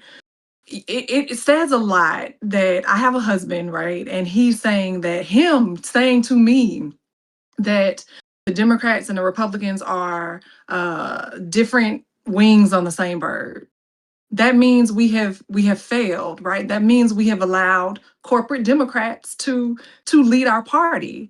And that means that we have to change that, right? And so we cannot continue to elect people who are basically okay with getting scraps, and they're too afraid to speak up and push back because they're worried about their appropriations being cut. Meanwhile, or they're worrying about their bills passing or not passing, right? Meanwhile, they're not even allowing them to pass anything transformative. And I'm speaking from being in a super minority, right? Like, if we are in a super minority, like we are in the state of Florida, we need to be the party of like resistance. We need to let people know that we are here fighting to uplift their lives, right? And what's very interesting to me is that what frustrates me sometimes about our party is that when Obama was in office, right? Whether or not you love him or not, he was cool with me. But when he was in office, the Tea Party movement started happening. And even when they were in the minority and in some super minorities, they always like pushed back and fought hard. There was no compromise, right? And yes, I understand us as Democrats, we need to compromise, but like we cannot compromise our values because our values have compromised people's lives. We see it playing out in what's happening over in Gaza. We see it playing out right now, what Abdul stated, like people are dying here in America because they can't afford their medication. They are dying because they can't afford a roof over their home. There was a woman whose children died in a car. They froze to death. What the fuck? Right? I literally had a call with my friend the other day. She is fearful if she lose her job because she just came out of the hospital. She doesn't know what is going to happen. There is so many people that are living their lives like that. Not only that, but when you think about it, I am a Black woman, so I am going to speak from a Black lived experience. Over 600,000 Black men have lost their jobs in a matter of months. Over 500,000 Black women. We should be upset and pissed off. But we have, and I want to say, Brother Abdul, they're spending $2 billion a day. $2 billion a day to bomb people. But they want to tell us they ain't got money to feed our children breakfast at schools. They don't want to expand ACA. Get out of here with that. If you want different, everyone that's watching us on this stream, then you need to make sure that not only do you vote differently, but like we are outspent, right? We are outraised on this call. And so we need you to tell a friend and tell a friend and tell a friend. All of you all need to donate to these folks that are on this call, because these establishment them, they want to keep the status quo as well. And so if we want different, we will do different. That's absolutely right. Yeah. And it's about building a stronger opposition to the fascist forces. And that's like what this is about. This is not criticism or for criticism's sake. This is about building a stronger party that really represents working people and their actual struggles. So I want to thank this panel so much for all of your contributions. Of course, everybody on here support campaigns. You can go to, of course, progress.win/rally to support this general stream. But everybody check out all of the candidates and creators on this stream right now. I still don't know if I can hear Vosh, but gotta say goodbye to everybody at once. And then we will Thanks, bring Emma. on our next panelist for our final panel. Thanks so much, everybody. Thanks, Take y'all. care, y'all. Sorry, Vosh, I couldn't hear you. I apparently cut you off, but that's one way for women to rise over men. We just cut you guys off. So anyways, Yeah. bye guys. Bye. Yeah, I can't. Yeah, right. So Vosh is talking, you're talking. I can't figure it out. This must be a Discord problem, I'm or it's listening to a me. stream. He's saying really nasty things, but making a nice face. I don't know how he's getting away with it. Okay. Or he's really, really doing a great job of faking me out. So next up, we are going to bring on our final panel. These are two different political, or this is a political commentator, Dylan Burns, who's running, who's an on-the-ground conflict reporter, known for live stream journalism, including coverage from Ukraine and international political events. And then we also have Josie Caballero, a community organizer involved in progressive grassroots campaigns, running for Montgomery County Council in Maryland.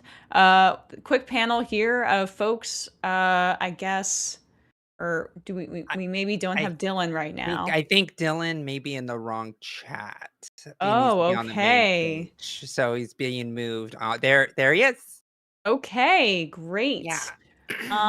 We have Dylan Burns here, political commentator and on-the-ground conflict reporter, known for live stream journalism. There you go, including coverage from Ukraine and international political events. I know that you guys are, well, perhaps I'll leave you guys to a discussion here about Ukraine. This will be a 15-minute panel, and then Crystal and I will be back to wrap up the stream. Fantastic. Thank you, Emma. It's so good to see you.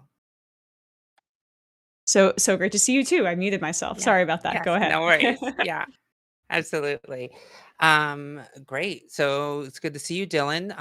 Yeah. To see you too. It's been a very long time, and I'm happy It I'm on has. here, as I said beforehand, with a Marylander. So we're with some civilized parts of the country. We're talking Yes. to some real down home based Marylanders. That's right. So Dylan, you have been out and about for the last 5 years, in and out. You want to start with some of the things you've been seeing out there, going to Ukraine? Yeah, I've been reporting on the front line in Ukraine now for going on 5 years. I've reported on just about every front line, from the Kharkiv front line, from the Konstantinivka front line. I filmed the Pokrovsk battle for over a year as that went going on for a long time. Documented the human safari, and it had a really transformational impact on my view of war. It's part of the reason why I felt it was necessary for me to speak at this event and to openly oppose the illegal war against Iran that was declared with a WMD-style threat, as if we've learned nothing in the last 20 years, before we immediately blew up 168 children and lied about it. And if you're going to lie about the children that we blow up with weapons of our own while saying that they use the weapons they don't have access to, it's very hard to trust this administration with any type of military action, especially when they're doing it above the heads of Congress. But it's not just procedural concerns, there's also moral concerns about exactly what the goals of this operation are. How you say you're going to fight for the Iranian people, then call for them to go on the streets and then do nothing for months before you take a campaign, a military attack, in order to gain control of their resources, of the government, but namely, not to prioritize the needs of the local people. If the needs of the local people were prioritized, then they would have been more honest about the children that they blew up. But I mean, I think a lot of it just comes from how horrific modern warfare is now. in Kherson, I've seen human beings hunted by the Russian army, grandmothers who have been blown up in the middle of the street while they're going on their morning walk, ambulance drivers who go through degloving head injuries of the head. And the ultimate goal of my work is to try to document these war crimes and give a voice to these people who are being attacked. And I want to make sure that when we're talking about the war in Iran, when we're talking about the attacks on Palestine, when we're talking about the war in Myanmar or the war in Ukraine, that we're prioritizing the people namely affected by the war, that we're prioritizing the self-determination of all of these peoples, which I think is a deeply American value, that the Ukrainians have a right to self-determination, that the Palestinians have a right to self-determination, the Syrians had a right to self-determination, all these people have a right to self-determination. And this moral center must guide the left forward as we go and talk to the rest of the country. This country right now really doesn't like what Israel's doing and supports Ukraine, almost as if the connecting dot between one movement and the other is the self-determination of these peoples, that we all believe, as Americans do in their hearts, that people have a right to rule themselves. Yeah, absolutely. And thank you for putting so many words because as many may or may not know, I'm a Navy veteran. I served in from 2004 to 2010 during Iraqi freedom and enduring freedom. And I remember when I was a young kid and when I was a sophomore in high school, I saw the towers get hit with 9/11. I was born and raised in rural Texas, and the rally the flag effect was very real. And when you say the WMD type rhetoric of like, oh, they have these weapons, they're gonna, it's the flashbacks are so real because that's what convinced me to go to war. When I was 17 years old, I signed up ready to go and got into boot camp at 18 years old. And then 2 years later, go right onto an aircraft carrier in the Gulf, fighting for Iraqi freedom and enduring freedom. And now I see it all happening again. And it's happening even worse than ever before because even in that war, there was a somewhat of a semblance of an idea that maybe this was justified. But now sailors and military members across the United States, across the world, are all like, I don't believe in this war. So you have the George Washington, George Washington's headed out there. The Gerald Ford is out there currently. They've been out for 11 to 12 months out at sea. Their sewage is overflowing. They've had a laundry fire that burned 600 racks, and now they're sleeping on the floor and tabletops on a supercarrier with 5,500 people on board. They are in a can, hot in the Persian Gulf, and their number one mission is launching missiles or launching planes with missiles off their flight deck day in, day out. Personnel comfort is not what they're caring about right now, and morale is incredibly low. And so I think about all of those young kids that are out there fighting for this war, suffering, because that's what you do when you're out there. You suffer and just are a cog in the machine, grind it up into something that you won't recognize when you get home. And here we are doing it again to another generation of people, because I've had friends who've lost their lives because of this. So it makes me so angry when I see this happening. But you saw it firsthand on this stuff with what's going on in Ukraine. And the $878. Is that how much an American soldier's life is worth? That's what Magyar, the leader of the 414, says, how much it costs to take one drone and throw it at a soldier and take them out. Drone warfare, FPV warfare, grenade dropping warfare. This is the future of 21st century warfare. And the United States is not prepared. The American public is not ready to see American boys in camouflage getting hit by FPV drones with their faces shown to the general public. This is something where in Ukraine, there is enough of these drones that targeting civilians is an everyday practice.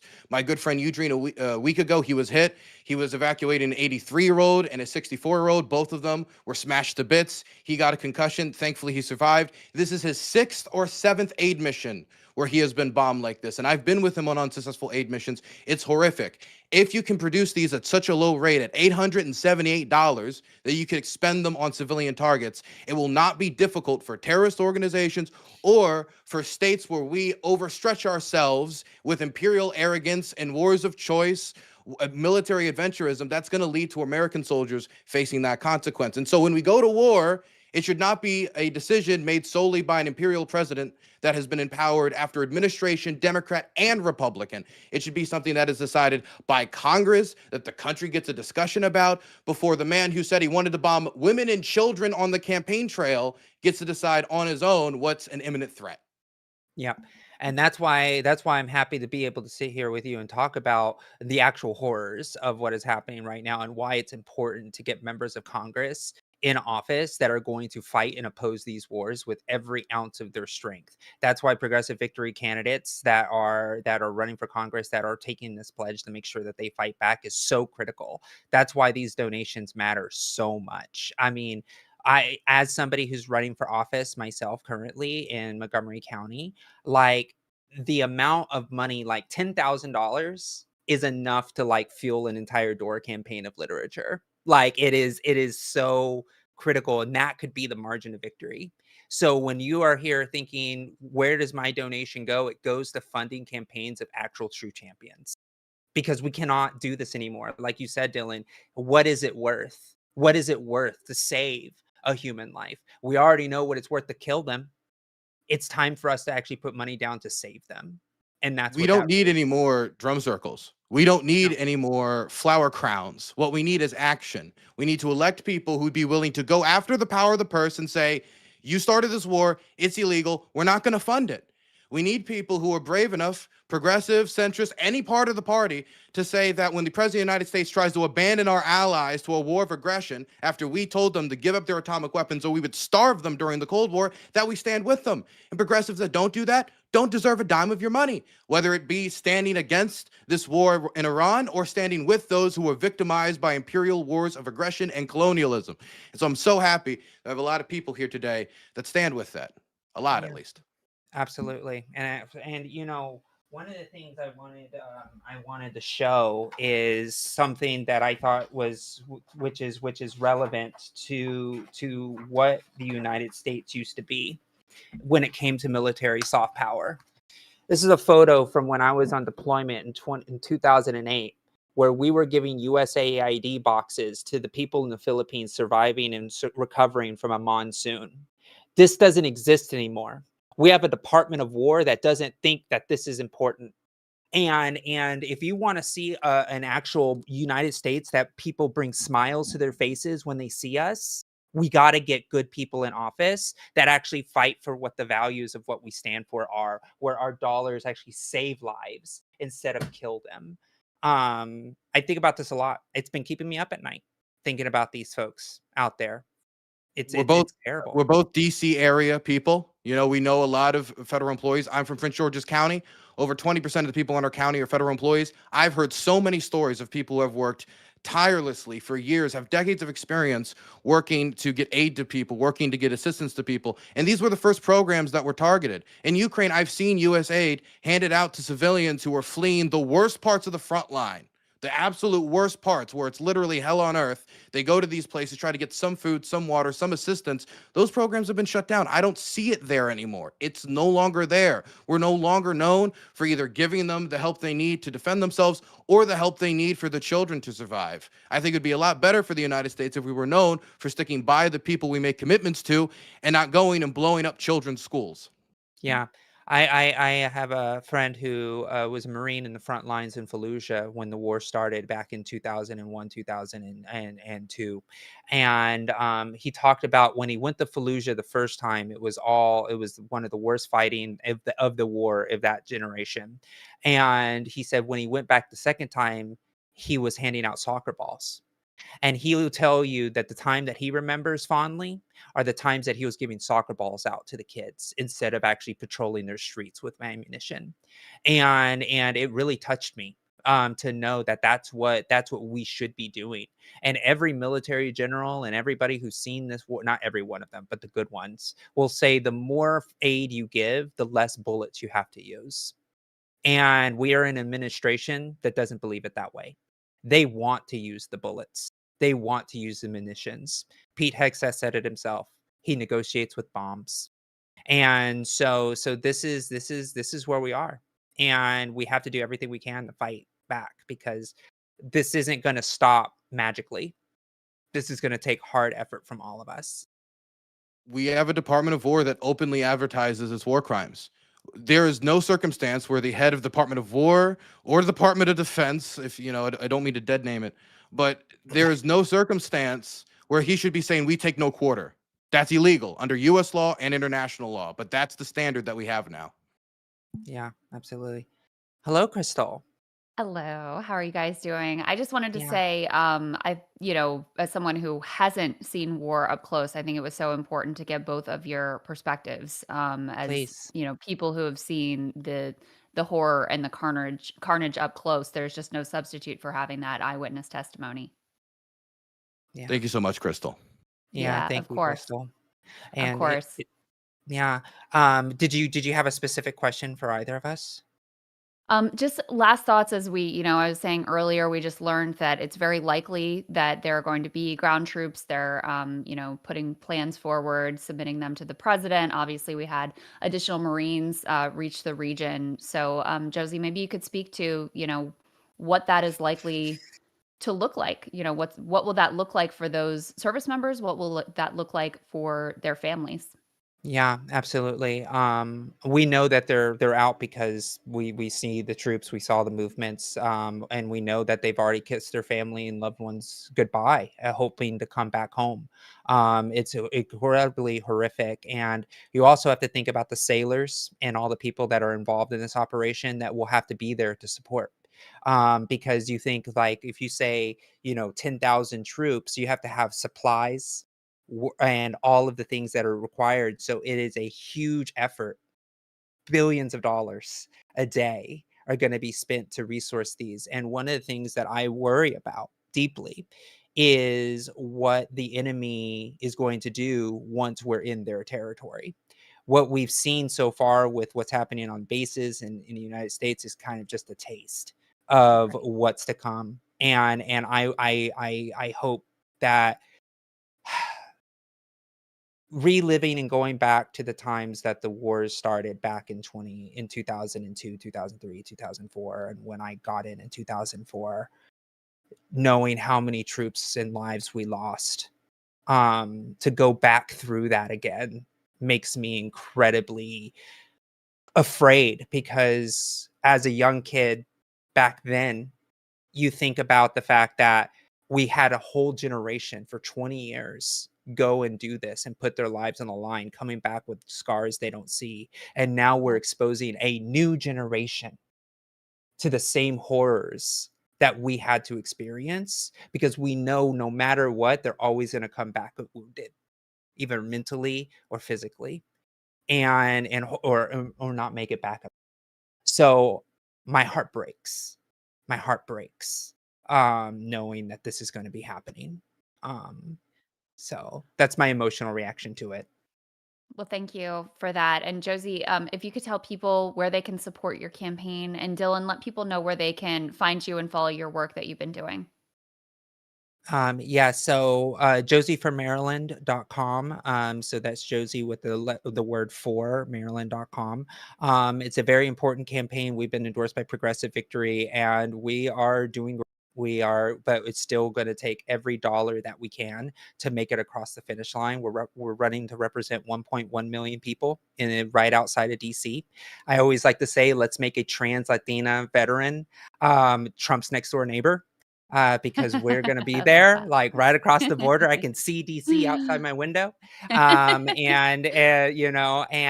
it's Sarah one of Palin those. of you. I know, right? That's why I say it. Like I literally think of that every time I say it. But yeah, so we have a real chance and to win the seat and be the first openly trans woman elected in Maryland's history. And I will represent more representatives than any other trans person in the entire country as well, which is an honor to even have a shot at this seat. Amazing stuff. Final closing remarks here from our other guest, Dylan. Sure. I also just want to give a shout out again to Maryland. Love to see Marylanders getting the platform. I just think that the war is illegal. It's immoral. There's no defense for it. Any Democrat that's defending it should be removed from office. And any progressive that's not supporting aid to Ukraine shouldn't be given a dime. Besides that, I think if you want to see any of my work, you can see it at Dylan Burns TV on YouTube. We've documented the human safari. We're going back to Ukraine a little bit to cover the front line in Konstantinivka. There's been a lot of aid workers targeted in that direction, and we feel it's important to highlight that. We're going to be releasing a documentary on ice fishing in Minneapolis as we cause some trouble for ice up in Minneapolis. So look for that at Dylan Burns TV. Very Can't wait to nice. check that out. All right. Thank you both so much. Really appreciate it. Thank you. Bye-bye. Thank you both. Yeah, of course. And thank you to all of the panelists and politicians and just activists and good-hearted people that were on this stream today. It really was great to just see the litany of voices standing up against this criminal war. Hartzell, your thoughts? Before we start, I just want to say thank you to both of you. This has been so amazing. I really do think that this is one of the first times that something like this has been done, where like the online space really meets the electoral space. We're doing it streaming. I don't know. I feel like this is the beginning of a beautiful friendship. So You people made me learn Discord. And we'll Yeah, make you right. learn it Really evil again. software, isn't it? I hate it. So I just want to say thank you. Also, we broke through for breaking 26, the breaking points code, right? So it's freed, which is wonderful. And also, I really just want to say left is best. So I've always Yeah, I should probably go. plug look at the me majority shilling report. right now. Look at me just absolutely just No, your presence plugs the majority report, Emma. No Sam need to say a actually word. actively tells me don't do promotion. I'm like, I don't understand what this is about, but sure, See, I this won't. is one nice thing about working with a right winger is he's much more comfortable with promotion than I am. Tiger always handles the pitch. Like, Hold go on, ahead, you Emma, what is capitalist this? I friend. can see that. What is this majority report you keep talking about? We I are a do want to date. say, I Yeah. want to say this too, as we just, we all got that breaking news, right? We're all processing as we head out of here. Yeah. And what I was, I had something I was kind of prepared to talk about, but I'm still trying to, actually it does kind of still fit for what I want to say, because this war, this illegal, this barbaric, this disgusting, insert all the awful adjectives, it is the antithesis, right? It is the opposite of what I think is the American promise. And I think on the left we get we get made fun of, because I don't know. I think for some reason the idea of being a patriot is it's kind of a boogeyman, and I think actually there's Patriots something for beautiful. progress. Well, there you go. But I think that we need to reclaim what it means to be a patriot, right? Because when I think of the American promise, when I think about being a patriot, there's nothing that's more foundational, right, than the first thing you did. And the first thing we did was the Declaration of Independence and this radical idea that we have life, liberty, and the pursuit of happiness, right? It's a roadmap. It's not evolution. It's a struggle, but it also is a direction, right? We have life. Here we are. We got a bunch of woke folks. What are we gonna do, right? And it's not a religious thing. It's like, here we are. There's been an awakening, right? We got a bunch of folks. What are we gonna do? How are we gonna get any of this done? That's the liberty, right? It's the fact that it is not profit that controls the power. It's the people that control the power. And so then we have a mandate to pursue our happiness. And what is our happiness if not guaranteed healthcare? If it's not guaranteed social housing? If it's not a guaranteed job that pays at least a living wage? I'm saying 25 in my district, but I think we need to make that go up higher and higher. And we can't do any of that because of wars and a foreign policy that is rooted in the war machine, that is rooted in our pain and suffering. Hakeem Jeffries takes money from Palantir, the same group that installed JD Vance, the same group that is using AI that's taken our jobs away, and he's making profits off of that AI that's used to kill children in Gaza, and children in the West Bank for that matter as well, children in Lebanon, all of our folks from Venezuela to Cuba. The list tragically goes on and on and on. And so that's why we have to be anti-war, pro-peace.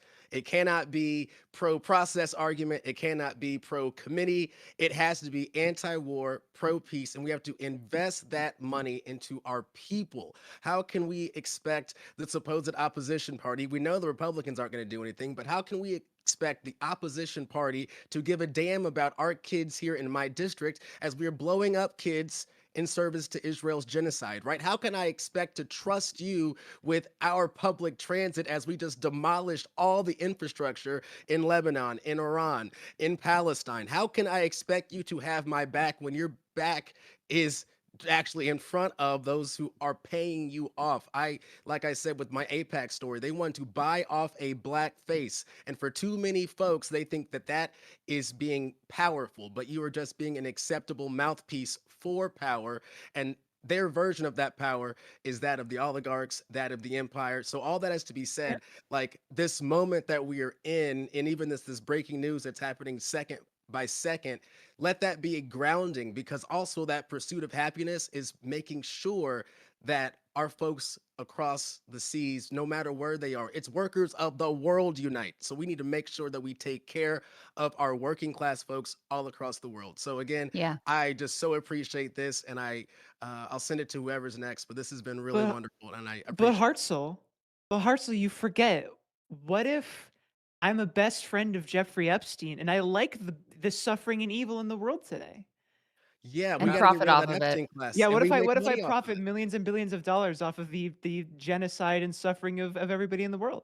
It's And great not that just a we bunch of represent lefties who both know that. both Right. sides on this stream. Yeah. And I Yeah. think True American that's knows that too. responsible broadcasting here, We need folks. to aspire to the class solidarity of the Epstein class. True, Like, they actually. really Genuinely, yeah. got it Oh locked my down. God. We need to learn some things from that.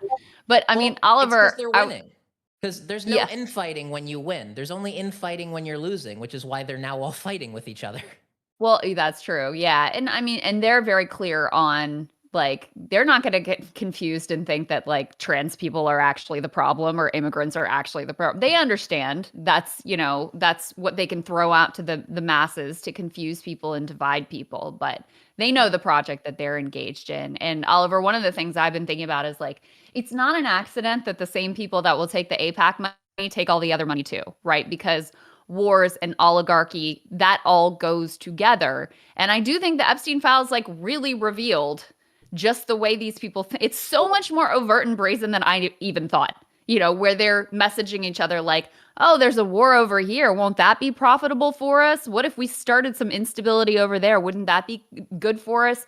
It's sick, and it's hard, I think, as regular people to really wrap your head around the fact that most, like, the Epstein class types, they look at war and they go, oh, this is an opportunity for me. I can make money off of this. I can grab more power off of this. And so that's why the pro-oligarch politicians are also the pro-APAC politicians by and large.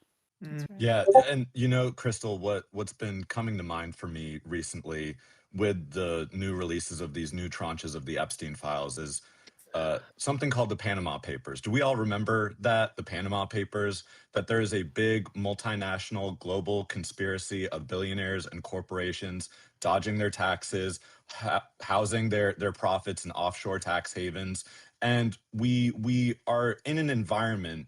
We're in a media environment with this broken corporate media that is completely captured. If you watch mainstream media, they go to the advertisements, and it's big pharma, it's health insurance, it's all of the bad actors in our politics, and so we live currently in an environment where the Panama Papers can be brought to the fore. We live in an environment where the Epstein files can be brought to the fore. We live in an environment where Marco Rubio can come right out and say, yeah, we struck Iran because Israel was going to do it anyway, so we might as well go and get ours. And there are no consequences. There's no accountability. And so when it came to this Iran War Powers resolution, this is about my campaign with Jared Moskowitz, but it's about so much more than that. It's a bigger fight. It's a national effort, and it's in fact an international effort. When we think about the blockade on Cuba, when we think about one thing that's been going through my mind as well recently is children in Gaza are about to end their third school year since the Israeli genocide began. Jesus. How is the next generation supposed to receive an education? Just the most basic functionality. Representative Angie Nixon was talking about distilling it down to just the individual stories, because we can get lost in the sauce with the numbers and the denials and the death tolls, but there are human stories ultimately at the heart of it. and it's incredibly moving to be a part of a group like this and be part of a movement like this where we understand solidarity with with one another, and where we are willing to share the spotlight with each other. There's, especially in American politics, because we have this broken and corrupt campaign finance system, there's a scarcity mindset. There's a scarcity mindset that 100%. replicates the function of capitalism. And so I have to try to stiff arm Hartzell to get mine, because that's what I need to do to get Yeah, fuck that through. guy. That's the old way of thinking. But I bring that up. I bring Hartzell up specifically because Hartzell invited me on to watch the State of the Union together and live stream together. And we did in miniature something that, when this war powers resolution came forward and Jared Moskowitz opposed it immediately, I said, let me call Hartzell up, and I've got this crazy idea, and let me see if he'd be down with this. And then I called up Benjamin with Progressive Victory, and I called up Crystal, and I called up Nina Turner, and I said, we have to do something bigger than any individual campaign, because if it's just about me, we're not going anywhere. It's the Bernie Sanders, not me, us. This is bigger. And this is why it's important also to have organizers in office. Hartzell comes from an organizing background. I come from an organizing background. Hartzell's been a tenant organizer. I've been a union organizer with the communication workers. Being able to speak with people who you might not agree with on every single issue. We're building coalitions, and that is what it is going to take. We're not going to agree with people on every single issue. I think, Crystal, that's one reason why Breaking Points is so resonant, because you've got Sauger, and you've got yourself, and you've got Ryan and Emily and everyone else who takes part in the conversation from differing perspectives, but with a shared analysis of, there are people in power, and then there are people who are disempowered and who are left out of the narrative. And those are the conversations we have. And of course, I would be remiss if I didn't plug Majority Report as well, and the incredible work that Emma does. But this is why we did this, to bring this together, because especially as we're on the precipice of another catastrophic war. I feel like I'm too old to be reliving stuff like this, but my mom's pulling out my 2003, fifth grade Scholastic Kids, papers on the Iraq War, and we're just going back through the same thing again. And as Dylan and Josie was saying on the last panel, we're condemning a new generation of American service members to the same trauma, the same injury, their families to the same loss, the irreplaceable loss that we should have learned from by now. Barbara Lee had the courage to be the only vote against the 2001 AUMF, and she was right. She was right, and yet we still have members of Congress in both political parties, too many Democrats, too afraid to be anti-war. And this is what is uniting the American people, left and right. We do not want to see genocide. We do not want to see apartheid. We do not want to see our taxpayer dollars going to fund these insane and inhumane initiatives that violate international law. It's the United States committing terrorism in other parts of the world when we're bombing the school in Minab in Iran. This is how the world views us. And at the same time, we don't have Medicare for all. We don't have college for all. We don't have affordable housing or public transportation. And so we need to build a broad-based movement that shows that our message, the progressive message, this is not just for deep blue parts of the country. It's for places like Missouri. It's for places like South Florida, because the working class, we live and exist all across this country. And if we can unite, as we did tonight, then we're going to win in November. We're going to win our primaries, and we're going to flip the House of Representatives. God willing, we're going to flip the Senate, and we're going to put a check on Donald Trump the way that too many Democrats have given him a blank check now. We're going to put that check on him, and we're going to put a stop to this Iran war. And we're going to finally build the kind of America that we deserve, the American dream that we were raised on, but that has been sold off for the profiteering of the military industrial complex. It stops now. We have to change. And this is what tonight was about. We have to change as a country. We need to change our tactics as a movement, and we need to be united. So I'm just so grateful to be in this space with all of you. A better world is possible, baby. A better world Better is world is possible. awesome. Not just Hartzell and uniting, Oliver, it's making sure that we do that. I have a Hartzell and Oliver, I have a question. You guys both are pretty good at this, like, speaking about issues thing. Are you? You should run for office. Well, when I haven't done it before, but Yeah. I'll give it a We need to shot. do something even more Go to prestigious. Hartzell. Make a Go to Hartzell for podcast. Congress. Yes. We need more podcasters out there. There We aren't do, enough. yeah. There's a Can I- dearth of podcasters I in the mean, world. Gavin Newsom's a podcaster, and in his off days, I he love decides to be I love governor. when Gavin Newsom goes on his podcast and throws trans people like me under the bus just for fun. It's Just for so fun. good. It's For so shits good. and gigs. Very brave of him. Very brave. Any kind of final thoughts here, Crystal, as we wrap up? This has been a phenomenal panel. I'm so happy that we've been able to get people to get together. I mean, so many people. Like, what's the actual count of how many folks who have been on the stream? It's pretty nuts. But progress dot win. Progress dot win / rally. Yeah. Before we wrap up though, I do actually Okay. want to take a sec to shout out all the incredible people who put this on behind the scenes. Oh my God. Just to name a couple, just the entire media department, JR producer, Hydra, who was reaching out to tons and tons and tons of candidates and coordinating all of this together. Benjamin, you did a lot of that work as well. Pickalime, who is our organizing director, absolutely nailed it, knocked it out of the park. And then I showed up right at the end just to like help people into the call. Hanya too. Well, also, yeah, Hartzell, Hanya Zach, as well. Oh my God. Oliver, like everybody really came together here, and you know, it's really something that I think I think Oliver probably said the most important thing out of this whole panel, and it's that scarcity mindset that you talked about, because that scarcity mindset is not only what they use to rebuild the game, to force us into playing their game on our own side, but it's also so pernicious because it has taken hold. It's taken hold in the way we interact with our creators. It's taken hold with the way creators interact with each other. It's taken hold in the way politicians act with orgs, how politicians act with each other, how candidates treat each other. It's so pernicious because that scarcity, that fear has just become so like ingrained and so built in.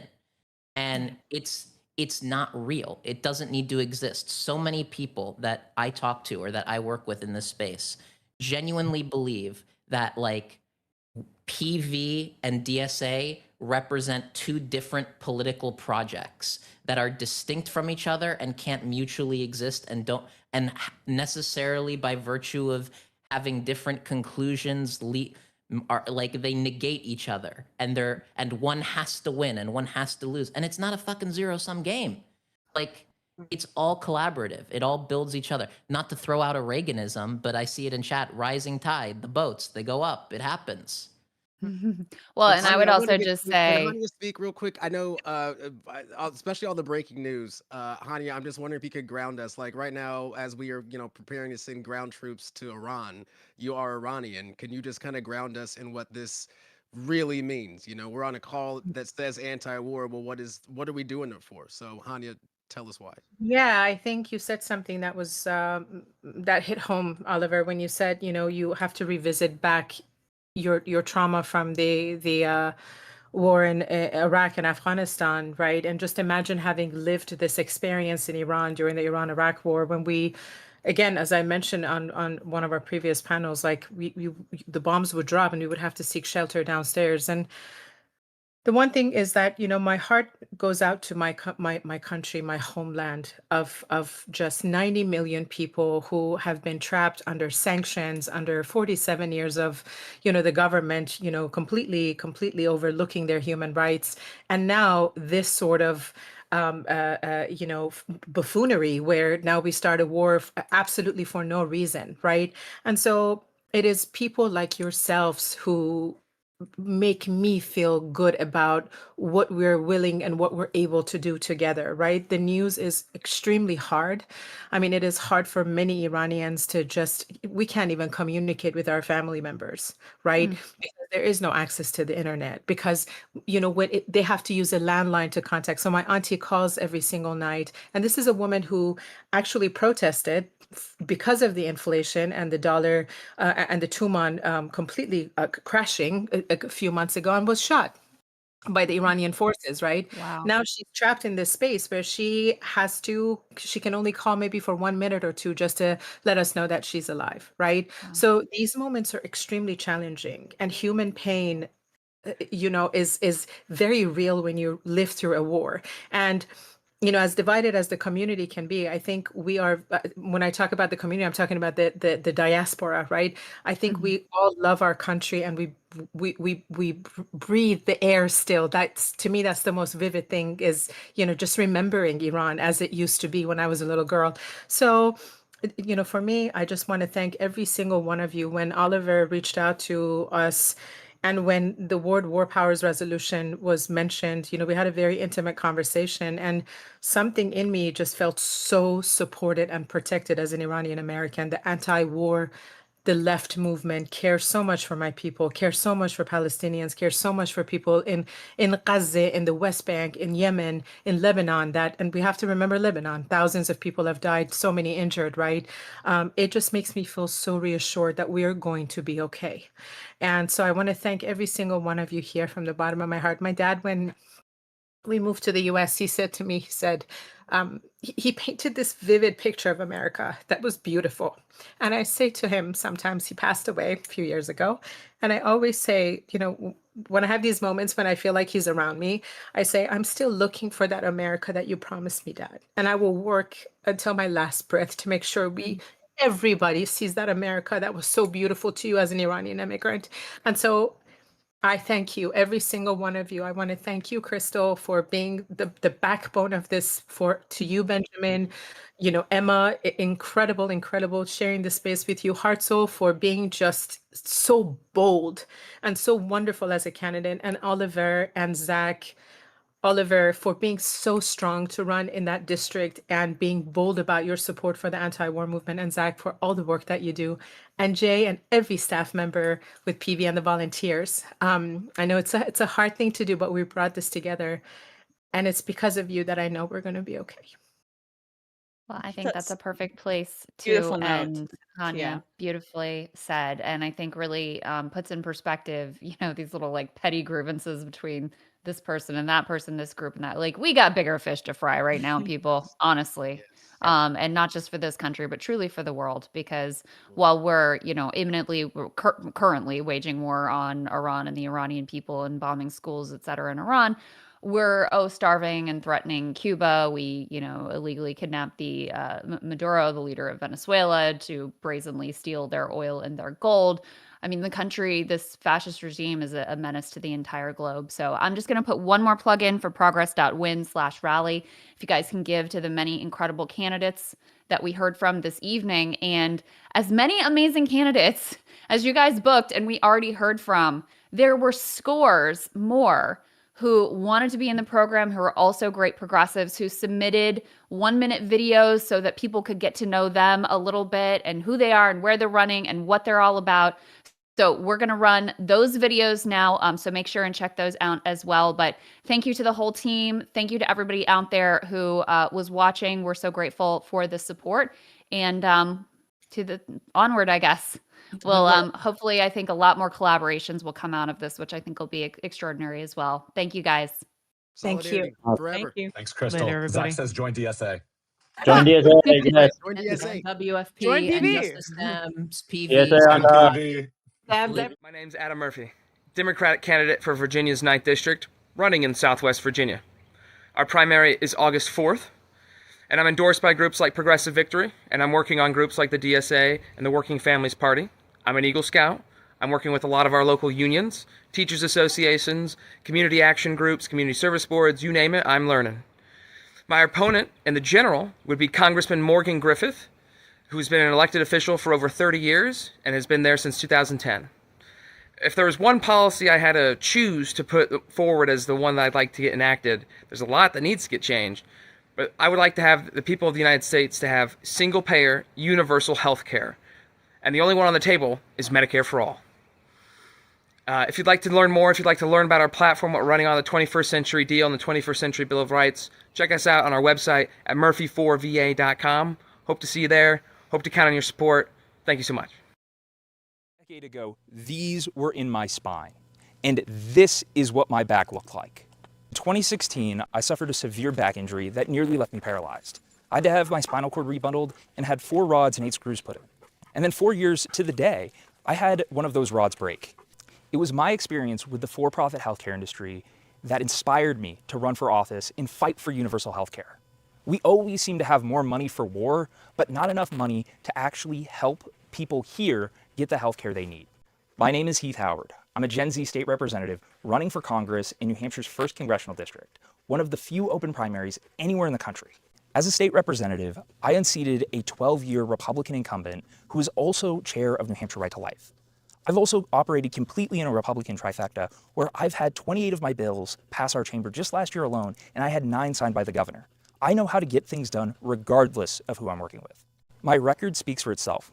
That's why I'm proud to have the endorsements of the IBW 104, of Progressive Victory, of the Southern New Hampshire DSA, of Citizens Against APAC Corruption, of Citizens Impeachment, and of over 40 state legislators and other local elected officials. Learn more about our campaign at heathhowardnh.com or follow us on any social media platform at heathhowardnh. I look forward to seeing you all at the polls on September 8th. Hi friends, Heidi Hall here, running for Congress in California's District 3 with a primary date of June 2nd. I'm a lifelong public servant with an expertise in the environment and climate change, and I'm currently in my 3rd term as a Nevada County Supervisor right here in the beautiful heart of this district. I'm running to fight against Trump's authoritarian regime, to hold all of the administration accountable for their illegal and unconstitutional actions, to abolish ICE, and to pass Medicare for all. My opponent is an entrenched congressman from a neighboring district who parachuted in when it looked easy. He doesn't even live in this district. He doesn't show up for his constituents. He voted to censure Al Green when he stood up against Trump, and his time is done. We need change. We need a fighter in Congress. When I'm there, I'm going to make sure we sign back up to the Paris Accords, that we repair our global relationships to attack climate change. I'm going to lean into the Green New Deal and our green economy. We want to put a moratorium on AI data centers, shut down coal-fired plants, and abolish oil and gas subsidies. I've been endorsed by a number of thought leaders and elected officials and clubs up and down the state, and have taken the Progressive Victory Pledge. I'd be honored to have your support. You can find out more at HeidiHall.com. Hey, I'm Audrey Denny. I'm running for Congress in California's 1st congressional district in both a special election and the midterm primary, which are both going to be held on June 2nd. In both elections, I am the progressive candidate running against an establishment Democrat and an establishment Republican, who are both termed out of the California state legislature. I am an educator and a nonprofit leader, and this campaign is really about centering the voices of working people. Our political and our economic system, as you all know, have been captured by corporations and the wealthiest among us, and work for those voices instead of working people. That's why I don't take any corporate PAC money. That's why I need grassroots supporters like you to help us knock doors and make phone calls and donate. And you can learn more at audreyforcongress.com. Hello, Progressive Victory. My name is Bethany Andrews Beck. I use any, all pronouns, and I'm running for Congress in the Massachusetts 6th Congressional District. It's an open primary full of corporate Dems and DC insiders, but it wasn't always an open primary. I was the only one who stepped forward to challenge Seth Moulton after he tried to throw trans kids under the bus and refused to vote to impeach Trump. I'm a software engineer, organizer, and activist, and I know the only way we get out of this is together. I also know the longer we wait before we regulate AI, the worse things are going to get for working people. That's why I've put forward a robot tax that will level the playing field between us and the machines. So check out my website at bethfordemocracy.com. Check out my socials at Beth4MA with the number 4. Come knock on doors with us, make some phone calls, because together we are going to reboot America.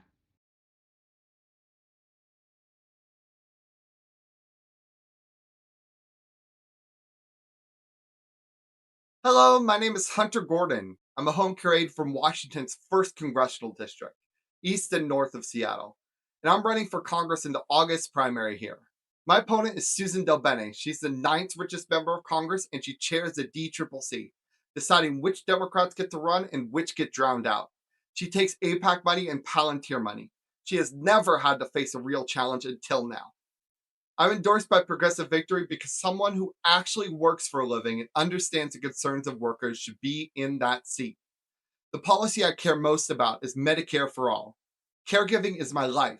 I watch what this healthcare system does to families every single day. My own brother survives because of Medicaid. I want to get this done so the insurance system stops killing people. If this sounds like something worth fighting for, find us at electhunter.com. Thank you. Hey everyone, my name is Kevin Fagan, and I'm running for Congress for Washington's 5th Congressional District. And we are going to flip a district that hasn't been blue in over 32 years. We're running against Michael Baumgartner, and our primary is August 4th. I've been endorsed by Progressive Victory, and our one policy, if we could get it passed, would be Medicare for all. But you can go to kevinfaganforcongress.com to learn about that policy and our other policy priorities like abolishing ICE and banning congressional stock trading. I'll see you out there.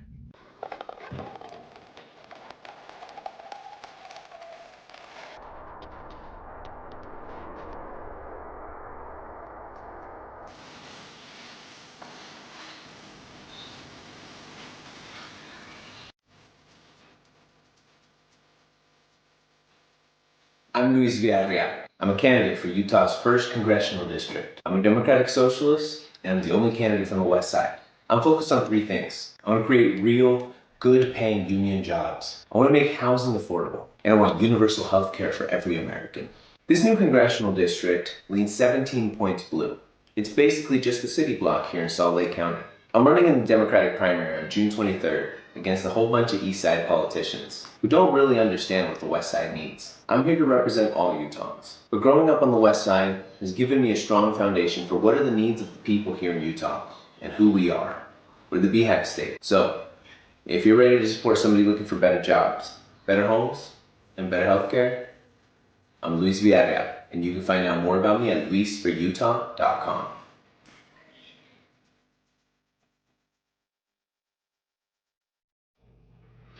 This is Matt Dodson. I'm proudly running as a Democratic Socialist for United States Senate in New Mexico. I'm running against a longtime corporate Democrat, Ben Ray Lujan. My main issues are universal health care, money out of politics, tax the rich and free college. I am taking no corporate or APAC money, and I am too pissed off to be bought off. I've been endorsed by Progressive Victory, and I've been a longtime member of DSA and Working Families Party. You can learn more about me at mattdodson4nm.com. Thank you. Hi there, I'm Dr. Melissa Bird, and I am running for Congress in Oregon's 4th Congressional District Democratic primary. I am really excited about this campaign because I am fighting for a better life for all of us. I have over 25 years of policy advocacy and community organizing experience. I firmly believe in all of the values that Progressive Victory holds true, including universal health care, universal child care, making sure that we are fighting for our reproductive rights from a reproductive justice framework. And I truly believe that by electing true progressives like me into Congress, we will be able to fight for all of us throughout Congressional District 4. Hi, I'm Jackson Franklin, and I'm a grassroots progressive running for Congress here in Indiana's 5th Congressional District, fighting to unseat the AIPAC plant and Trump puppet, Representative Victoria Spartz. I've been running this campaign for almost a year and a half now, and I've always been on the front lines and the fights against redistricting, against ICE, against genocide, and many others. I'm a combat medic in the Indiana Army National Guard that is deployed overseas, and a registered paramedic that has worked on the ambulance here at home. And I'm running to unapologetically fight for the working class, not the donor class. This campaign is the direct continuation of the political revolution set off by Bernie Sanders. This campaign will never accept any corporate PAC or APAC money because I know that wealthy special interest has no place in our democracy. Right now, we need your support. And with it, we won't only win these coming elections, but we will create a system that represents all of us and not just the top 1%. Please go to jacksonfranklinforcongress.com to donate to this grassroots campaign, sign up to volunteer, and learn more about this movement. Thank you very much, and solidarity forever. My name is Robert Arnold, and as a member of both Progressive Victory and the Working Families Party, I am running to be the Democratic nominee for governor here in South Dakota. My primary will be held on June 2nd. I am running against an establishment do-nothing Democrat, Dan Allers, who is currently heading the stagnating state party as executive director. Because independents and non-party affiliated voters can actually vote in our party primary, the winner of the primary will be largely dictated on who actually has a better vision for South Dakota and who can actually criticize the faults of our own party. Something that will be hard for a staunch supporter of Chuck Schumer. Whether or not we get into office, we will be championing the working class by proposing citizen-led ballot initiatives and constitutional amendments. We will use those to eliminate right-to-work laws and streamline permitting processes, as well as eliminate exclusionary zoning that prevents affordable housing from being built. South Dakota was founded on progressive values. With history to guide us, we will put working families first and scrub our reputation clean from Kristi Noem. For further information, go to www.arnoldforgov.com. Hi, my name is Tessa Lynn Hodge. I'm a licensed clinical social worker, and I'm running in California's 23rd Congressional District. The date of my primary is June 2nd. I am endorsed by the California Democratic Party, California Young Democrats, Teamsters Local 1932, UFCW 1167, and I have taken the Progressive Victory Pledge. My opponent is the incumbent, Jay Olbernolte, who is a MAGA Republican and who is one of the richest members of Congress with a personal net worth of $97 million. One policy that I would fight for without hesitation, starting on day one, is Medicare for all. As a clinical social worker who has worked in our medical system, I know that the only way to solve the health crisis and the medical crisis in the United States is a Medicare for all system. You can learn more about me at tessa4ca.com. That's TESSAFORCA.com. Hi, everyone. My name is Blake Brock. I'm with Progressive Victory out here in Arizona, and I'm running for the United States House of Representatives for Arizona's 5th Congressional District. We have a crowded field of Democrats running in the primary on July 21st for the opportunity to fill Andy Biggs' vacant seat. We know that policy that puts working people first can win districts like this. That's why when I go to Washington, I will be pushing for a nationwide repeal of right-to-work laws so that organized labor can effectively bargain on behalf of workers for better wages and safer workplaces. To learn about how I'm fighting for an America you can afford, find me at brockedforcongress.com.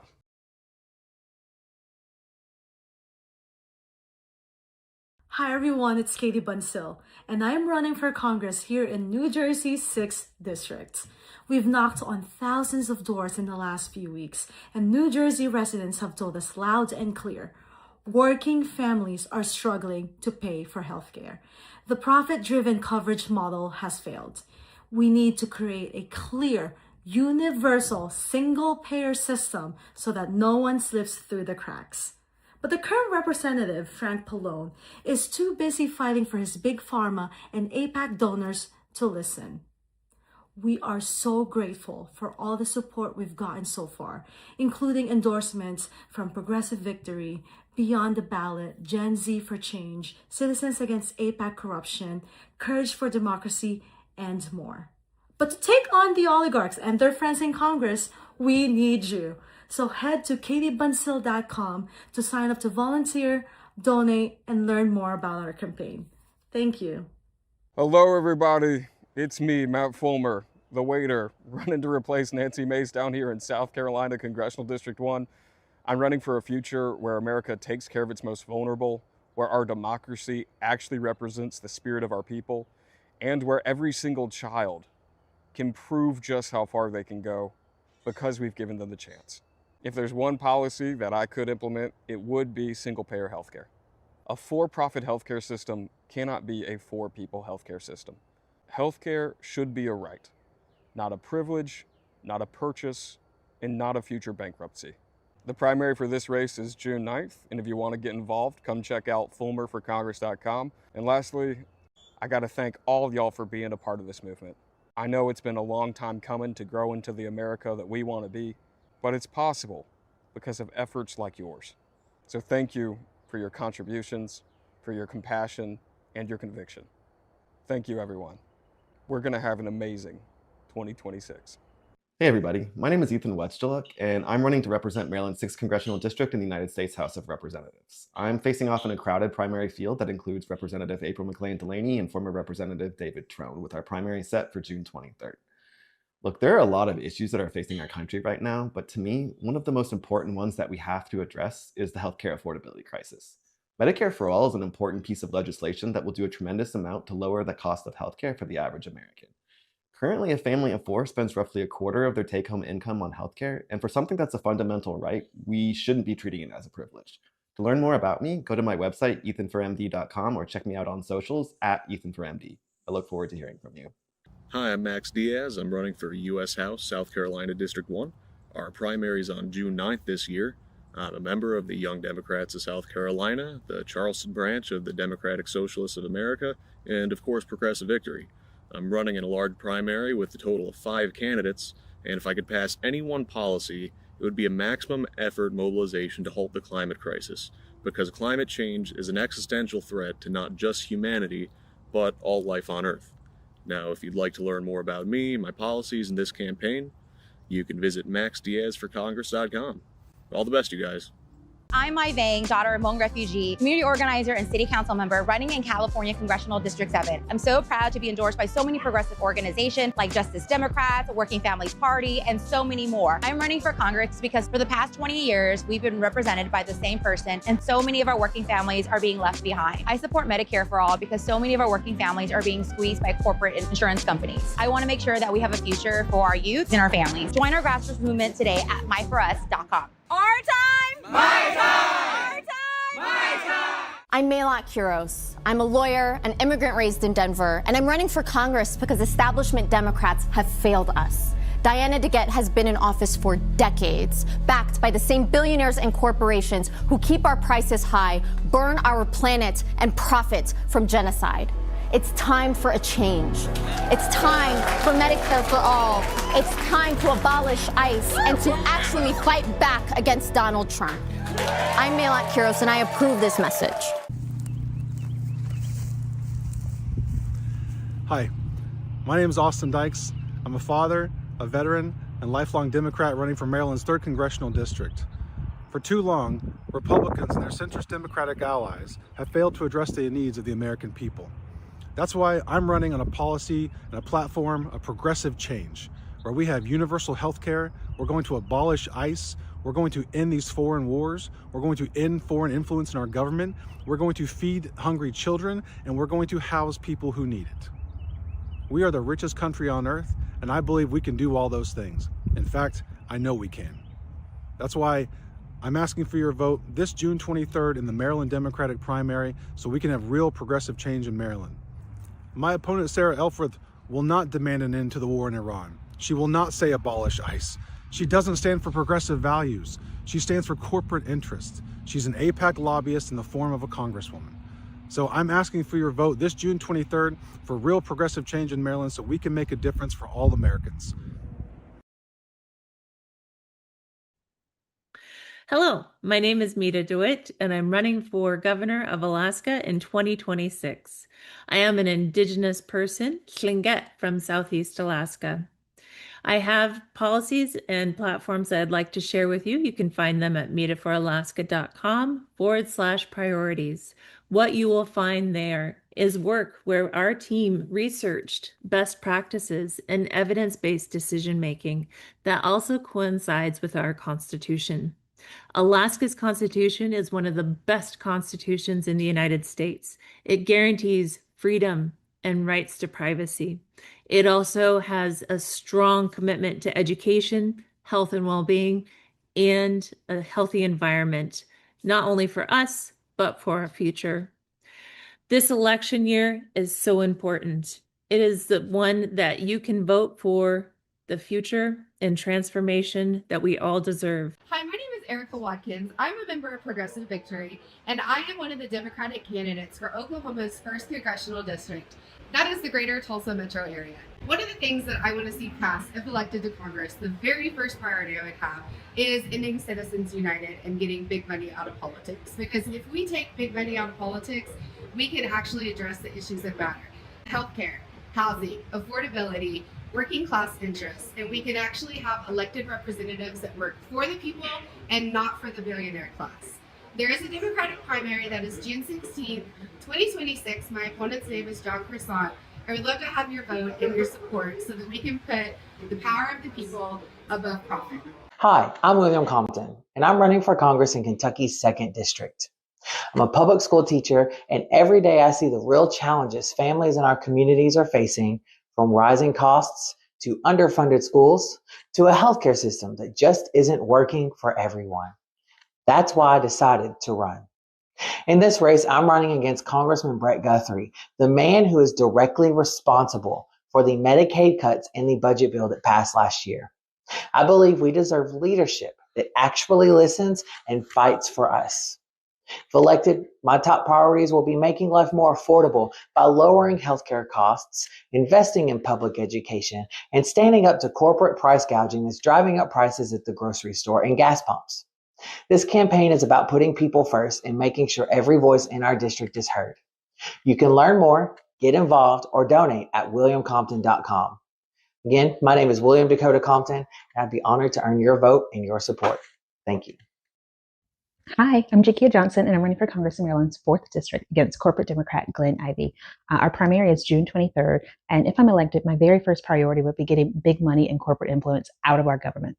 Because right now, so many of the decisions that are being made for donors, not people. And if we really want to make change that affects the lives of everyday people, that's where we have to start.